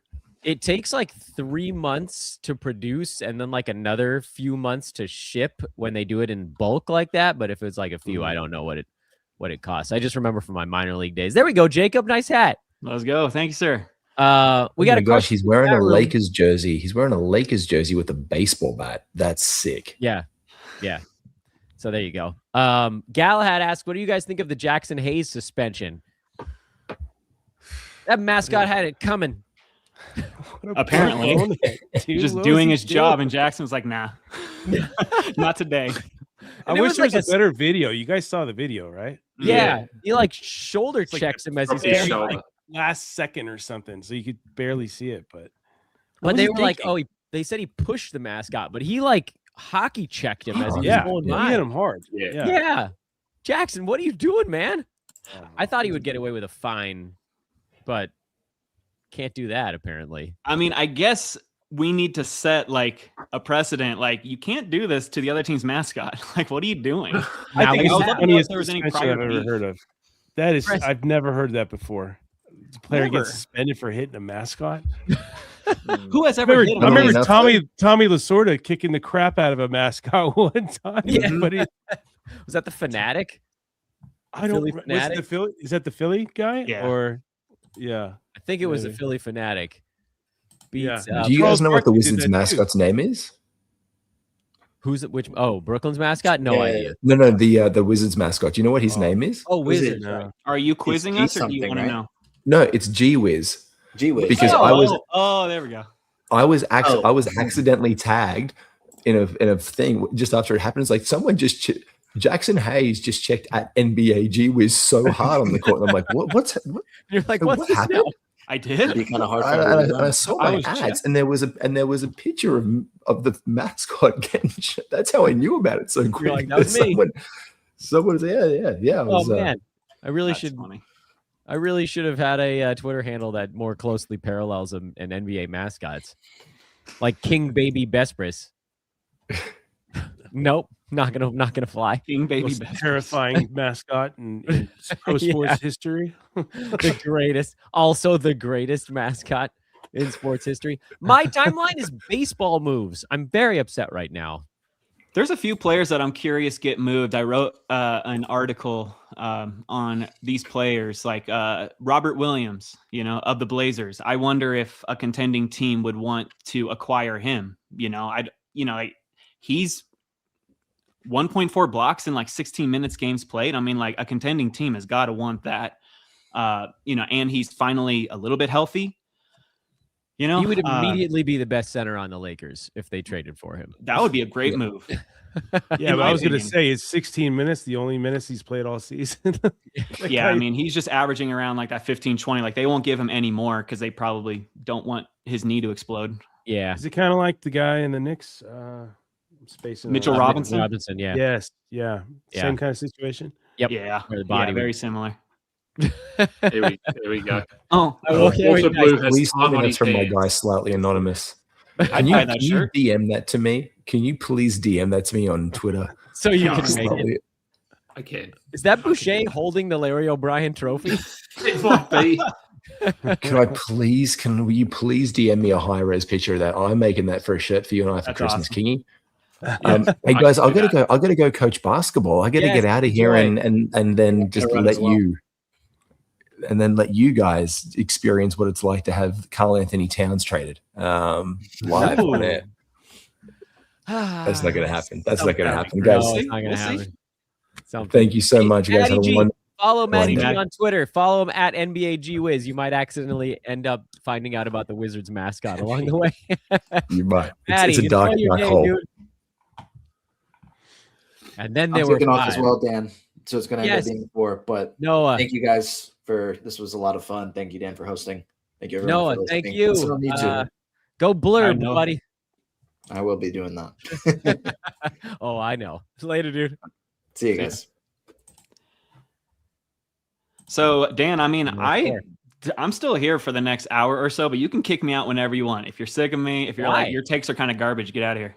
Not a chance. Everybody's hanging out until they feel like they want to go. This is literally a nobody gets punted kind of program. I'm counting on you guys to be like, all right, I got to go, and then you go.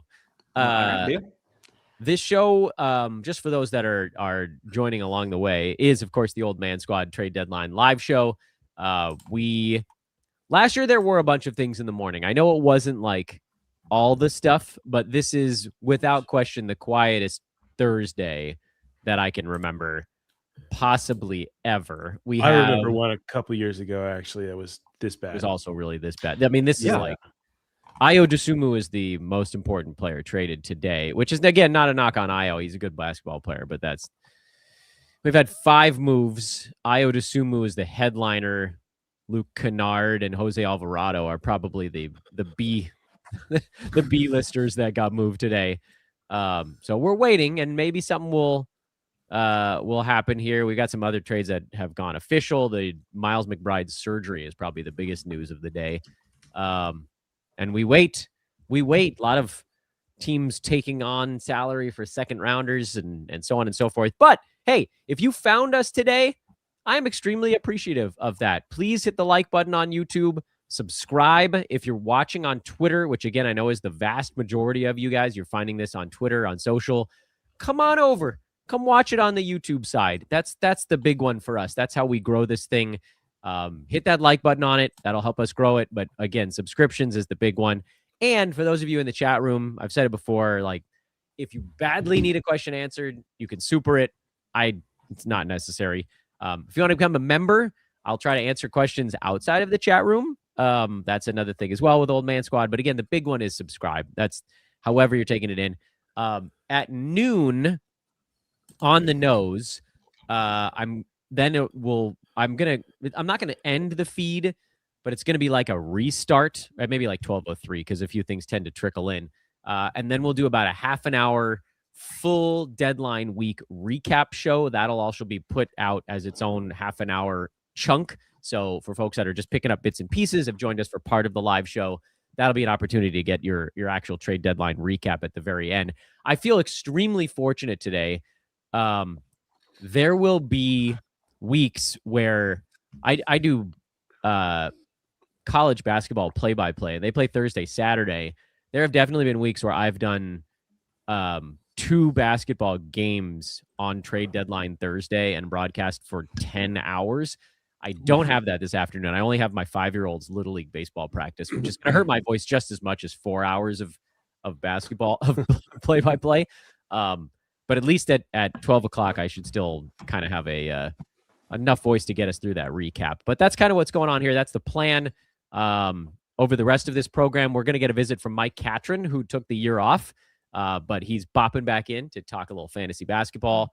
We might still get a visit from Dan Titus. He's in the office right now, and he is a perpetual maybe. We may also get Rhett Bauer on air. He's been in the chat room a little bit, so we may still get a few more visitors. But again, big thing now is just waiting to see if anything happens here between now and the deadline. Hanging out with Jacob Dunn, Adam King, Ryan Ward. You can find all of them at their various handles. Ryan Ward LA is the handle.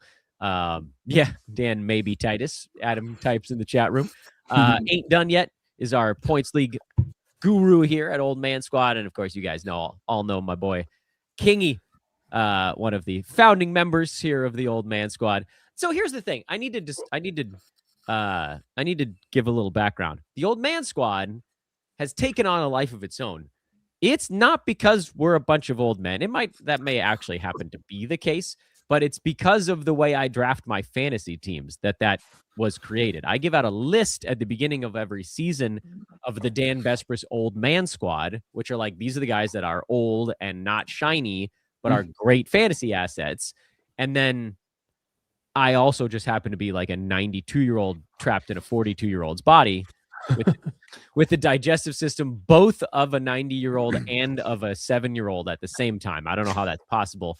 I eat assorted market brand Oreos and I digest those fine. And if you give me like a piece of broccoli, I'm going to get a stomach ache. So can't figure this one out. Yeah, I think that's everything I wanted to say on the feed.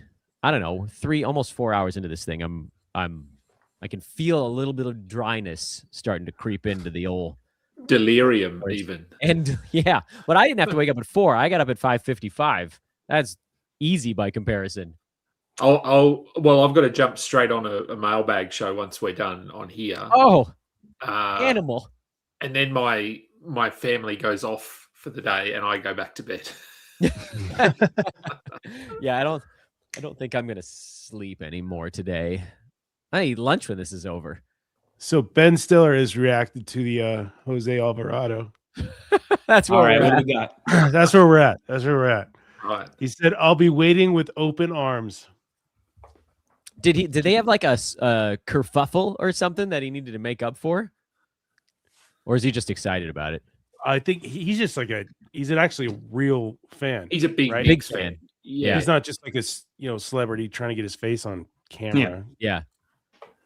Shining Knight asks Kingy, is the mailbag show going to be on the Old Man Squad network? No, it's the Roto Wire. So it's myself and Kieran Sprecher. Yeah. So you gotta find him. Yep. You gotta hunt him down. Yep. And I have my Roto Wire hat ready to go. I gotta get an Old Man Squad. I don't have an LA hat. I have a Roto Wire hat. I'll send you one. I looked at them when I was in LA, and man, that merchandise is expensive. It is expensive. Not gonna lie. Fair enough. Just get an aftermarket one. Although, really, like as we were leaving the ballpark, all those guys selling it on the drive out. Yeah. That's probably where we should have gotten you your Dodgers hat.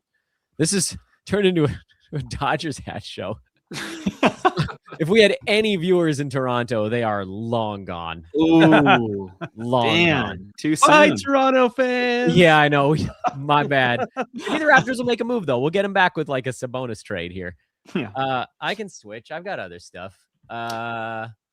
Here, you want me to get like a Washington National City Connect? Hey, but hat? like the cheapest like New Era hat for Dodgers is like what, $35? Yeah, it's dumb. Something like And that. that's US dollars. I convert that to Australian dollars, and it's like 50 something, right? Oh god. 50-ish, 55. Oh, yeah, it's too much for a hat. It's a lot of money for a hat. Yeah. Ooh, man, this is crazy. Not only haven't there been no fringe trades since Alvarado 52 minutes ago, there's nothing. It is. Just It is eerily quiet, isn't it? It's What the hell? Come on, calm before the storm. Come on.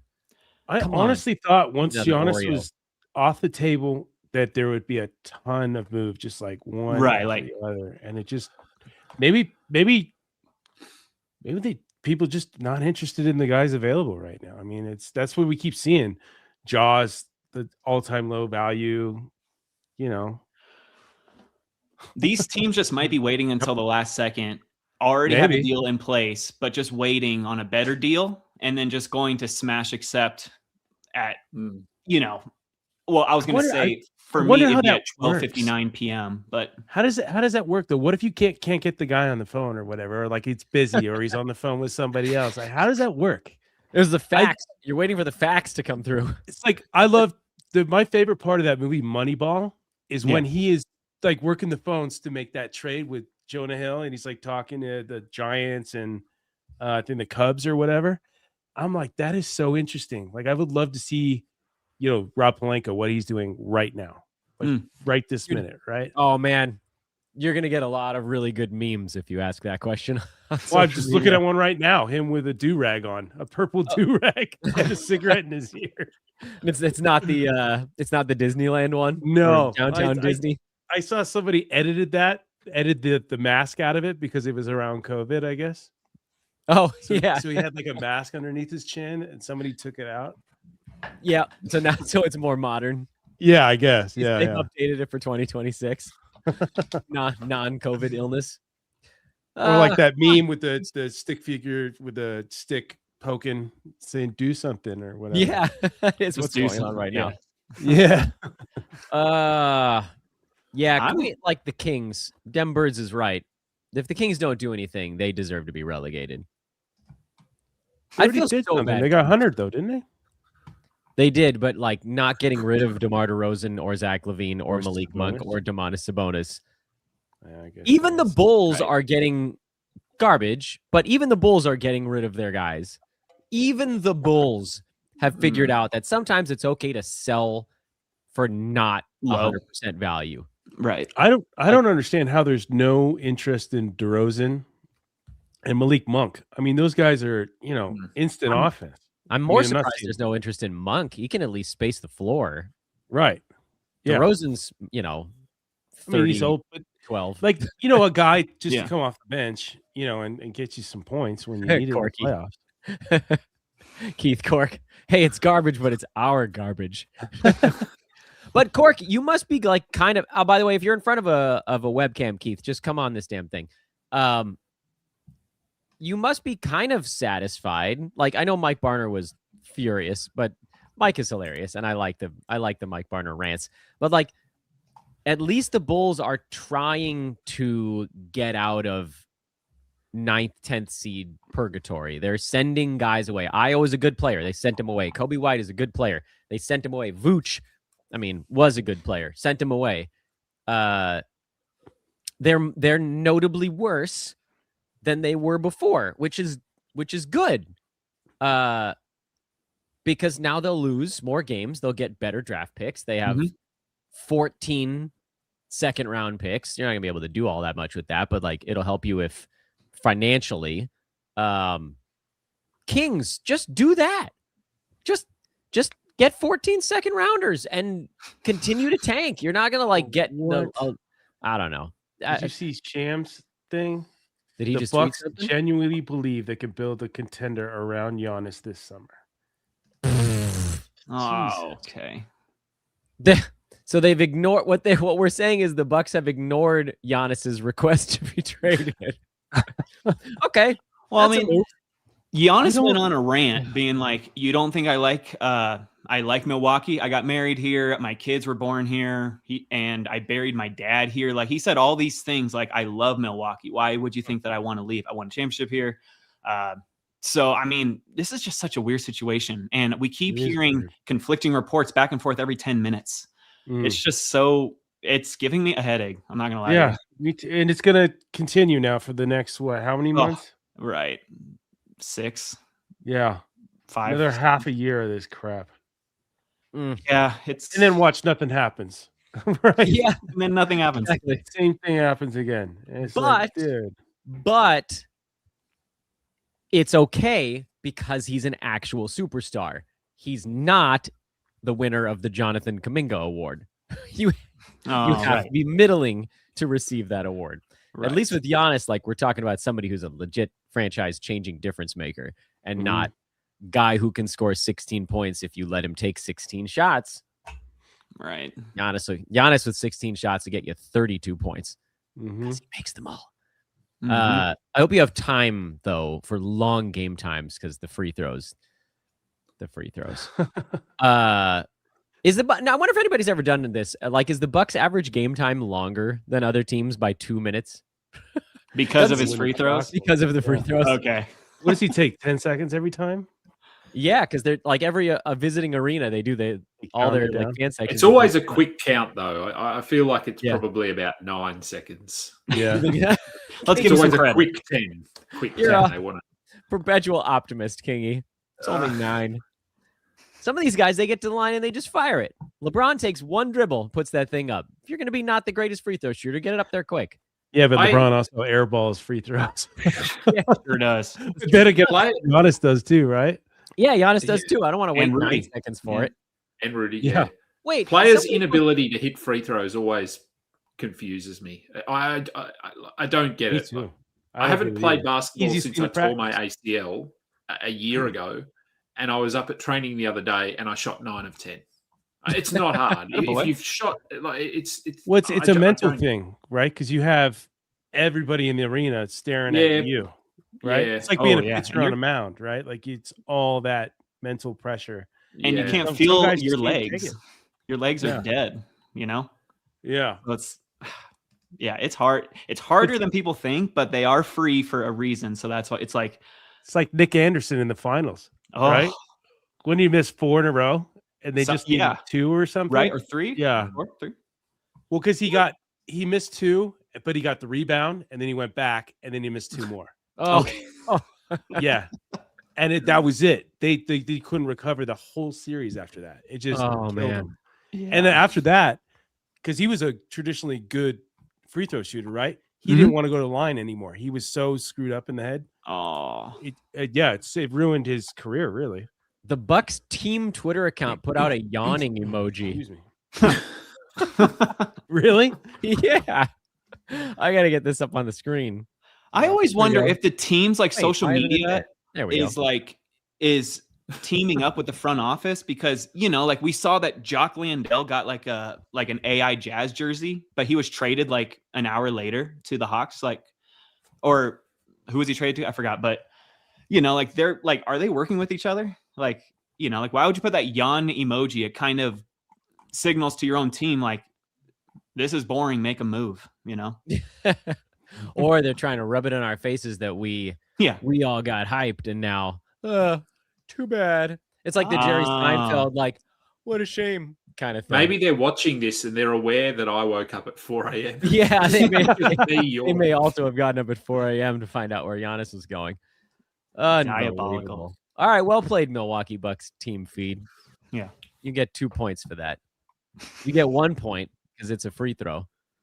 The one that always freaks me out with the free throw stuff are these guys that can hit 35 footers and then can't hit a free throw. That one's weird. It's You mental. need to do the intro here, It's Dan. all mental. All mental. If you You're could right. shoot, dude, there's no excuse. There's no excuse to get to the line and just knock it down. Because that's the easiest thing to practice. You don't need anybody else with you. You could do it on your own, right? Yeah. I mean, I've shot thousands and thousands and thousands of free throws, right? I mean, imagine these guys every single day for 20 years, right? Mhm. Come on. There's Yeah. no excuse. Uh-oh, did my internet just glitch? Nope, we're fine. Nope. Out of retirement to watch no trades on a trade deadline live show. Mike Catron at Watch the Boxes. Mike, I'm so sorry we brought you out of retirement for this. I'm okay. I'm okay with that. I'm happy to be here. I'm only in semi-retirement. Watch the Boxes ain't gone yet, but I got some stuff for next year. But I'm happy to be here on this momentous occasion. The Bulls. I've heard a lot of Bulls slander on this show already, and you guys aren't thinking 45 chess like the Bulls are, right? When the rest of the league zigs, the Bulls are always zagging. You got to understand this. Back in the day, Steph and Clay shooting threes, changing the entire evolution of the league. What did the Bulls do? Wade, Jimmy Butler, and Rajon Rondo. Boom. That was a very successful experience. That was a very successful franchise move. When the rest of the league was tanking to avoid the Warriors and the Lakers and playing every single year, they ran with 3 7 picks in a row. They traded every one of them. Lowry, who's an all-star. Wendell Carter Jr., who is in the playoffs year after year. And they just traded Kobe White for 33 second-round picks. We also had some great draft picks in that time, too. Tony Snell. Denzel Valentine. Fantasy legend. Oh. Absolute legend. He does have a fantasy line named after him. Not everybody can claim that. No, I think somebody did it this year. They had even more minutes. Yes. Like a 33. Snelled. Yeah, it was crap, amazing. who was it? Someone got 0 stats in every category in 20-something minutes. Yeah. Someone in the chat room. What's that? Patrick Williams. Oh, P. Will. And listen, the rest of the league is going big. The guys, everybody's 6'9", 6'10". They can play every guard. We're doing 12 guards, only guards, zigging. Everybody else is we're zagging. Everybody else is zigging. People are building. They're hoarding their first round picks. Screw that. Second round picks. We got 14 second round picks. We traded Caruso. We got no first round picks for that. We traded Kobe. No first round picks. Oklahoma City's got 13, 14 first round picks. No, we don't want any of them. Kobe's got, the Hornets got 11 first round picks. We don't want any of them. And let me just remind you, these are the players that came out in the second round. Jalen Brunson, Draymond Green, Danny Gafford, Manu Ginobili. By the way, Mike, I appreciate you as the juxtaposition to Barner, where you're both saying the same thing, but you're saying it in a jovial way. Yeah, this is one of the greatest front offices in the league. They are light years ahead of everybody else. Yeah, they are not a poverty franchise. Hashtag they are not light years. slumlords. That's Dan Gilbert. I need to be taken and put in an insane asylum. I cannot root for this team anymore. Yeah, how many medicines? Do you need some improper medication at the end of the show?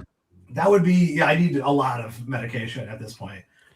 It's been a really, really rough, and the Rose retirement really summed it up. I was like, holy shit, I haven't liked this team since then. Ouch. Since Derrick Rose. Sad. Yeah, but at least you guys are not middling anymore. You're going to be actually bad now. Hey, true. Just same with getting rid of Zach and getting rid of DeMar and getting rid of Vujovic. We're about 3 years too late on doing the thing that we should have done. We're 3 years too late tanking, and we're still tanking in a horrible way. We got no first rounders for any of those players. Listen, life's about forward thinking, Mike. You can't. I can't wait to hit it big in the second round. I'm looking forward to that. And Keith is hanging on too. Yeah, or we'll just waive our pick like we did in 2023. Do you guys see the little update on Morant again? No. It's like Tim McMahon at ESPN. It's NBA Central, so they must have picked it up from a show or something. Oh yeah. A team that has been linked to Ja Morant reportedly wants Memphis to attach picks to Morant to get a deal done. Oh my God. Chicago Bulls. That's where we're at. Chicago Bulls, yeah. We need another guard. He's a salary dump now. Jeez, man. Did nothing to rehab it. God, Yeah, that's all right. I mean, like, bad. So bad. shout out to Slightly Anonymous in the chat room, was like, there is one thing to be excited about. Jalen Smith, he will save our fantasy teams this year, and he is a Chicago Bull. So Yeah, he's the only. Well, he's 6'8". I think he's the tallest guy on the team. Yeah, he'll play, and he's good. Yep. Zach Collins is a 7-footer, but he's out. He's out. Yeah. Zach Collins is a nice fantasy guy too. I was actually kind of looking forward to him being on the Bulls as a fantasy reasons, not for real reasons, and yeah, never plays. Man, we've literally gone over an hour without even a fringe level trade.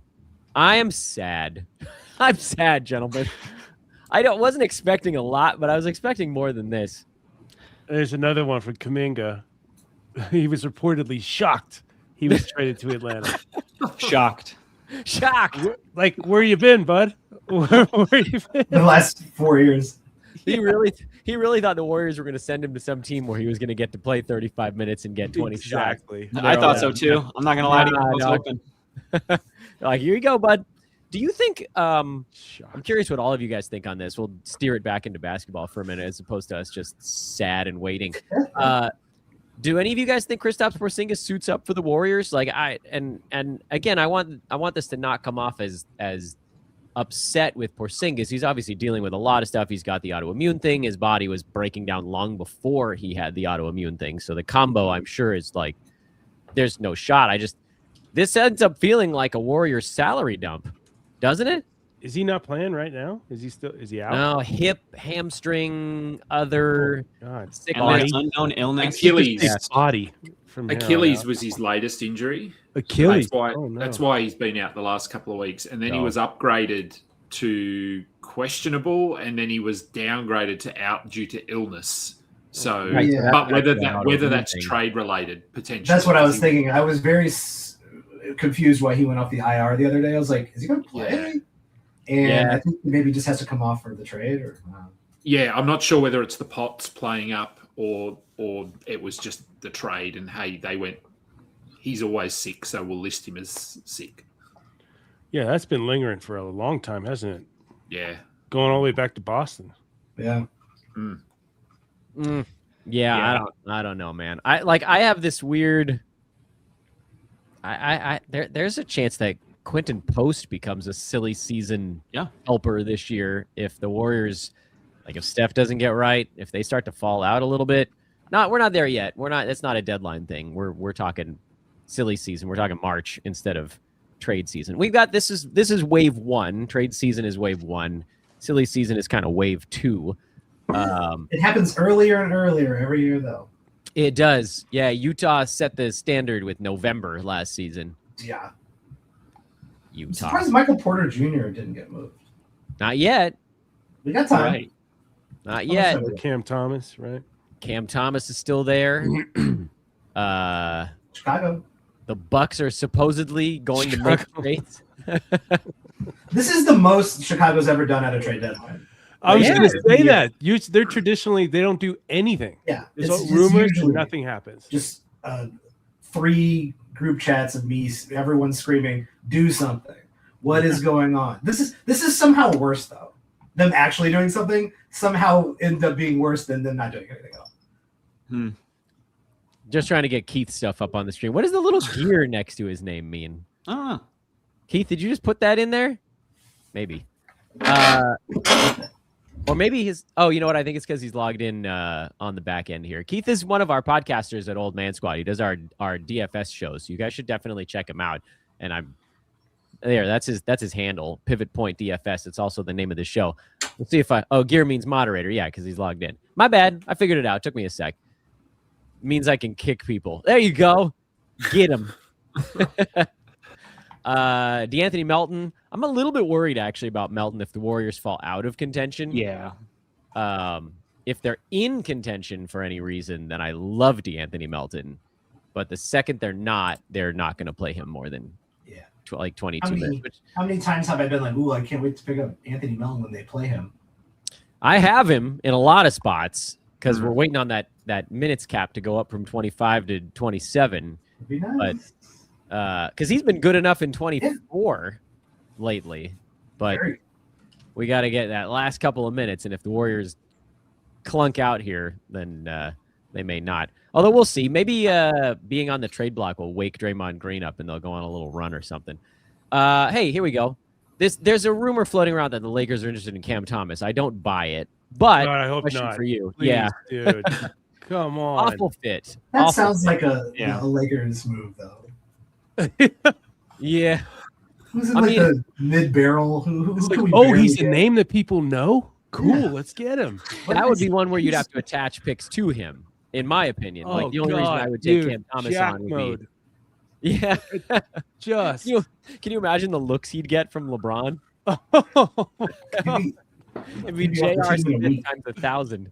That would be awful. The backlash would be just unbelievable. No. If they don't get somebody who is savvy defensively, they're going to lose their minds. Lakers fans are going to lose. Like Herb Jones, I think, is the only one that would satisfy Lakers fans right now. Or Trey Murphy. Yeah. Oh, man. They would be more than satisfied, I'm sure, with Trey Murphy. You ain't getting Trey Murphy. Yeah, not getting Herb Jones either. No way. No. That would I honestly don't know who the hell they're going to get right now. They got to get a center. Like Jackson Hayes is not a great back. I mean, like, he fine. Can check people, though. I mean, he's physical. Yeah. Boom. He can check mascots like no other. That's for sure. We have enforcers now. But I feel like they should go for like a Robert Williams or even like, we were talking about him earlier, but like a Khalil Ware. One of these centers that are in the doghouse currently are just, like resurrect his career with the Lakers. They just need a defensive, like you said, a defensive big man to come behind Ayton. Wiggins would be interesting too, but I think he's too pricey too. Yeah. Right? Yeah. But where are the Lakers giving up? Where are the Lakers? I mean, Hachimura? Yeah, it'd have to be Rui. Yeah. It'd be Rui, Kleber, and maybe a pick or Dalton Connect. There's only like literally a handful of things that they can throw at teams, and they're not all that appealing. I mean, Rui's good, right? He's formidable, but he's they should trade Bronny. Just could you imagine the backlash? I mean, it wouldn't be backlash; it would be drama. More drama, I think. Yeah. Or like, he got traded to Cleveland. Weird. Strange. Yeah. How unexpected. Yeah. Still nothing. For James Harden, straight up. Weird. I'm seeing a lot of Khalil Ware love on the timeline right now. The timeline loves Ware. He'd be great. I get it. He'd be awesome. Fantasy managers love him. He's right. Yeah. Built for fantasy. He'd be a good fit with Luka. He would. That'd be fun. Lakers need a center that can set screens, though. DeAndre Ayton is a screen slipper. Yeah. I actually don't mind Ayton. Like, he's obviously a lot better than what the Lakers. You could trade for Steven Adams and just roll him out on a walker or something and just pop him at the top of the key to set screens. Just like a big body. Why not? Maybe they'd go get Nurkic. But he's not a roller, though. He's a short roller. He can pass out of the short roll, but he's not a finisher. You get one or the other. Yeah. I don't know who else. I mean, though, in terms of centers, though. Someone has thrown Goga Batadze. Yeah. I like that's not bad. Giga. That's like when he levels up, he's Giga Batadze. Now, why aren't they playing Drew Timmy more? I like Timmy. He's playing hard. I liked him in college. I just interviewed him the other day. That guy is hilarious. Right on. That's awesome. Well, he wore the what was the shirt he wore to the post-game interview? Sexual Tyrannosaurus. Yeah, that's the one. The Predator line. Teams targeted him repeatedly in the games that he was in, but he was fun though. Like he was playing, he was hustling his butt off out there. He's good. I like him. Gave more than small ball Rui center. Made more sense than that. Oh man, we're like an hour 15 from the deadline, and we're in a protracted, desperate lull here. Amari Williams just signed a 2-year deal with the Celtics. Oh, right, because they cleared out a spot so they could get him in there, right? 2.7 mil, Mark Stein. I've been seeing a lot of Peyton Watson questions. Do you mind if I address that? Oh, dude. Yeah. Peyton Watson in LA would be amazing. Yeah. They linked to him. There was a rumor going around that they're going to go after him in the summer. Oh, right, because Denver's going to have to pay him, and they probably can't.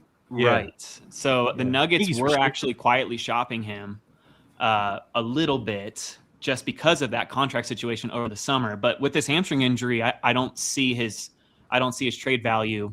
I don't see them moving him, but I do see them making a really small move, like trading Zeke Naji or something to, maybe the Lakers get Naji. What would you like about that, Ryan? I don't know about that. Zeke Naji Marshall, sure. Oh yeah, give me that. I'll take him. Yeah. But so Peyton Watson hamstring injury, and it didn't look good. When did this happen? Actually made the knee-jerk move to switch from Watson to Christian Brown last night. Even though I love Watson, I love his potential, and he was doing well even with Jokic in. I was confident, but now with his hamstring, and Brown coming back, and then Cameron Johnson coming back soon. I just think I don't mind the switch from like Watson to Christian Brown if he's available. He's like rostered in over 60% of leagues right now, even though he was gone forever. But if you can make that switch, I did, if that means anything, in points leagues. Yeah, I don't think Peyton Watson's going anywhere. That's my guess. That's probably smart assessment there. That's time for one more Oreo for me. I think it's my last Oreo of the show.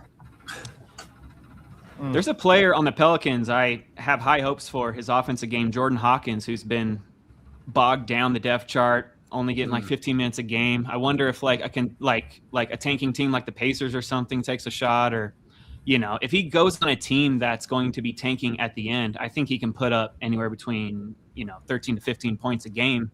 He has that skill set. We've seen that when he gets the minutes. He's just not getting the minutes right now. So that's kind of a deeper name to also. He hasn't even been in the rotation for 3 weeks. Both he and Jordan Poole are just cheerleaders.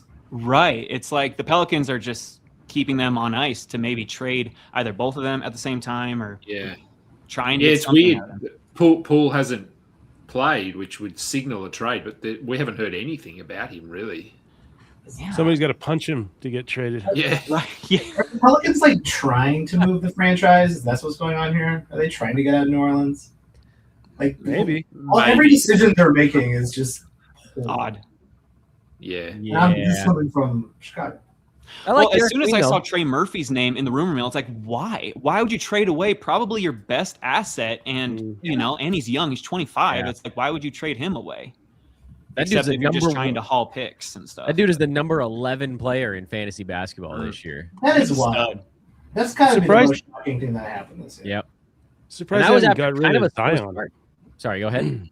I said I'm surprised they haven't got rid of Zion, or at least tried to really get rid of Zion. I wonder. I don't know how many people go after him, but I just too expensive. That guy's probably hit his ceiling, I think.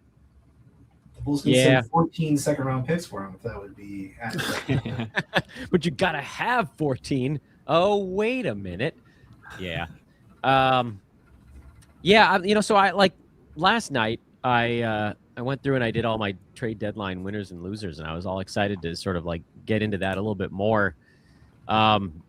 Today, Ayo, probably a small loser. Small. Oh, man. Jose Alvarado, very small winner. Mm-hmm. Anybody have anything to add from today? I think Kennard's good for the Lakers, but it's not like a huge addition. Right. I just think I mean, he's shooting 50% from three. Like, yeah, I mean, if his numbers go like, I think he was taking, I think I saw like over 3 3-pointers a game, which isn't much. If he takes like 5 for the Lakers, like JJ he's gonna Redick, get more. Like he's a great shooter. He wants shooters. So if he takes 5 or 6, he could get you 2 to 3 a game, which could single-handedly win you some 9-cat matchups, right? Specialist level appeal. Right. Yeah. I think Chris Boucher's a winner because we've actually talked about him. And he got a shirt made for him. He did get a shirt. We haven't mentioned him all season. Yeah, well, he wasn't playing 1 out of every 3 games for the Raptors, so what are we going to work him in there? Raptors are still a team to watch. Miami haven't made a move yet. Miami, very much a team to watch. Kings, Brooklyn, Bucks, still like Cole Anthony going out. Can that really be the end of the Bucks trade deadline? I guess if they're trying to convince Giannis to stay, but what is this? Like, stay, Giannis. We're gonna provide you with the same exact roster next year. I think that's BS. I don't think right. Did you guys saw that Miles Turner popped up in a rumor, right? Mm-hmm. Yeah. He no traction almost anywhere else. Just hasn't worked in Milwaukee. You know, like a broken record, but he'd be great in LA. He honestly would. Honestly would. You have to move Austin. You have to move Austin. Yeah. What would he go for now? What would Turner go for now? Like 1 first-round pick? He could fetch a first. Yeah, that contract. No. I mean, nobody wants to pay anybody anymore. So right. Yeah. Maybe in expiring if the Bucks are just like, yeah, this didn't work. Maxi Kleber, straight up. There you go, Maxi. We don't have any seconds to throw in, so you're gonna have to just be okay with Kleber. Oh my God! Send you a James Harden bobblehead. Oh, wait, here we go. Come on! This can't be what we waited all this time for. Hunter Tyson of the Nuggets. Boom. That's just you need that sound. Where's he going? Where's Hunter Tyson? All this time for some combination of DeAndre Hunter and Jalen Tyson hybridized into one player. Hunter Tyson. All right, I'll put this on the freaking screen because it's something. Well, at least people will now know who Hunter Tyson is. I don't know who he is. Hunter Tyson was good in college, and Nuggets drafted him, but he didn't pan out. Has he played at all? That's what I was going to say. He played one game when the Nuggets was minutes. completely ravaged with injuries. If you guys remember, like we had all the bench players starting, and then he got into the game. Zombie day. Yeah. Yeah, he's averaging 7 minutes a game. He's played in 21 games this year. He's played about 150 minutes the entire season. An open roster spot for a buyout. Yeah, I heard that the Nuggets would be interested in like Lonzo Ball or like Mike Conley, one of these like backup point guards that are getting bought out. I wonder if they go after Highsmith, Haywood Highsmith. You think? I don't know. They got Jokic and Val behind that, and then Zeke Naji and Deron Holmes. I don't know if they would go for a bigger man. Let's see who else gets bought out. I mean, Cam Thomas might get bought out. They don't want him, but I'm just saying, like, all these guys that are quote unquote being linked to teams that have negative value contracts. Those are the guys that end up getting thrown into the buyout market. Right. You know what? That's a good point. Maybe that is what everybody's counting on. Like, just no trades, but a lot of buyouts, and just get them for free. Yeah. Yeah. Right. Like the only guys left that seems like might require draft capital to get them are like a guy like a Herb Jones. I think Sabonis should be someone you'd actually have to give something up for. I heard one of you said something and I talked over you. I'm sorry. Porter Jr. Oh yeah, MPJ. Good call. I mean, honestly, that might, of the guys that we've heard about, those 3 might be the only ones that teams are like, yeah, like I'll give something for this guy. Question is how much. Everybody else that's on the block, nobody really wants him. Like nobody wants Cam Thomas. Some teams would be happy to just have him if it was free. There's like, oh, like your number 2 guy is out, Cam Thomas. Like, go see if you can catch a heater because he could help you if you got him on the right day. But like, there's not a guy. There's some NFL news that our Australian native is going to like. Maybe. The Rams will play the 49ers in Melbourne, Australia next season. Oh, dang. Okay. Fun. First ever game in Australia. That's cool. Yeah, I knew they've been talking about it for a couple of years, bringing a game here. So it was on the cards that it was going to happen. I'd rather if that was an NBA game, but it's still going to be huge. Like it'll still be big. I was shocked about how much Australia was into the NFL when I was there. There was like a big watch party for the Super Bowl, like in the middle of the morning, which was really actually fun. It's big rugby country, isn't it? Yeah, we like any sport. We don't care. Josh Minot just got traded, guys. That's a slightly bigger name. remember when he had that nice stretch of streaming appeal? I do. 2 weeks. That was super fun. Those were magical times. Magical. All right, let's get this one on the board. With the Celtics. Put it on the board. Okay, well, he could get some. I think that he could get some minutes fast for the Nets.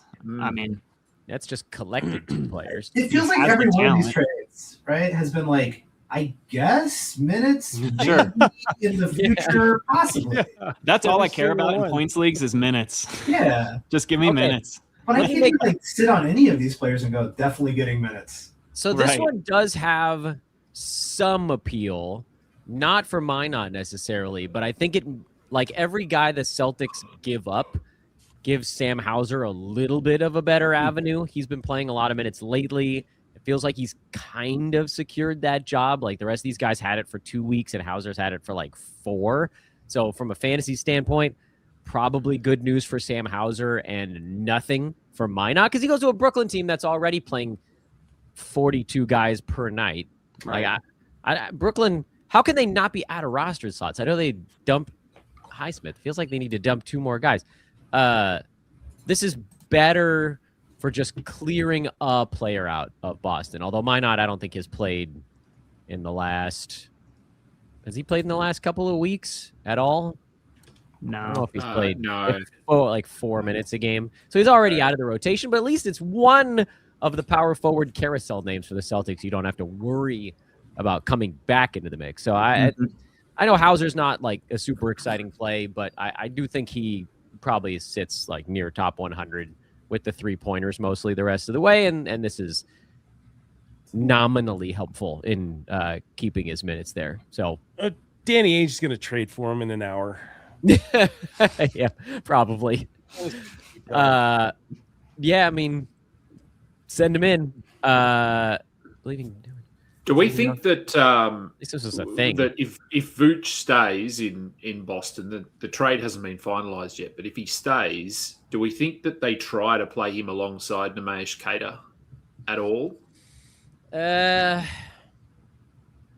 going to need to play someone who can guard the rim. Yeah, but could you play Vooch at the 4 though? Yeah, no, you cannot. Yeah, if he's a if he's a blow by risk at the 5, you can play him at the 5. They will isolate him at the top, and they will. Vooch trade was finalized. Thanks, Brett. And then then Keita's back, but then you got any stretch 4 on the other team is just going to bury 3 after 3 over that. Oh, Vooch trade I guess was finalized. There you go. What just happened? Yeah, I think Vooch is going to cut into Keita's minutes a little bit. I think there may be some matchup type stuff there, but he'll play some. Oh, he's taking a hit. Did we just get a little one come through? Eric Gordon. No, really? Eric Gordon. Back from the dead. I swear, I did not know he was still playing. I thought he was one of those guys that like kind of disappears and you don't hear his name anymore. Yeah, no, he's still on the bench. If you watch him, he's still there on the bench cheering on. But... Yeah, I feel like I've definitely seen him on the broadcast. Yeah, not play. And there's no way he's getting minutes. Dominic? No, he won't get minutes. No. The second round picks are getting further and further into the future. I feel like we're going to have some like 2080 second round picks. You can trade those now because that might be post-apocalyptic. You'll never have to pay up on that. So true. That's right. That's a good move.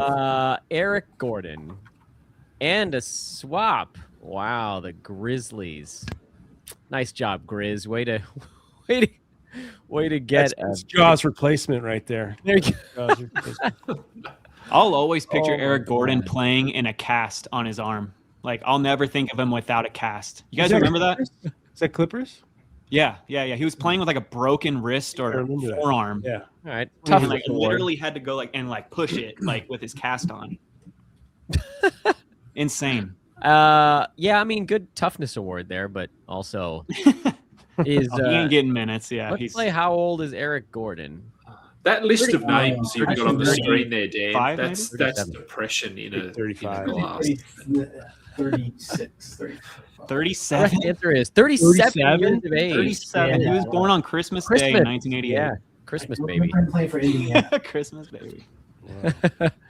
Oh my These God. players we've been talking about who are much older than we think, or we can't guess their age. I always feel like Kevon Looney is the opposite to that. Because I feel like Kevon Looney is 40, but he's only 29. yeah. Pelicans? Harrison Barnes. Can I give Harrison Barnes the also award on that one? Yeah. I always thought Harrison Barnes was like 35, and he's also like 29. Is he really? Harrison Barnes? I mean, he might be like 30 now. He's like 30 something, but yeah. Yeah, he's 30. He's 33 now. Okay. I thought he was 33 5 years ago. I was sure. Fair enough. Me too. Yeah, been in now league he's forever. 33. But he moved like a 33-year-old 10 years ago. Just like those big, slow Brooke Lopez strides. You're like, oh, this guy's still getting open somehow. Kevon Looney looked like he was about 35 when he was a rookie. Yeah. That's like 8. Shout out Greg Oden. Yeah. Greg Oden. Chris Greg Boucher, Oden. if you look at him. Now, he was 35. That's the difference. Fair enough. Chris Fair Boucher enough. came into the league at 35. D'Anthony Melton downgraded to questionable. Nice. I don't like that. I'm a little worried about the Warriors, guys. Yeah, I am too. I'm a little worried that it's I think it's over. flatlining time. He probably has been over. They're just Yeah. holding on. We're going to see a lot of Will Richard down the stretch. Quentin Post, like you said earlier, Dan, I think that they're just going to let the kids play and see what happens. Let's get some Warriors Cilia season up in this joint. Yep. It's Love never some over Warriors. if you have Jimmy Buckets. It's never over, but you don't have Jimmy Buckets so much. Not anymore. Eric Gordon traded for the best 7th grader in Vermont. That's yeah, That's awesome. That's hilarious. That's why he's a 2nd rounder, because it's I guess that's the Vermont part of it. That was good. The best Yeah, 7th less- grader less in like than an hour, huh? California or Chicago is probably a 1st rounder. That's true. Is the silly deadline over? No, there's an hour. There's still an hour. 57 minutes. Oh my God. There's This is brutal, guys. I feel like I need to apologize to the listeners and you guys, especially Kingy and Maddie G, for waking up at 4 in the morning. I'm The so sun's sorry, not up everyone. yet. Still dark outside. It's summer there. I wouldn't apologize too much. I know, but man, I thought we were gonna have something. This is literally nothing. Look at this that's on the screen. Look at it, or don't. Avert your eyes. Moves of the day. We had Ayo, and I thought, all right, we might get some things today. And then Luke Kennard, and I was like, this is kind of interesting if you're a Laker fan, which I am. And then Nothing. man, this is just like salary vomit since then. Ugh. Listen to the names. I'll just read them off so that everybody can go, who at the end? Nick Richards. All right, so he at least has a fun nickname, so that's something. Nigel Hayes Davis, who don't know. Cole Anthony, I know who that is. Yeah. Amir Coffey. Okay, let's play the How Old is Amir Coffey game. How old is Amir? 26. He's going to be younger than 29. Okay, you guys are close. 54. Yes. King is off by a few. 30. 28 is the answer on Amir Yeah. Coffey. Not that old, close. just a fringe Been around. NBA level player. Just a cup of coffee. Yep, had himself a cup of coffee in the league. He Chris Boucher also traded. Jose Alvarado, a slightly more interesting player, but still not fantasy relevant. Dalen Terry for the 2nd time, multiple days. We couldn't trade Dalen Terry for Jose Alvarado. We couldn't do that in Chicago, Nope. which would have been a better trade. No, you cannot, good sir. Because everybody knows that your front office can be had. Hunter Tyson was traded a few minutes ago, and we all rejoiced. And then Josh Minot got traded, and we rejoiced again. And then Eric Gordon got traded, and we went, wait, what, really? And that's where we're at. That was today. That's an apology. I'm so sorry. I might cancel my 12 o'clock recap half hour. This is stupid. I got to put something out for the traditional pod feeds on Spotify and iTunes, and it's just going to be me making a 14-minute fart sound effect, which I guess just sounds like a shofar. Maybe people might think that it's Rosh Hashanah on the podcast. This is a bad trade deadline Thursday. It's not a bad trade deadline though. Just a bad Thursday. So guys, do you want to just like we're gonna do an exercise together here in our final 54 minutes, and we're gonna close our eyes and we're gonna pretend it's Wednesday. I might fall asleep if I do that. You don't close your eyes. If you close your eyes, you have to hit yourself with like a cold rag at the same time. And I'm just gonna scroll this board up, and I'm gonna pretend that nothing happened after Kristaps Porzingis got traded for Jonathan Kuminga, and we're just gonna talk about everything that happened on Wednesday. And maybe even some stuff on Tuesday. Hey, here's a fun one. Where do you guys think Chris Paul ends up? Do you think he? Ooh. I got a bag of Sour Patch Kids. Minnesota. That has him not on a roster. I have him not on a roster, but just like hanging out behind a team's bench and heckling. Heckling. Possibly wherever Harden or LeBron or like somebody of his just heckling. Because I don't. Everybody just saw what the hell happened with the Clippers. I can't imagine he ends up any place relevant. Oh, you guys think end up on the friggin' Lakers to be LeBron's buddy for half? One of you needs some WD-40. Would you rather sign Connolly or Chris Paul? Connolly. Yeah, for sure. Chris Paul's going to be in St. Martin. He's not going to be. No. I think he just comes with too much baggage, right? Like so much. If he was Chris Paul of old, right? Like, or even half of that, like, okay, but it's not there anymore. And I think Connolly's like that consummate pro, right? Like he's gonna reliable. He's not gonna cause problems. Play a role. Yeah, and he's fine with it. So, 2 years younger, better shooter, better leader. Connolly. What was that? I think it was like 2 years but also, ago. point guard is like the one position the Lakers very much do not need. Yeah, they don't need that. True. They have 3 primary ball handlers on that team. Right. Yeah. You do not need a point guard unless they are a lights out shooter. And they better be bigger than the 2 guys we just discussed. So Houston Nuggets makes sense for Conley, by the way, so as far as what folks are saying in the chat room. That's correct. The Rockets badly need a stabilizing point guard. Yeah, but does Chris Paul want to go back to the Rockets? Maybe. Harden's not there, so maybe. Yeah, it's a totally different. That was Houston's a lot of fun. Although, oh my God, Ime Udoka and Chris Paul might end up beating the crap out of each other. Yeah. Oh, there's another one. Charles Casey just signed a 10-day contract. The sound Mike's chair makes is more exciting than this trade deadline. You're not wrong. And neither is this guy. Chicago is going to get both Conley and CP3. Oh, gosh. We should. That'd be great. As long as some second-round picks are attached. Yeah. Pick them up off the buyout market. Attached. Chris Paul's just walking around like with one of those bags on a stick, like a hobo in a cartoon, and there's a second-round pick in it. Yep, I'm into that. Did you say Charles Bassey just signed a contract? Is that what just happened? A 10-day. A 10-day. Where at? For who? 76ers. Philly, yeah. Oh, what? You don't have enough Andre Drummond and Adem Bona? Barlow, Bona, Drummond, Embiid. Oh my another center. Great. All right. I'm going to change the title of this show on YouTube to not Trade Deadline Live Show, but like 11 guys rotate through being annoyed on Trade Deadline Thursday. Is the NBA better or worse after this trade deadline, just as a whole? Is who? I'm What's not up? Sure. Is the NBA better or worse after this trade deadline? Is the NBA I better or worse? feel like it's gotten better. But there's nothing exciting to be like, oh, I can't wait to see this guy play for this team, you know? Yeah, Nothing- it's all nothing. next year. All the exciting things are about 26, 27. Like, I'm excited to see what Utah and Washington look like next exactly. year. Well, the summer is going to be the fun part, right? The free agency and there's going to be, we got exactly from today, I think, exactly 5 months until, is that the free agent moratorium? Is it July? No, it might be a day or two earlier, but almost exactly 5 months from today, we get to listen to Ryan. I'll give you the over-under on this. How many stories will come out about the Lakers cap space between now and July 1st? 18,000? I'll probably write about 100. And then,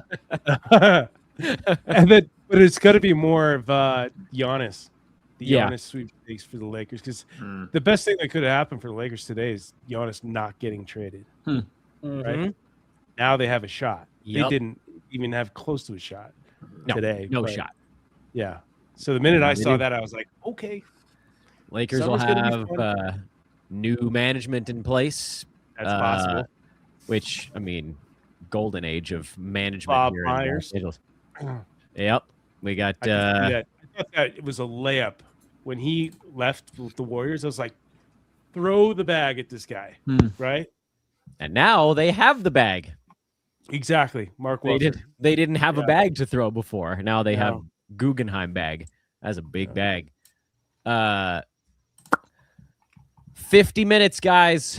49 minutes for anything to happen. Brutal. Give me one. So we making bets? Are we all pick one player that we think will get traded in the next 45 minutes? Good call. Kingy, you get to go first. Oh, do I? I can go first if you guys want a minute. No, I'll stick with Cam Thomas. You think traded, not bought out? I don't know. I would think we got one. Thank God.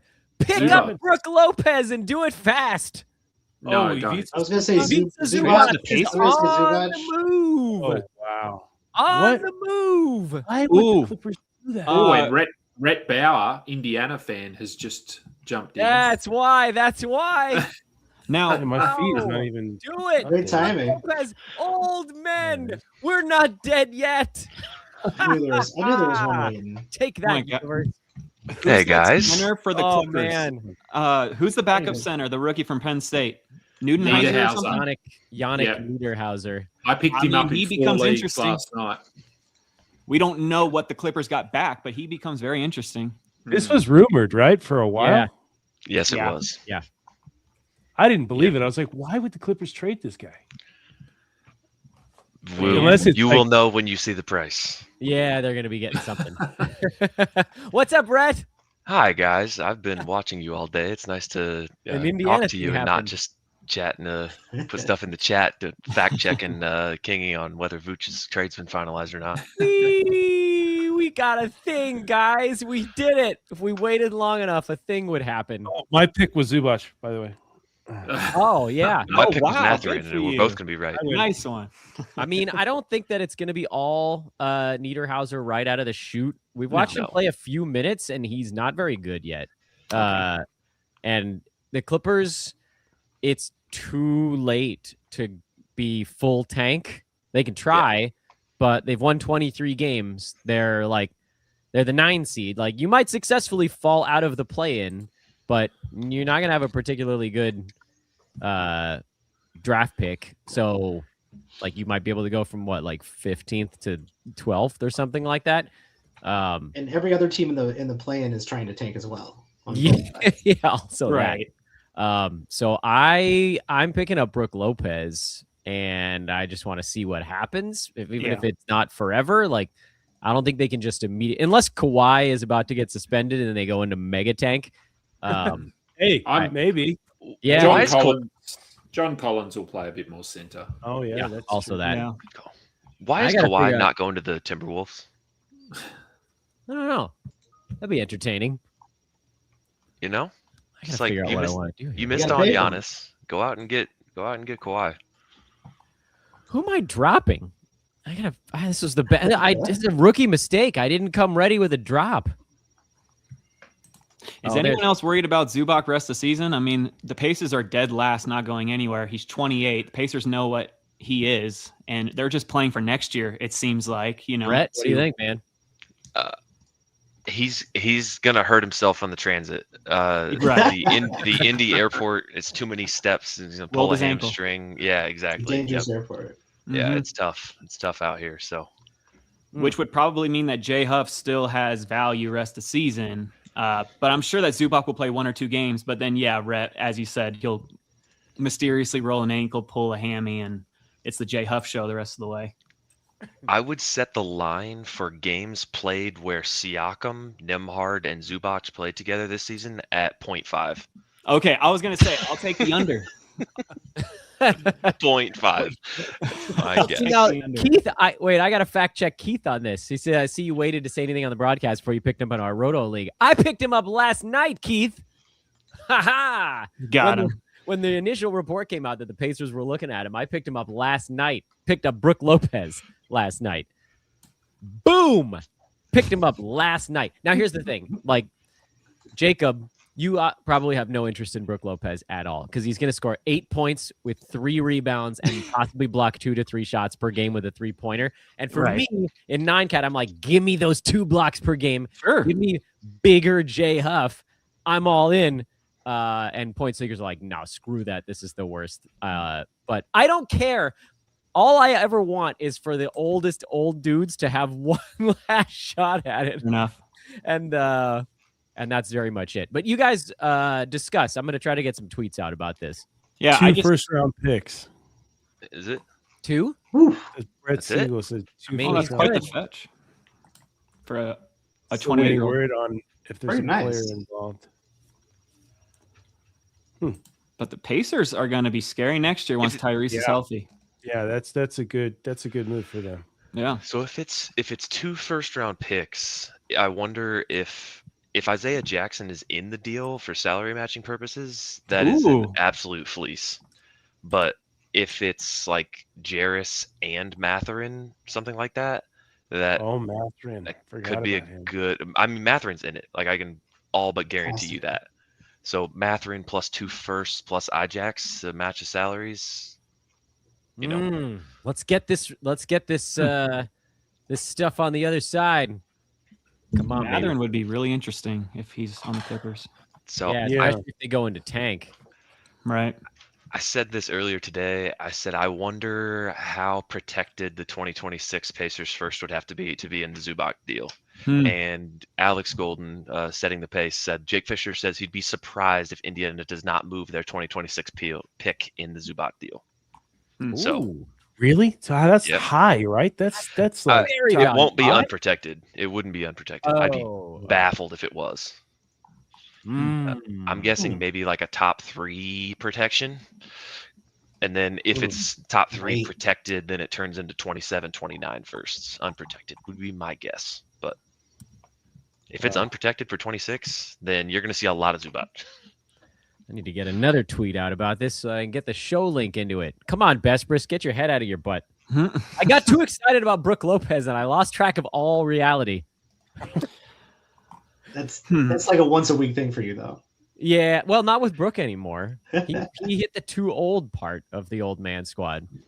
He and Chris Paul. The last one of those, I think, was Kyle Lowry. Too old. All right, let's get the link out there. I honestly think there might be something. Who was the one who mentioned that the scandal might hit and like fines come down or suspensions or whatever? I saw a couple of those on Twitter. People just throwing it out there like, is Kawhi about to get punted for the year? I mean, maybe. They just traded 2 starters in a week. That's a good point, Ryan. That's a good point. Right? Do you think the NBA wants to do that before All-Star Weekend in LA, though? No. No chance. They don't. But maybe they do know it's coming. Yeah. Right? Like right after it? Like Immediately after it. Yeah. Man. There's some smoke here. I mean, there has to be. Oh, Mathurin to the Clippers. Yeah, Fisher. Right? Oh, yeah? Is that it? Yep. I mean, that's all we know of right now. I guess we're releasing it one piece at a time every 5 minutes. Just drawing it out. Yeah. I would pick up Mathurin if he's on the wire. Yeah. He won't be in a points league because he was still doing enough in that format, but he was bad for 9-cat for Indiana this season. Really 6. So That's this is what kind was of on crazy. Jordan Miller's silly The Heat are the potential. only team in the East that did not make a trade so far. Yeah. So far, yeah. Yeah. Come on, Ja. Yeah, 40 minutes left. Still time. In the middle of all of this, Tarek Skubal just won his arbitration case and just earned $32 million. The largest arbitration case ever. That's baseball. Nobody cares, but that's a lot Wait, for an arb case. When there rumors about the Dodgers going after him? Yeah, they're not. That we need to stop that. People just do that to piss everyone else off. Totally. that ain't happening. I mean the chat is like, is Kawhi about to get suspended?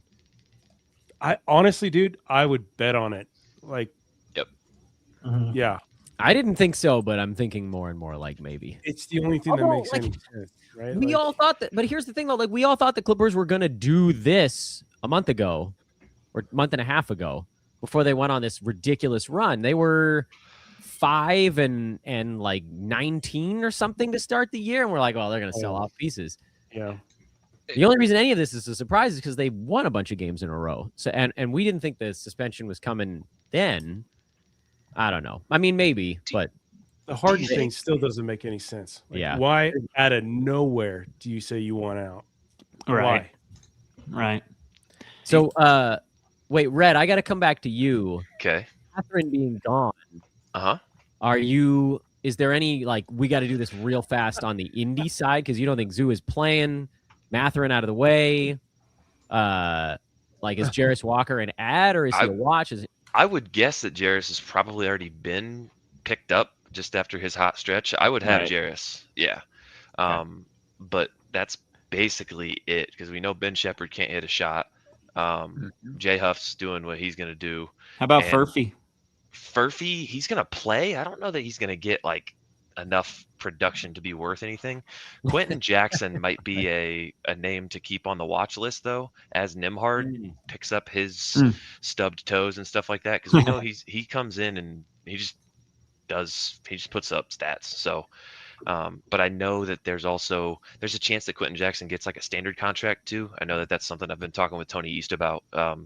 So there's a chance that there's a big opportunity for him this year. But if the Pacers pick is in this trade, like I think Isaiah Jackson. Oh, he's in it. Yeah. Mm-hmm. Oh, so you're right. Nice call, Rhett. Yeah. There's the other piece. Yeah, I mean, there's been significant draft compensation. So yeah, the Pacers 2026 pick is going to be in this deal, and I can't tell if it's protected or not. So there's a chance that the Pacers could try to like boat rush past like 8 teams in this tanking race to close the season. Ooh, good. I just saw the funniest tweet I've seen in a long time. Like the timing is just hilarious. Clippers have no more aspirations. No more. I was going to say this earlier. Do you think that there's a chance that Adam Silver looks at the Clippers, looks at OKC, and says like, "Hey, maybe this punishment doesn't start until 2026, 27." Because otherwise, you're giving them that. That's going right now. Under. Yeah, there's Shams. I guess there's a second round pick in there too, and Kobe Brown is going to Indy. I like Kobe Brown. Okay. Kobe. Is Isaiah Jackson gonna play at all? Yeah. Do we think? Yeah. Where does he fit in this center rotation in LA? I mean, he's probably going to be around, but I don't know that I would worry too much about Isaiah Jackson, unfortunately. I assume they'll play Niederhauser over him, see what they got with him. I wonder what that second is. Because the Pacers had some decent seconds. Man, I'm so glad we got a thing. Yeah. Satisfied. Draymond Green will not be traded, but we knew that. He was only going in a Giannis deal. Right. Hey, everybody that just joined on this news, please, Twitter followers, come on over to the YouTube side. YouTube watchers, like the video and subscribe to Old Man Squad. Please, dear God, hit that subscribe button. I've said it a bunch of times, but I haven't in a while because things were getting bleak here, and I didn't feel like that was really fun. Like, I can't ask you to subscribe when it's all going down the toilet. But we're back. We're back, baby. We're back up out of the toilet. Got the details. We cleared the rim. So all we really needed was for Rhett to come on. Like, I was waiting. As soon as I saw the earlier. Shams notification, I was on. You brought on some good luck, Rhett. Thank you. Yeah, I was ready. 2026, 1 through 4, and 10 through 30. So the Clippers get it if it's 5 through 9, which is very interesting. That is a weird move. The Pacers might try to get to the 10 spot. Weird. try to win. What kind of quants they got working over in Indiana? Like, I love this though, and a 2029 unprotected. So I would guess that is because if the pick doesn't convey, it'll be the 2027 that goes through. So like if the Pacers keep 1 through 4 or 10 through 30, it'll be 27. The Pacers are what 11 games back from the 10th spot. You think they can do it? No, I don't think they should, but they are 10 games back from Portland in the 10 spot. I don't know. Yeah, that's not happening. No. Yeah. With what, like 25 games left to go? Yeah, Right. they're gonna pretty much have to win them all. Yeah, win them all. I think that's from Major League. I think we're just gonna have to win the whole bleeping thing. Go Pacers, go! All of a sudden, Halliburton's like, "I'm coming back." Yeah, he's ready. Right. Hallie's just been waiting. Oh man. Here, wait. We got a nice post in the chat. Red has the calm voice of an airline pilot. Well, thanks. Red, I'd like you to start all of your fantasy analysis with "This is your captain speaking." But please do it when I least expect it. Right. It'll be like Mike's chair. Yeah. Squeak! Oh, he says Zubac got traded. I love this chair. Wow, yeah, Clippers. The Clippers don't screw around though. I'll give them that. They're So as a Pacers fan, Rhett, you like this move? I mean, their starting center got a million times better. Yeah. From non-existent to good. Yeah. And like I said, because they put Ajax in the deal, that's a pretty significant. Like we've seen how many contracts got dumped this deadline, right? And he had 2 years left to go at $7 million per year. Like it was not a good contract, and he was going to be the third big with Jay Huff. So taking a negative contract, Mathurin, who you didn't really want to pay, and getting a cost-controlled center that's above average for less than $20 million a year.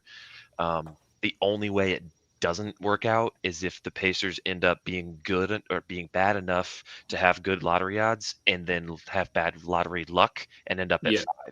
At 5, yeah. Which would suck. But I don't think that there's a player at the 5th pick that I wouldn't straight up trade for Zubac. So, man, that's the other side of it. It's a crazy trade, though, huh? Yeah. So next Tony year, Jones just tweeted, "Seriously, call the Clippers about Kawhi Leonard." Yeah. Seriously, call. Right. I mean, it's a fire sale, right? Like, seems like it. Yeah. Kawhi Leonard, for all of his stuff, is one of the best players in the freaking NBA. If you don't think he's getting suspended this year, which I still don't think he will, I think I'm not sure he gets suspended at all. I feel like they bring it down on a team and not a player, but who knows? What's Kawhi's salary? Like 50? Around 50? Yeah, probably. Ooh, man. 50 mil this year, yeah. 3 year, 150 million. So yeah. Yeah, so about 50. Oh, man. And extra money that he's getting on the side from charity events. You got to make that up. It was all worth it. Sitting through 2.5 hours of no trades. Nope. That was fun though. Yeah. Sorry, Eric Gordon. We no longer have to talk about you. How about you guys? I feel satisfied. Yeah. We got one. Yeah, we got one. I'm less excited about Brook Lopez with Isaiah Jackson there. I think that even if he plays 8 minutes a game, like if I was going to get too nuts about Brook, I need him to play like a solid 26, 27, and that's probably not going to happen. But he's going to be a nice source of blocks and threes, whereas a lot of the centers out there that get you blocks usually tank your free throw percent. Just sort of probably a different specialist when all is said and done. I did pick him up in a bunch of places just to see what the next couple of weeks look like. because I don't know that they're just going to throw these other guys in. The Clippers actually played pretty well when Brook was their starting center. It was part of this hot run. And again, I think it's too late to tank. So we'll see. Mathurin is probably the more enticing news in this. And he wasn't dropped in many places, even though he probably should have been, because he was outside the top 160 the entire season, but he scored 18 points. So everybody held on to him.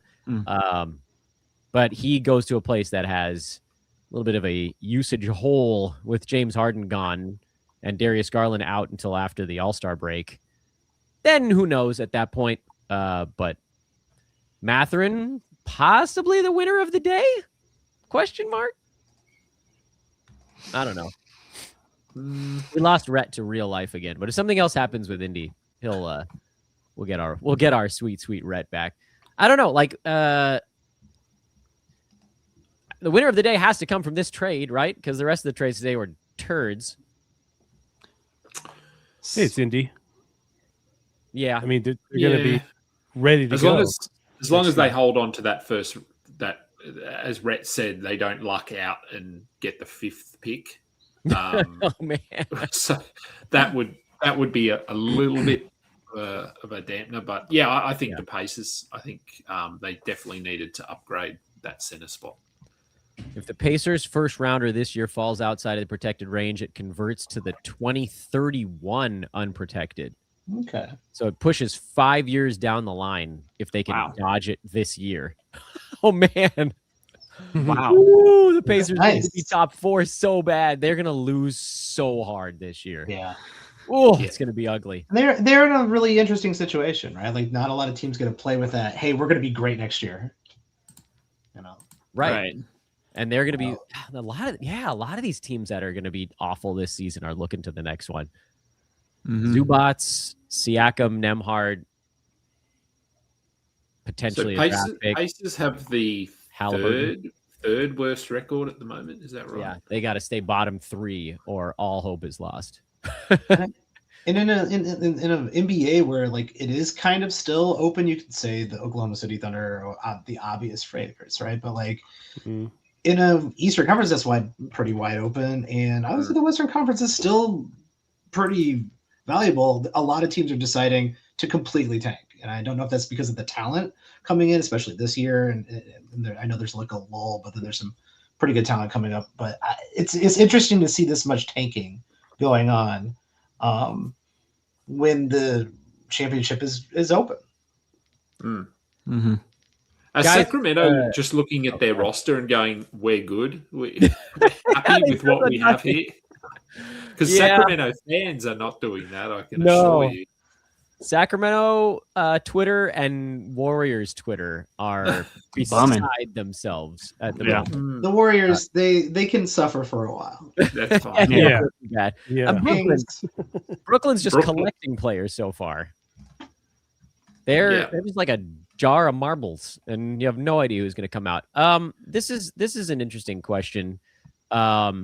Not even specifically about Jay Huff, because he's in and out of the starting lineup a lot, but like they did just trade away one of their other centers in Isaiah Jackson and are bringing in a center who probably will sit out most of this year. I think I treat Jay Huff the same way I always did. And if any of you guys disagree with me, jump in. Head to head, I don't think you can roster him because his minutes are all over the map. Roto, games cap, you play him when he starts. That's like kind of the Indy hat tip to like, you're going to probably get like 19 to 31, somewhere in that range. So he's a games cap guy. But it is safer, certainly, than it was before this year. But with Indy, there, like everybody's going to be in mega tank mode now. Like how much is Nesmith going to play? How much is Siakam going to play? How much is Nembhard going to play? You're going to get some weirdness. How much is TJ McConnell going to play? Right. The Clippers have been receiving calls regarding Kawhi Leonard. I'm sure. Just a few. Move him, baby. Let's do it. I think for the Pacers, like Jay Huff does have a very safe floor in points leagues. Very safe floor because he's going to get a lot of minutes because I assume that Zubac won't play much down the stretch. They're playing for next year. But Jarace Walker, I mean, I'm ecstatic for him. I've already been pumping him as a potential Siakam replacement like weeks ago, but he's been starting, and Rick Carlisle has nothing but good things to say about him, like praises him in the press conferences. He works hard. He was the 8th pick in the 2023 NBA draft, so, and he's super young. And he's in 7 games, he's played over 30 minutes. He's averaging 17, 5 and 4 and a steal. I mean, those aren't bad numbers, and he'll probably get over 30 minutes for the rest of the season with this Pacers probably tanking. So I say he's a huge winner. There you go. I just remembered that the Lakers. Oh, wait. What is this? Oh, the Pacers made a run at Walker Kessler, but it didn't work. The Lakers traded Zubac to the Clippers for Mike Muscala, who was not on the team the next year. Yeah. And Zubac just got the Clippers 2 firsts. Yeah. That's quite the flip. That was a magic. That was a magic. Yeah, it was a Magic Johnson move. Yeah. Man, not gonna be the worst trades in recent history. That's crazy. That's crazy. There's like Westbrook trade, and then there's that trade, like right underneath that. That was holy crap. Oh, stretch 5, Mike Muscala. Wait a minute. Hold on. I don't know what the hell. Oh my God. I don't think they wanted to pay Zubac, but like, really, that's all you could get. That's all you could get. Jay Huff is more heavily rostered in my leagues than I expected to see. That's my surprise of the moment. I'm sure those are points leagues, no? Nope. I get that. 7 out of my 8 Yahoo Cash leagues, Jay Huff is on rosters, despite having a game like within the last 2 where I think he played 3 minutes. Right. I thought that would have wiped him out. Not available in any of my games cap spots. Centers are hard to come by. That's a good rebound centers. Even so, people are literally. I mean, think about Boston. Think about the Indiana situation. People are still living with those situations on their fantasy teams, bringing guys in and out all the time. You see those guys as the most dropped and the most added all the time because there's just not a lot of good rebounding centers out there. Right. Well, can I offer you all an aged Brook Lopez, perhaps? Maybe. That's why you went out and grabbed him. It's like I'd rather have him than most of the guys that are out there because he can produce. Yeah, I mean the guys I dropped were like solid fill-ins. Like I have a bunch of Aaron Wigginses on my rosters, and he's putting up nice numbers while the Thunder are decimated right now. But I also know that in 2 weeks he won't. So I'll take a shot on somebody. Streamer. Matty G says the Zoo trade did actually happen when he was finally in the shower. So there you go. Classic. Matty, get the crap back in the shower. We need more. And please send more messages from the shower. There's nothing we like more here than Matty, don't crap in the shower, dude. Don't crap. Then Batman in the shower. I mean, we already talked about nipples and balls earlier in the show. We might as well do showers.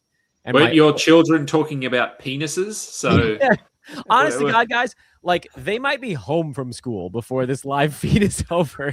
They may do an entire day and then come home and talk about wieners in it again at the very end. Joey on Twitter badly wants us to talk about Anthony Davis. Okay. We got another trade. Oh. Tyus Jones rerouted to the Mavericks for Malachi Branham. Well. Okay. Another groundbreaker. Okay. Don't like their point guards very much. Right. I mean, he could get minutes from the get-go. I mean, he is a floor general. Like he could just pass it to Flag because Flag at point guard, like I don't think they want that long term. So they I moved think it's fine. D'Angelo, right? In the Davis deal. Yeah, right. Yeah, he's on the Wizards now. Nemhard and Brandon Williams are sort of more fluky. Have they converted Nemhard yet, or is he still? Because Nemhard and I don't even know. Cisse were on 2-way contracts. All right, what do you guys think? You can even show me a thumbs up or a thumbs down on screen if you want. Are you guys picking up Tyus Jones? Because I'm considering it. Why not? Watch list for okay. Yeah, I know. yeah. Deeper leagues, probably. Right. Yes. 12 team. 12 team watch list. Yeah. 14 teams, why not? Yeah, 14 for sure. 12, take a flyer, right? Like if you have the space, you have the guy that you're like, I got tired of this dude. Drop him. He can rack minutes. It's a great pick. He racks up dimes, you know. So that's our show sound effect for when a trade goes down. Just let me know. Tyus Jones is on his way to the Mavs. Now I'm like sitting here going, do I want Brook Lopez or do I want Tyus Jones? Both real old man squad types. Oh, man. I'd go Tyus personally. I'm not a huge Brolo fan, and the Clippers. Tyus Jones. Oh, I was too late on Tyus Jones in this league. He already got added. And it was we can see one more big trade before the deadline, and that involves Ja Morant. Is that what we're seeing here? Wait a second. Where? This is Brett Siegel saying. Oh, wait a minute. What is it? Bucks and Suns have expanded this deal. Oh no, that what deal? What's Sham's? Oh, the Nick Richards. The Cole Anthony Nick Richards trade got like an extra finger grew off of it to Chicago. Nick Richards to Chicago. Oh, Nick Richards is to Chicago. He's going to try to mess up our Jalen Smith. I won't let him. Yeah, get him out of here. Get him out of here. Not a guard, not interested. Yeah. All right. Well, I'll fix that on my live tracker. Could Richards actually start in Chicago? You know, like Jalen Smith to the 4. Like, is that possible, or is Richards like we already know who he is and he's It's Chicago. There's no other centers on the Bulls. I would love to tell you that like there's a rhyme or reason to how the Bulls run their roster. There's just even Donovan. Who knows? Yeah. Maybe it's like Jalen Smith has been getting minutes even when this roster was like a roster. Mm-hmm. So I would expect him to play quite a bit, and you would think Modest would be the number one guy here playing 34, 35 minutes a game, but you would have thought of that already. So right. I'm not betting on it, but I'm wondering like push like Isaac Okoro out, you know, and anywhere. like, put him out. Yeah, just drive him down down away, and then put Richards at the 5 and Jalen Smith at the 4 and Modest at the 3. It doesn't sound terrible, or just see what they have the rest of the season, and then Ivy at the 2. Just try out all these guys. I mean, Chicago Bulls are going to be a gold mine for silly season. We just have to see what happens for the rest of the deadline. Like Sexton could be amazing or not play. Right. Yeah. I think be amazing or not play. Yeah. You guys could go over under for the next 15 minutes for trades. We say over 3 or under 3. I'll go over. Go over. Okay. I'm gonna go over. Things are starting to happen. I'll go under. I'll go under with 2. I don't know what to do with Tyus Jones. I'm on the fence with this one. I've just picked him up in another Dynasty league. Oh, we got something else? Pick him up. Oh, it's the rewiring trade. Sorry. That was out. It doesn't count. But Ousmane Deng is on the Bucks, and I like that guy's upside. You know, sorry for saying guy. He's not on the Bulls anymore. That was the guy that Bulls fans were happy about. Right. I was gonna say that part. You just got rid of a 22-year-old with a ton of potential for no reason. Wait, what? Did they get a second round pick though? So he's on the Bucks they're now? looking at. The second round pick. Yeah. Trying to keep my board up to date here, and also trying to figure out if I want to add Tyus Jones. Stop it! I need a second. I'm panicking. Maybe the Bulls are trying to land 30 second round picks and then like shift them around so they pick the whole second round of a draft. Just that would be one of those guys has to hit, right? One of them, right? One of 30. They're going like the Brooklyn Nets route there. I'm like sitting on Malik Monk in a league and hoping the Kings move the other guys, move Levine and DeRozan. I don't want to drop Monk until I know. But if they don't move those guys, then I would drop Monk for Tyus Jones. Grumble. Is Levine expiring or not? Because he was really hard to move off the Bulls. Right? That was only what, 2 years ago? What was it? One? Man. Was it 1 year? Was it last year? I think he only played there last year. Huh. Right? I don't know, man. This Rumble. stuff all kind of melds together. Jay Huff. He was traded in the 24-25 season. So yeah, Oh, okay. 2 seasons ago. Ah, piss. All right, Wait, no, 1 season ago. I'm gonna Yeah, sit. that's last year, right? That's last year. Yeah, he's traded last year. I'm gonna sit on Malik. Feels like Monk he's been there 15 forever already. minutes. I know. I feel like it's just because he's playing with DeMar, and you're like, oh, I remember them playing together in Sacramento. Yeah, sure, why not? I gotta give a shout out to a lot of my leagues. Usually somebody does something dumb on deadline morning, like drop the player that they shouldn't drop to pick up someone that's not actually that interesting. Man. And that's when you can really get, like, somebody's gonna drop a starter, like, oh, I gotta get this other guy. And then you put in waivers on that starter that got dumped. My leagues have been quiet. These jerks know what they're doing. That's upsetting. I want to pick on an idiot. Why do I get to do that? It is terrible. The more quality fantasy analysts that keep popping up every few years or so, all my leagues have gotten really better, and it's really hard to explain. So shout out to you all. Good job. Yep. Oh, we got some supers that just dropped in. I don't know what is it? What kind of a currency is the TRY? It's the Turkish currency. Oh. I looked it up already. Adam, look at you. Nice. Yeah. Did you have that happen to you? Is that why? Yep. Oh, okay. Experience. Yeah. All right, Baha Bayar, Tyus Jones, Nick Richards, or Isaacs. I'm assuming that's Ijax. Who to add? I'll go. I think we can eliminate Ijax. I don't know. That's just me. I'm eliminating Nick Richards because even when he plays, he's not a 9-cat guy. Yeah, fair enough. He might get. I used to call this like the last season of Kurt Thomas's career. I called it the Kurt Thomas double-double. Nick Richards might get you 10 and 10.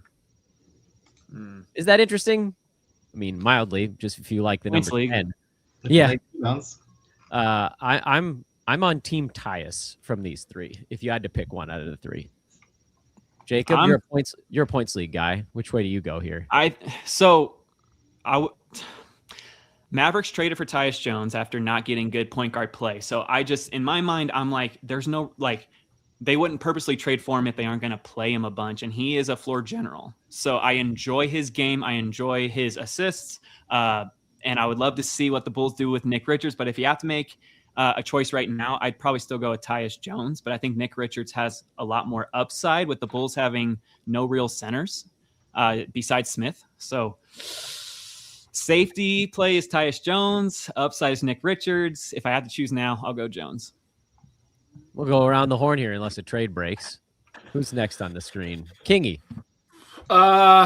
Yeah, I think I just picked up Tyus Jones, so I'll go him. I have zero confidence in Jason Kidd though to make any sort of a correct decision. So that's my caution. Nick Richards, I guess in certain builds, as you said, he could be a double-double. Doesn't really do much defensively. He should be fresh. That helps. Fresh helps. He hasn't played much. Jonathan Kuminga's fresh. Yeah. So and he promptly got hurt. I don't know. Right. What stats do you need? Maybe a little bit. Like, do you need big man stats? Do you need guard stats? But if it's a points league, as you said, probably Tyus Jones. Ryan, who do you like out of these guys? Tyus Jones makes more sense. Yeah. Like I think because Kyrie might not even come back this season, right? Like, right. I don't think he will now. At this point, yeah. I don't think so. I think he's going to get a ton of run. Yeah, I would assume. He should. Mike? Yeah, I mean, if you're head-to-head points, it's Tyus. He's probably the most safe. But I think if you're in a roto league and you're in a position to sit on someone who might have the largest upside, I would go with Isaiah, actually, because if he suddenly they move him in, which it might not happen at all, but if you move him in and he's just going to play 35 minutes every single night through silly season. Yeah, he's a monster. That's pretty nice. Yeah, honestly, even 25 minutes would be enough for him. Yeah. That's been hard to come by. So if you can sit on a player, which maybe you can, then I pick him up. Yeah. We got one more super question actually that came in while we're gonna get the weird trade dump here probably coming in the next few minutes. Yeah. Let me find that other one. I think there might even be a third super that dropped in. Rack Baby, GG Jackson or Jarris Walker. This league is 7 cat, no percentages. I mean, I would take a shot on Jarris Walker, but I might be on my own with that one. I think GG Jackson, like, he's points and boards mostly, and they have a bunch of wings. They don't have any like guards and wings they've got. They don't have any bigs, so that might help where he slides up a little bit. Okay, we got to go faster on these, so I'm gonna, because it's 11:50. I'm gonna pick Jarris Walker because I think the Pacers shut everybody down and he gets to take 15 shots in 35 minutes. Jacob, your points league, so is it different or the same? It's a dead heat, but I will also go with Jarris Walker just because it seems like he has a safer floor the rest of the season with the Pacers in dead last place and the Grizzlies. Like, we're not sure. Like, what if John Morant's traded at the buzzer and there's a bunch of people coming? So right now it's Jarris Walker. And even if they stand pat, I still like Walker's upside the rest of the season. Kingy? Yeah, I'm going Walker.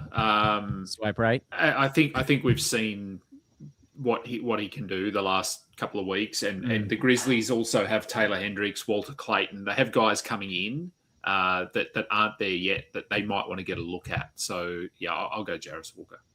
Ryan, same thing. Jackson or Walker? Yeah, sorry, I'm being distracted by dogs that are scratching at the door. you got to take them out. They're getting a little pissed that I've been in here for an hour and a half. Yeah, I mean, you can, like, if you got to take the dogs, that's fine. This is an informal pod. Oh, we got 9 minutes. You can hang out for 9 minutes. Mike, who do you like there, Jackson or Walker?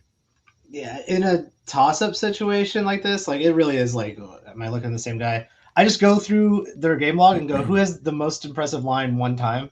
And I'm like, okay, well, Walker's got the most impressive line than Jackson, so I'll take Walker. It's a coin flip at this point, though. Mm-hmm. And then No there's percentages. one more question that popped up here. Should I drop Royce O'Neal for Jarris Walker? I'm going to say yeah. We all yes on this one? Yeah, absolutely. Unanimous. I did say if folks did supers, I'd get it on the screen. Even 8 minutes to the trade deadline, I wanted to keep my promise there. Guys, please remember to like the video, but more importantly now as we approach, not the end, because we're doing I'm going to kick all of you guys out of here and do a 30-minute recap pod right afterwards. As soon as the last trickles in, forgot what I was saying. Oh, subscribing. That's the most important thing. And also follow all my dudes here on the screen, including everybody that's been on the show. Ryan Ward, LA, Adam King, 91. Ain't done yet. Watch the boxes. I am at Dan Besbris. Just it's the magic of like 12 people in the world having the last name Besbris. I was able to get every email, every handle I could possibly want. Lucky man. But yes, Twitter followers, I'm looking straight at you. I'm pointing right at the camera now. Please go over to YouTube and subscribe. Twitter is great for what it's for, fast news, but we need you guys over here on the YouTube side or iTunes or Spotify if you prefer to listen to pods, just beeping and booping and bopping along. Coming up on the trade deadline here, I wanted to make sure we snuck one of those in at the tail end. My voice is hanging on. Oh my God, 5 hours and 20 minutes in. Dude. It must feel like a marathon to you, Dan. Bravo. Yeah. Well, we didn't get a trade until 5 hours in. Yeah, right. I did 5 hours of crap. Now 20 minutes has been fun. Cocaine's a hell of a drug, Dan. Cocaine is a hell of a drug. Cocaine's a hell of a drug. Unity. Just had a huge earthquake here. Oh, Where no. are you, bud? Congratulations. I'm glad you're okay. Yeah, are you fine? Are you all right? I mean, you're Where was there an earthquake? Right. I got like my dog's starting to freak out, by the way, Ryan. I feel like yours woke mine up. My blind dog had fallen asleep. So she knows that when I stop talking at the end of my morning podcasts, that's when she can beg for lunch. But this is like multiple hours later than this normally starts. So we'll probably hear some whining in a second here. Where was there an earthquake, dude? Are you okay? A preliminary search says that there was a 4.2 near San Ramon, a 5.8 in Indonesia. Whoa. A 6.1 off the coast of New Zealand. Clippers aren't trading Kawhi Leonard, says Chris Haynes. Boo! That would have been fun. Let's get weird. I got to crack open a lukewarm Sprite now. Now I need another sugar fix. Should have been a beer, but I got to coach a kid's little league team. Lukewarm Sprite and Kirkland brand Oreos. Oh, the dog just knocked. Oh, no. The dog just knocked the board over. Man. She's Feed all that dog We're for getting God's sake. tired. Stop it, Gummy. Stop. We're almost at the end. No, Hang do in it. there. Come in. Utah. Oh, all right. Utah. Well, let's see. I'm not. Breaking news. Earthquake in Utah? Question mark. Stop it, Gumshoe. I'm being attacked through my board. She's not stopping.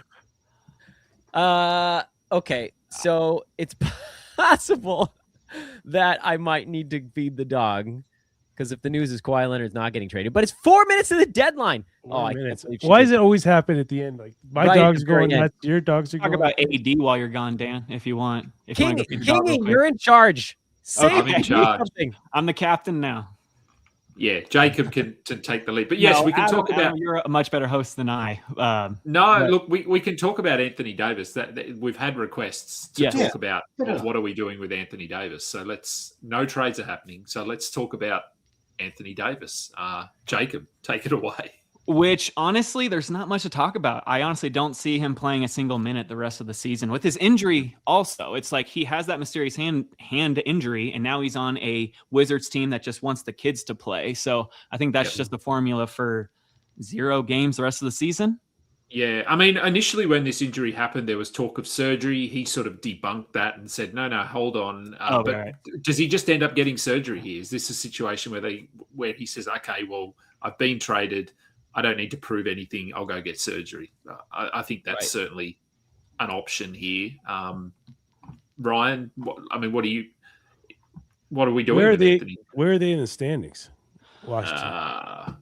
Near the they're not bottom. last, they're right in front of So the they're like- Pacers, I They're assume. tied for last in the East. Oh no. Yeah. He ain't playing. No. I don't. Why? Why would you play? Why would you play Trey even if Trey's healthy to come back? Why are you Exactly. playing Trey? Yeah. Run Trey Johnson, who is a lot of fun. Run Bub Carrington, who's a lot of fun. Steph Curry range. Even and then looking as like if you want to look forward to like dynasty leagues or next year, if you have a keeper league or whatever, why wouldn't Anthony Davis just be the exact same player with the exact same risk next year? Yeah. Yeah. It makes It's a sense. fun team, though. So we're saying you can go and drop Anthony Davis. I think that's probably Yeah. what people wanted. What that's the question they have. Yeah. I didn't draft him anywhere this year. Not one. Same. This was like the only year ever where I was like, nope, AD is too risky for me this year. Mm-hmm. Yeah. How many games has he played this season? Like 20? Anthony, he's at. Yeah, maybe. Oh, wait a minute. If- Sorry, I looked if at the 20. Dallas roster. 20 exactly. Nicely done. 20 exactly. Okay. Nice call. Yeah, right on the nose. 20 Yeah, games. it suggested that perhaps the earthquake in Utah was Yusuf Nurkic. Just getting out of bed. Yeah, Nurk smash. Let's see here. Just waiting for that tweet where they say no more trades are going to be happening. I know we're not Right. there yet. Right. 2 minutes to the deadline. Something's gonna sneak in. We've seen this happen where like trades happen 5 minutes after because That's true. they just pull the trigger at the last minute. Like They've that's the best gotten deal I better got. at that. They've gotten better. It's usually done by like 12:04 out here Pacific time, 3:04 Eastern. It doesn't. It used to trickle longer than that. I think because trades were done like by printed paper. And, Oh, fair enough. and now it's like you Facts. just call the league office and they're just like, yeah, we did a thing, and they can be like, oh, E signed this document, click click, and we're done. Instead, it was like, and you had to peel the little nubs off the side. Sign the Before that paper. was a carrier pigeon. Yeah, tweet. A raven. Send a raven. Send a raven. Someone's watch has ended today. That's right. One important note regarding Cam Thomas: he has a no trade clause. yes, I'm sure that's what's holding it up. Does he really? Why would you? That's incredible. I think maybe is that because of restricted free agency or no, or do they have to organize that themselves? I thought LeBron and Bradley Beal were the only players with that right now. Bradley Beal, I see that dude all the time. He's at the same little league as my kids. He's got nothing else to do. Wow. Nice. Cam Thomas has a full no trade clause for this season after signing a 1-year, $6 million deal. Dude, Bradley Beal's kid is good at baseball. Shouldn't surprise anybody. Is he? Dad's a professional athlete. That's cool. Yeah, he's It's 7 or 8. officially the end. 12. It hit. But All I don't right. see any. You know what? Not even a The trickle. fact that there's no tweets. There will What be happened? no DeMontis Sabonis trade. Twitter says broken? Fisher. Sacramento, we're happy with what we've got. We're thrilled with our future. Yeah, the perfect Yeah. roster. Oh, I'm gonna a brick for Sacramento. How do you not move any of those guys? That's Not pretty one? Nobody wanted him. Nobody wanted him then. Right? Yeah. Even just to Yeah. get off of them. Was Right. their asking price just too high? Because as we said Maybe. earlier, I think who wouldn't want DeMar DeRozan if you could get him at a good price? Right. Right. Exactly. He would be a great fit on a team looking to win, but maybe they just wanted too much for him. The Is Kings. he on expiring? DeRozan? I gotta look up the Kings I'm contract. not sure. Yeah, look up King's contract. I'm Look at- curious though, if the Kings look at the really whole- didn't make a move in like the next few minutes and like nothing. Something's brewing because Shams hasn't said shit. Right. DeMar has a non fully guaranteed contract for next year, so there's some amount, but not the whole thing. Monk basically has 2 years left on his, so I can understand why that might have been a tougher one. Levine has a $49 million player option for next year. I think he's going to take So the Kings would have had to attach It- a lot to it is. get off of that. They're shocking that the Dude, Bulls got rid of him. something's going on. There's no way Shams doesn't tweet right now. Jake Fisher tweets Sabonis will not be traded. And so is Jordan Poole just out of the rotation for the rest of the season? I sort of question. assumed he was not being played in Feels like preparation it. for a trade. But Well, don't the Kings have to shut someone down though? Like even if these They guys have to. stay, I mean, I well, don't they're think they losing. shut down They're Hunter. losing anyway. They are It's not losing like they're anyway. winning. Yeah, they don't need to shut anyone down. They're just gonna God. be mediocre. Keep crappy. running with Westbrook, and you're going to be losing. I guarantee it. God, what a crap I was organization. really excited for the silly season of Neek Clifford. That ain't happening. Dylan No. Cardwell was an entertaining Yes. name. Yes, absolutely. How are they going to Cardwell. play all these guys? Like DeAndre Hunter, they just traded for, and they're trying to claim like this is a guy they wanted, and they can play Devin him. Carter played minutes yesterday and looked pretty good, but Oh my God, this is sickening. what they're going to have to, they're going to have to shut some people down to get these young guys in. You would think. You would think, like they traded for a 28-year-old in a lost season. That's very strange. I don't not even get a trickle trade. Not even one trickle trade. There's got to be something, right? Why? Because I can't picture Shams just not saying, "Oh, okay, it's over." I'm kind of surprised the Spurs didn't do anything. They have like 7 really good wings. They could have gotten them. They're winning, right? Like I mean, something, but yeah, why mess with what's And working? Miami, They got like Miami did nothing. Miami did nothing. Orlando did nothing. Orlando. That's no, the Tyus But Jones, Orlando right? did a thing earlier. That's right. Yeah, but nothing. yeah. Yeah, I guess. Rockets Nothing didn't do anything, did they? No, I don't think so. Yeah, they're just No. rolling with what they got. They're kind Surprised they didn't Yeah. get a point guard. Right. Truly, this was the trade deadline of the Atlanta Hawks moving. Tyus along. would have been nice on Houston. Would have been. Yeah. That's a good call.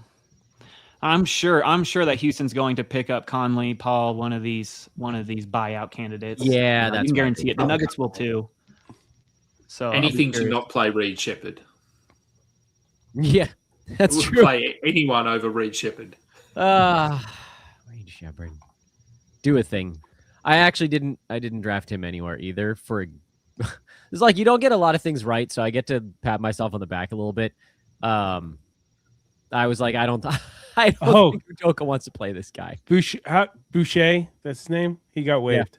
You go, You got what? Damn. He got waived. Kingy, can you change that shirt for instead of him holding the Larry O'Brien to just waving? Yeah. Bye. Holding a sign saying I need a job. Boucher. Yeah, this was really the trade deadline of teams prepping for next year. We got multiple tanking teams doing stuff for 26-27, which is kind of cool, I guess, but it doesn't help us for redraft fantasy right now. There's a funny tweet, if you want to pull it up, Dan, from Nikias Duncan. If you got it, you can throw it up on the screen. I think you can do it, right? I think I can. Hang on. Do I have to remove my thing? Hang on. Raptors didn't get a center. Hey, that's good for Colin Murray Boyles, though. Yep, absolutely. All right, let me just Sources say the Pelicans have traded for the inscription on the gates of hell, which reads, "Abandon all hope, ye who enter here." Davy Jones's locker. That's crazy. That's hilarious, man. There we go. All right, what do we got? I have grossly overestimated my capabilities. Mentally preparing myself to be incredibly annoyed with Miami. Overestimated my capabilities. Yep. Nope. Poor Still annoyed. Miami. Still annoyed. Miami. Man, Miami talked a big game on a lot of guys. Well, you know what? They went big game hunting. They didn't find big game, and so they were like, screw it, I'm taking my ball. Miami can suffer for a while. That's fine. Also, the Bucks. Come on, man. They said they were ready to move on to other deals, and they moved Cole Anthony. Yeah. Cole Anthony. That's not right. Although they did get. wait. From Chicago. Cam Thomas is getting waived. I told y'all. Oh, you said that, Dan. Good call. Of course. Wow. Nobody was paying for that dude. He was. Okay, who picks him up? Who picks him up? Now that's a totally different proposition. The because you Lakers. get him for free. Chicago. Kings. Oh man, I think wasn't his deal only like 6 or 7 million? Cam Thomas. 6 million. Yeah. With a no trade clause, I wonder if the Nets had some trade offers and he was just like, no, I want to choose where I go. Yeah, but if you think a contender, Exactly what happened. I don't know if a contender is gonna. It's gonna have to be just the right pocket. Right. Yeah, he'll be signing for the minimum. It won't be much. Yes. He's gonna come. He's gonna come aboard somebody's team for free. But now you get to the game of like who? Yeah, I mean, it'll be scoring. Someone that needs scoring. Right. Yeah. I'm not even the tiniest bit surprised. Yeah. So like the problem with Cam Thomas is like what Noah Rubin said earlier in the show. He's 15 years ago sixth man, which doesn't have the same place in the modern NBA. He's not bad. He just doesn't really fit. Like there just has to be this perfect narrow little window of a team that has all their stuff in the starting lineup and absolutely no depth. And there's like 8 minutes total in a game where they have massive offensive woes. And then, all right, Cam, go be crazy for 4 minutes a half and then play in some kind of system for like another 4 minutes a half. I don't think he's going to do much wherever he goes, but maybe somebody will give him a shot at something. But you need him to come in and win you a playoff game, 2 playoff games a series by being crazy hot off the bench, or keep you competitive in 2 games off the bench. That's all you need. There you go. That's an interesting one. I was thinking someone like Detroit. I thought Minnesota, possibly, but I mean, with Ayo, they probably don't. Yeah, Ayo can actually play. Unbelievable. Chris Haynes tweeting, no trades materialized for the Sacramento Kings.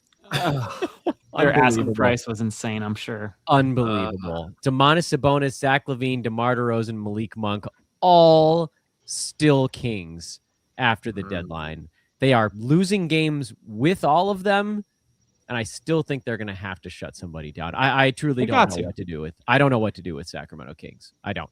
No further moves for the Warriors. I think that was it, guys.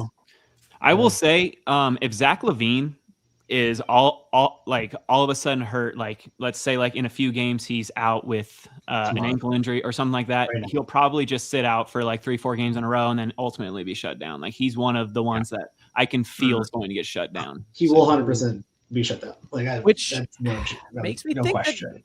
Makes me think that Malik Monk could end up being a silly season winner. He could, because he got doghoused, and then they started playing him a little bit.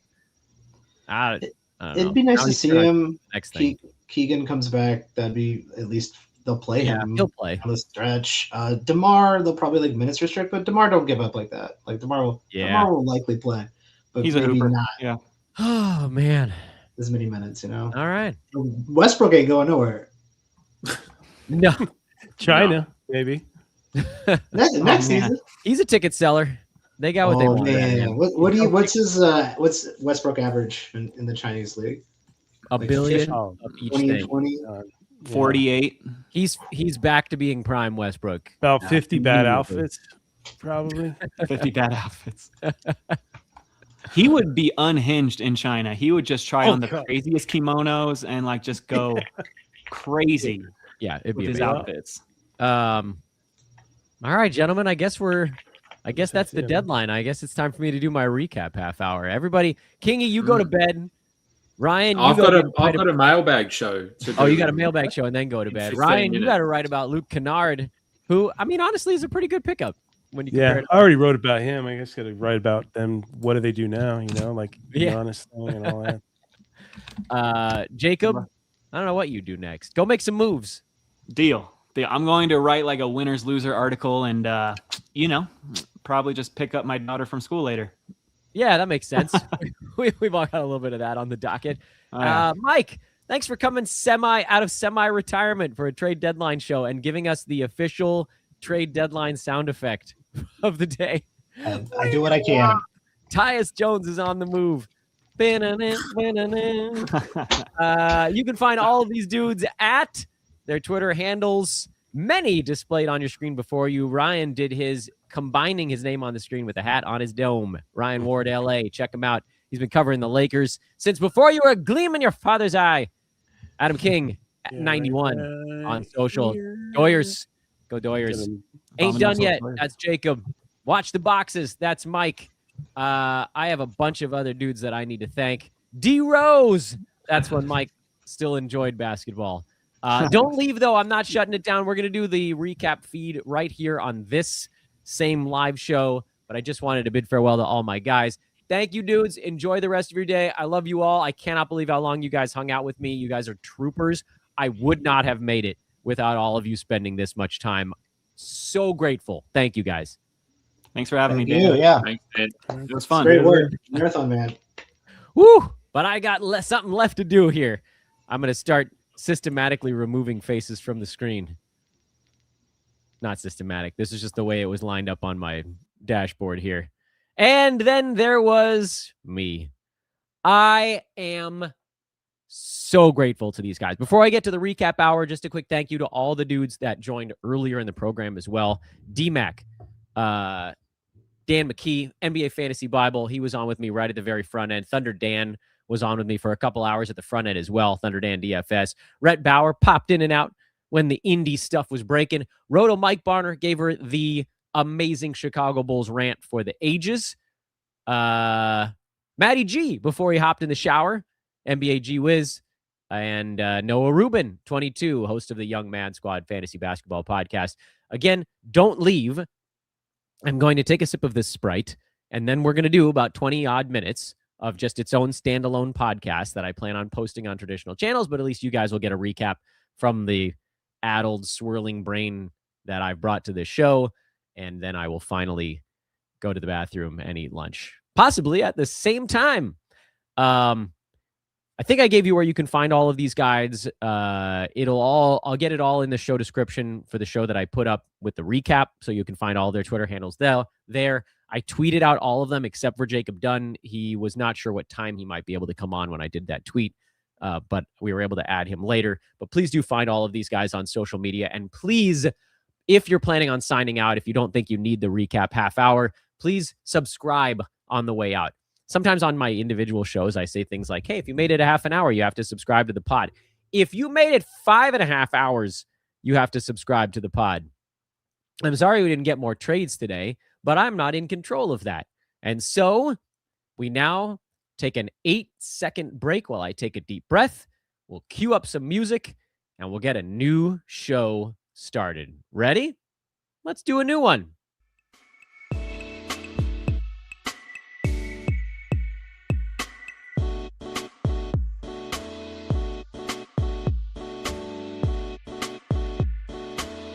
Hey, everybody. This is the Trade Deadline Show recap segment. We've done 5 hours and 43 minutes of live show leading up to this point. It's time for me, Dan Besbris, now to talk through everything that happened this week. I'll give you my winners, I'll give you my losers, and we'll give you any moves that you guys need to make coming out of the trade deadline. We did get a couple of players that got waived right as the trade deadline wrapped up. Cam Thomas was one of them. Mike Conley waived by the Hornets. That's the other one. Not a surprise there. It sounded like that was in the works anyway. But here's the thing. The trade deadline was Ivica Zubac mostly today. Not only, but largely took place in advance.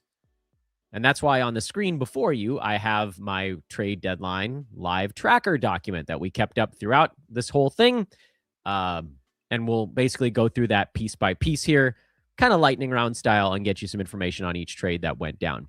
Please, friends, if you're just joining us here for the first time, if you're just listening to the recap half hour and you didn't listen to the live show, please take a second to follow me at Dan Besbris on social media.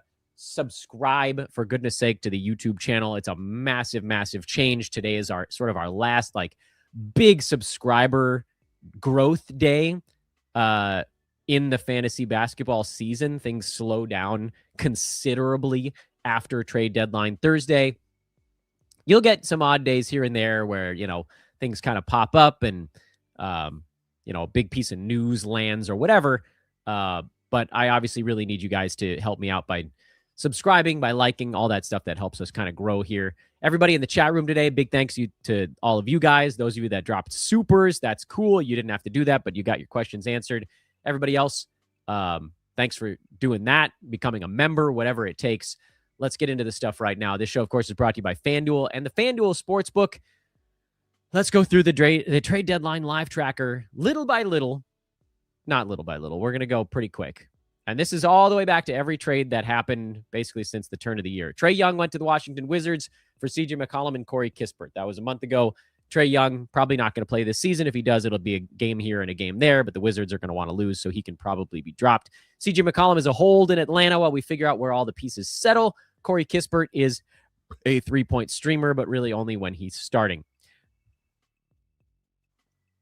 That trade also, by the way, is a side, and we'll talk about the Wizards a little more later, created more opportunity for the Wizards' wings, and we'll get into that when we get to some of the Wizards trades later, mostly the one about Anthony Davis. Kings acquired DeAndre Hunter. I think I'm speaking in reverse. Cavs got Keon Ellis and Dennis Schroeder. Ellis and Schroeder will not have value on the Cavaliers. Hunter could, although the Kings kept all of their guys through the deadline, so I don't know how that goes unless they start shutting people down. Hunter probably belongs on rosters speculatively, but I don't know that he's going to be very good immediately. So he's not at the very tippy top of my priority totem pole. Hawks and Blazers got Shane Duop for Vic Krejci. Nobody cares about that one. Jazz got Jaren Jackson Jr. for next year, Jock Landale, and then they sent him out. Vince Williams Jr. and John Conchar, who I'll play a little bit here and there. Grizzlies got Walter Clayton Jr., who I think will play some. Slow-Mo will probably play a little. Taylor Hendricks will play a little. George Niang got waived. And so for the Grizzlies, it did open up some space in the front court. Cedric Howard is going to play more. Gigi Jackson's going to play more. They really don't have centers left unless Brandon Clark, Zach Edey, Santi Aldama are kind of the only guys that could jam up that spot. So Gigi Jackson is a guy I picked up in points leagues. Cedric Howard is a guy I picked up everywhere. Obviously, Ty Jerome is cooking right now, so you're not going to do anything with him. You're going to hold on and hope for the best. Bulls acquired Jaden Ivey and Mike Conley. He was then traded and then waived. Jaden Ivey might get an opportunity to play a little bit. Bulls have a lot of guards, though, so that's not a move that I'm making until we see what it looks like. Even after they traded Kobe White, they still have a lot of guys left. Anthony Simons, Colin Sexton, still on the Bulls past the deadline. So, yeah, that's a lot of guards to balance. We thought they might clear some of those out. they didn't. Bulls, as we just mentioned, got Anthony Simons. I mean, he might do some scoring on that team. I think he'll play some minutes. I actually like what Trey Jones has now with Kobe White out of the way and an injured Josh Giddey. They need one of these guys to actually be a point guard, and he is that. He's hurt, though, so I don't know that you need to pick him up immediately. But Trey Jones is somebody that I would look at if you have an opportunity to stash somebody. And I'm trying to make notes to myself so that I can go back and I can do some of this stuff after, like on social or whatever. So Trey Jones is an interesting one that comes out of all of the Chicago stuff.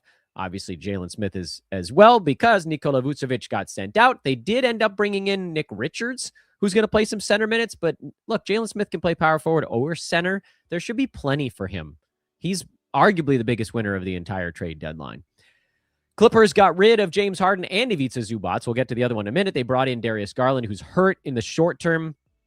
This is going to help Jordan Miller because Garland is out and there are shots in the backcourt. It also is going to help Benedict Mathurin, who's in that other trade, and we'll get to that in a little bit. Over on the Cavs side, James Harden is going to put a dent into pretty much everybody because he's healthy and Garland wasn't. But I think he'll be fine. And Garland will probably play well when he gets healthy, if he gets healthy. Here's the Wizards' big one. This was on Wednesday. They got Anthony Davis, Jaden Hardy, D'Lo, and Dante Exum for Marvin Bagley, Chris Middleton, A.J. Johnson, and Malachi Branham.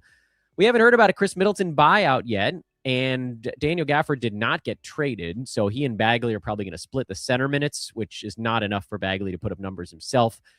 Gafford, if he gets 24, 25 minutes, I would roster him. Chris Middleton could very well play. I don't know. I don't think you need to race out and pick him up. I think you could just wait a game and see what the Mavs want to do. But he's not totally dead in the water. Thunder added Jared McCain, who might play a little bit here while they're super banged up, but I don't think he's going to play a ton long-term. So, probably not worth a roster spot. Hornets got Kobe White. He's going to take a hit, but I would hold him for now. They traded away Colin Sexton, Ousmane Dieng, and Mason Plumlee. They was rerouted. It's a whole thing. Suffice it to say that in this one, Kobe White takes a hit. And Colin Sexton actually might get to do more in Chicago, or maybe it's about exactly the same. Nets just collected assets before dumping players, so that was a thing. This Chris Paul Ochai Agbaji trade, I don't think factors in any way. Hornets got Tyus Jones, lost Tyus Jones. We'll talk about him a little bit later. Warriors, that was the big one to finish off Wednesday. They picked up Kristaps Porzingis, who, I'll be honest with you guys, I'm not convinced that he actually plays for the Warriors this year.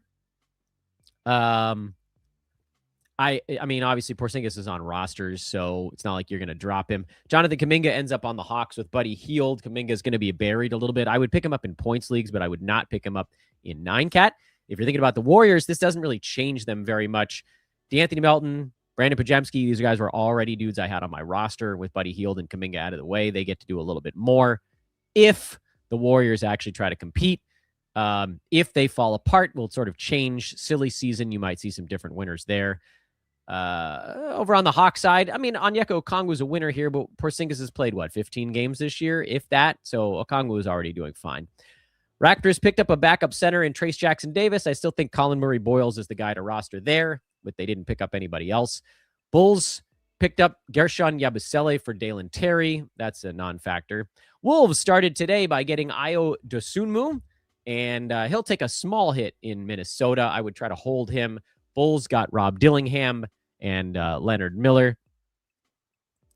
Wolves also got Julian Phillips. I wouldn't worry about any of those guys, so just kind of as you were. Lakers traded for Luke Kennard, got rid of Gabe Vincent. This is something that Laker fans have wanted for a long time. Kennard is going to play more, I think, for the Lakers than he did with the Hawks, but it's not going to be enough. He'll be outside, well outside startable in 9-cat. And then we had this run today on Thursday of just trades that meant absolutely nothing. And I don't even know. Do I need to? I mean, Nick Richard ending up on the Bulls, he might end up averaging like 10 and 7. So, that's a thing. Jose Alvarado might get like 22, 23 minutes with the Knicks. That's fringe. Like, you get some streamers out of this, but that's the best case scenario for most of these guys. And then we got to the very end, And I didn't put the guys that got waived here, but the Clippers traded Ivica Zubac to the Pacers. Along with Kobe Brown, they collected Benedict Mathurin and Isaiah Jackson. That's a really interesting one, and certainly the most interesting of today, possibly the most interesting of the entire deadline for fantasy purposes, because it created not a clear hierarchy, but a big shakeup in it, where for the Clippers, their centers now are Brook Lopez, Isaiah Jackson, and Niederhauser.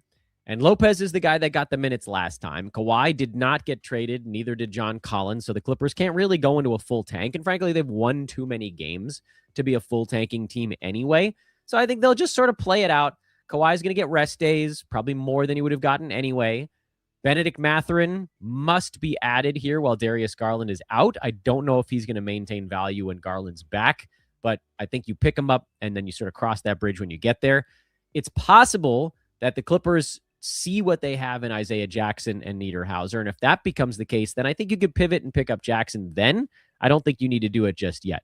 Over on the Pacers side, Ivica Zubac probably does not play. Pacers pick they gave up is top 4 protected, and then protected outside the top 10. So they badly need to have a top 3 worst record in all of basketball. So they must lose all of their games the rest of the way. This is good news for backups on the Pacers, because this also means that Siakam's going to get more days off. Nembhard's going to get more days off. Nesmith is going to get more days off. Zubac may or may not play at all. So guys like Jay Huff, Jarris Walker, we could probably go farther down the list, but it's certainly those two. Jarris Walker in particular needs to be rostered on this news, especially with now the Pacers. Like, the difference between top 3 worst and 4th worst, 5th worst is huge for Indiana all of a sudden. They're going to be one of the worst teams and one of the hardest tanking teams that I think any of us will have ever witnessed. And so you got to make sure that you have the tank commanders on your roster. So Walker is probably going to be the tank commander. We'll see if anybody else pops up. Quentin Jackson is a possibility. And then if Jay Huff actually gets to start at center reliably, because if they can't go small ball Siakam, it's going to be Huff. He's another guy that'll probably end up getting rostered in the not too distant future. And then the last trade was the Mavericks picking up Tyus Jones, who it seems like they wanted. They have Ryan Nembhard, who I don't think is signed for the rest of the season. They have Brandon Williams, who is not really a point guard. He's more of a speed demon shooting guard who's extremely inefficient. And none of these guys has really landed for the Mavs. And I don't think they bring Kyrie back. There's absolutely no reason why they should risk him in any way. So I do think there's a legit shot that Tyus Jones just becomes like the full-time starter at point guard for the Mavericks. And that starting lineup becomes Tyus Jones. Obviously, Cooper Flagg is the one you can pen in. Gafford's probably the starting center. And then either PJ Washington and Max Christie, or PJ Washington and Najee Marshall. And of course, the thing that would knock them out is if they wanted to go full-time like Cooper Flagg, point Flag, but it doesn't seem like they want to do that anymore, because they've been rotating all these other point guards in instead, and then none of them has been the right kind, the guy that can get the ball to these other dudes in the right moment. Nembhard was the closest, but he has all the rookie trappings of a guy trying to figure out the speed of the NBA. Tyus Jones, you just advance Nembhard like 10 years down the line. And so if the Mavs are trying to help Cooper Flagg's evolution, they want a good point guard next to him. So I like this for Tyus Jones, and that actually segues us to the second half of this ultra-fast wrap-up, which is, what do I do with all of these guys? So first thing is, let me again remind you guys to please subscribe. I know some of you are still watching on the live show, which is super cool. Those of you that are getting involved here after the fact, whatever. Like, do the stuff. Follow on Twitter, etc. Come on, you guys know the drill. And this show's brought to you, of course, by FanDuel and the FanDuel Sportsbook. But I'm trying to find where I put it out. I'm scrolling backwards. You guys are going to have to hang with me here for just a second. I did a lot of tweeting over the last little bit. There it is. So, where's this one? I got to go through my leagues to see what moves other guys are making too. different players are going to be on the wire by the time this is all done. So this was the winners and losers I had coming into today. That's on Twitter. Jalen Smith, Santi Aldama, Cedric Coward, GG Jackson. Those guys are a trio of Grizzlies. Okongwu, Isaiah Collier in Utah. Keontae George is going to sit some ball games. I don't think it'll be all of them. I think he's actually hurt right now. But when he sits, Collier played 48 minutes in the last one, and Utah is going to lose some ball games as they get ready to compete next year. Jordan Miller, although Benedict Mathurin puts a little bit of a lid on that, but while Garland is out, when Garland comes back, I think he's going to be interesting. I had Bagley on here because Gafford gets hurt a lot and might get traded, but now obviously he won't get traded. And then we'll see what happens with Middleton.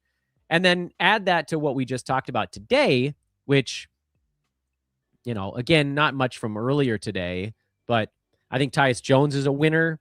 I think Mathurin's a winner. I think the Pacers tank commanders are winners. And then if you get over to the losing side, Nemiash Keita, I think, is going to take a hit. People think it's going to be a small hit, but even a small hit would be enough. JJJ is probably going to sit the rest of the way. Anthony Davis is going to sit the rest of the way. Zubac is probably going to sit the rest of the way if you kind of add in some of today's stuff. Bulls have so many guards. What a mess.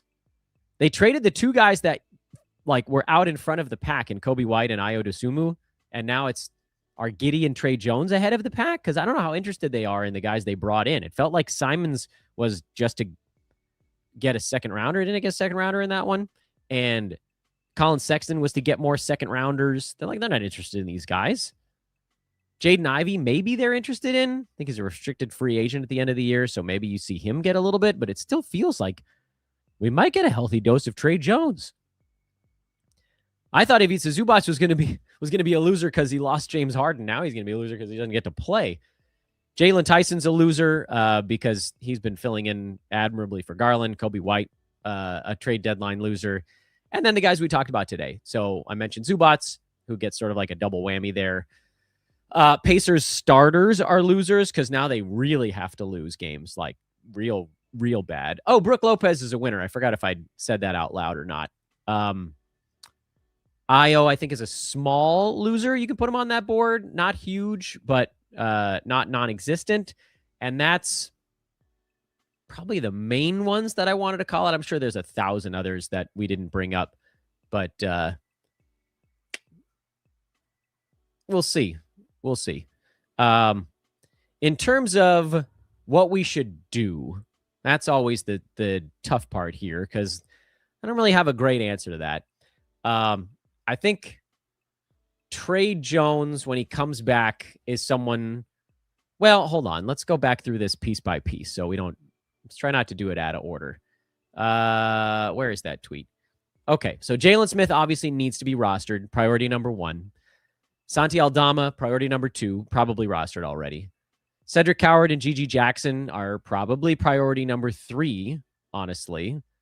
Guys that might be floating around that we could potentially add. Benedict Mathurin is a top priority guy. And that might be it for top priority dudes. Maybe Jarris Walker is a top priority guy as well. Second tier priority guys would be Brook Lopez, Tyus Jones,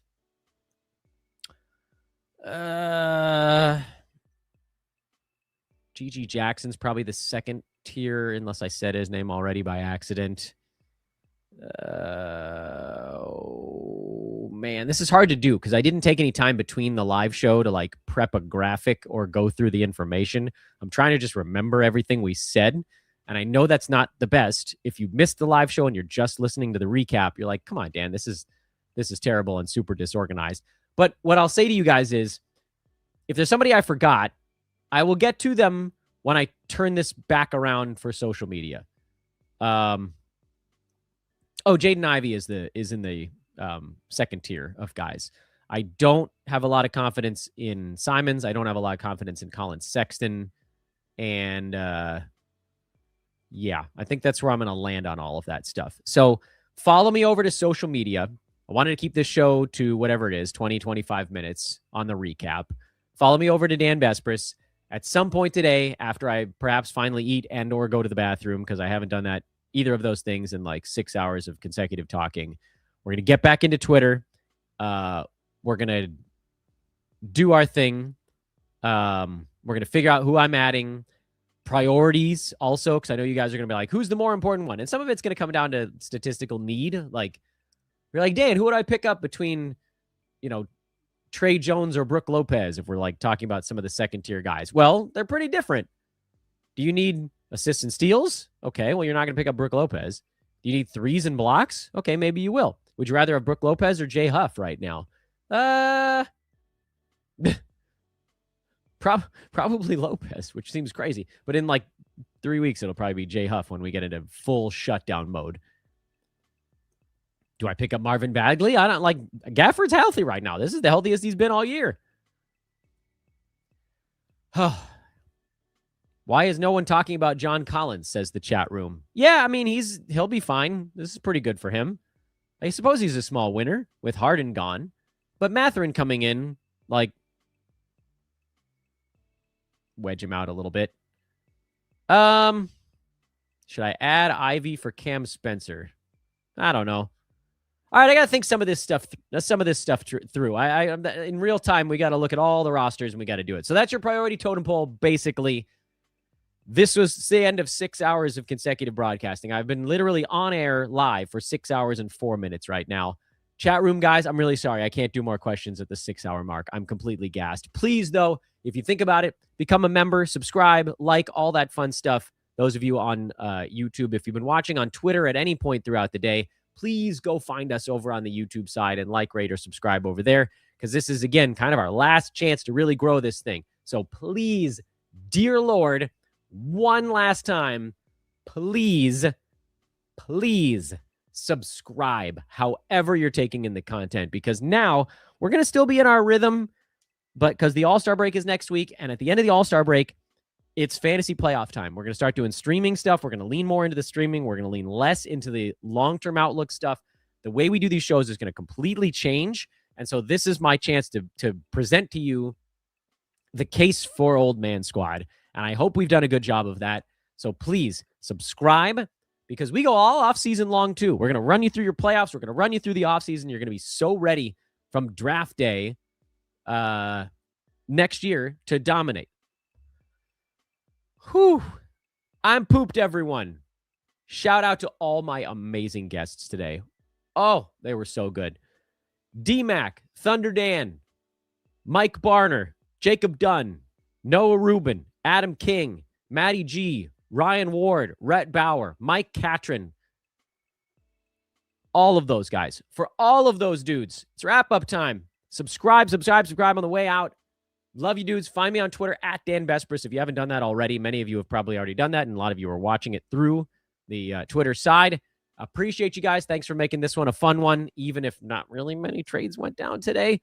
The most boring Thursday trade deadline perhaps ever, saved, sort of, by Ivica Zubac. He is the hero we needed. I'm done. I'm sorry, I can't talk anymore. Goodbye.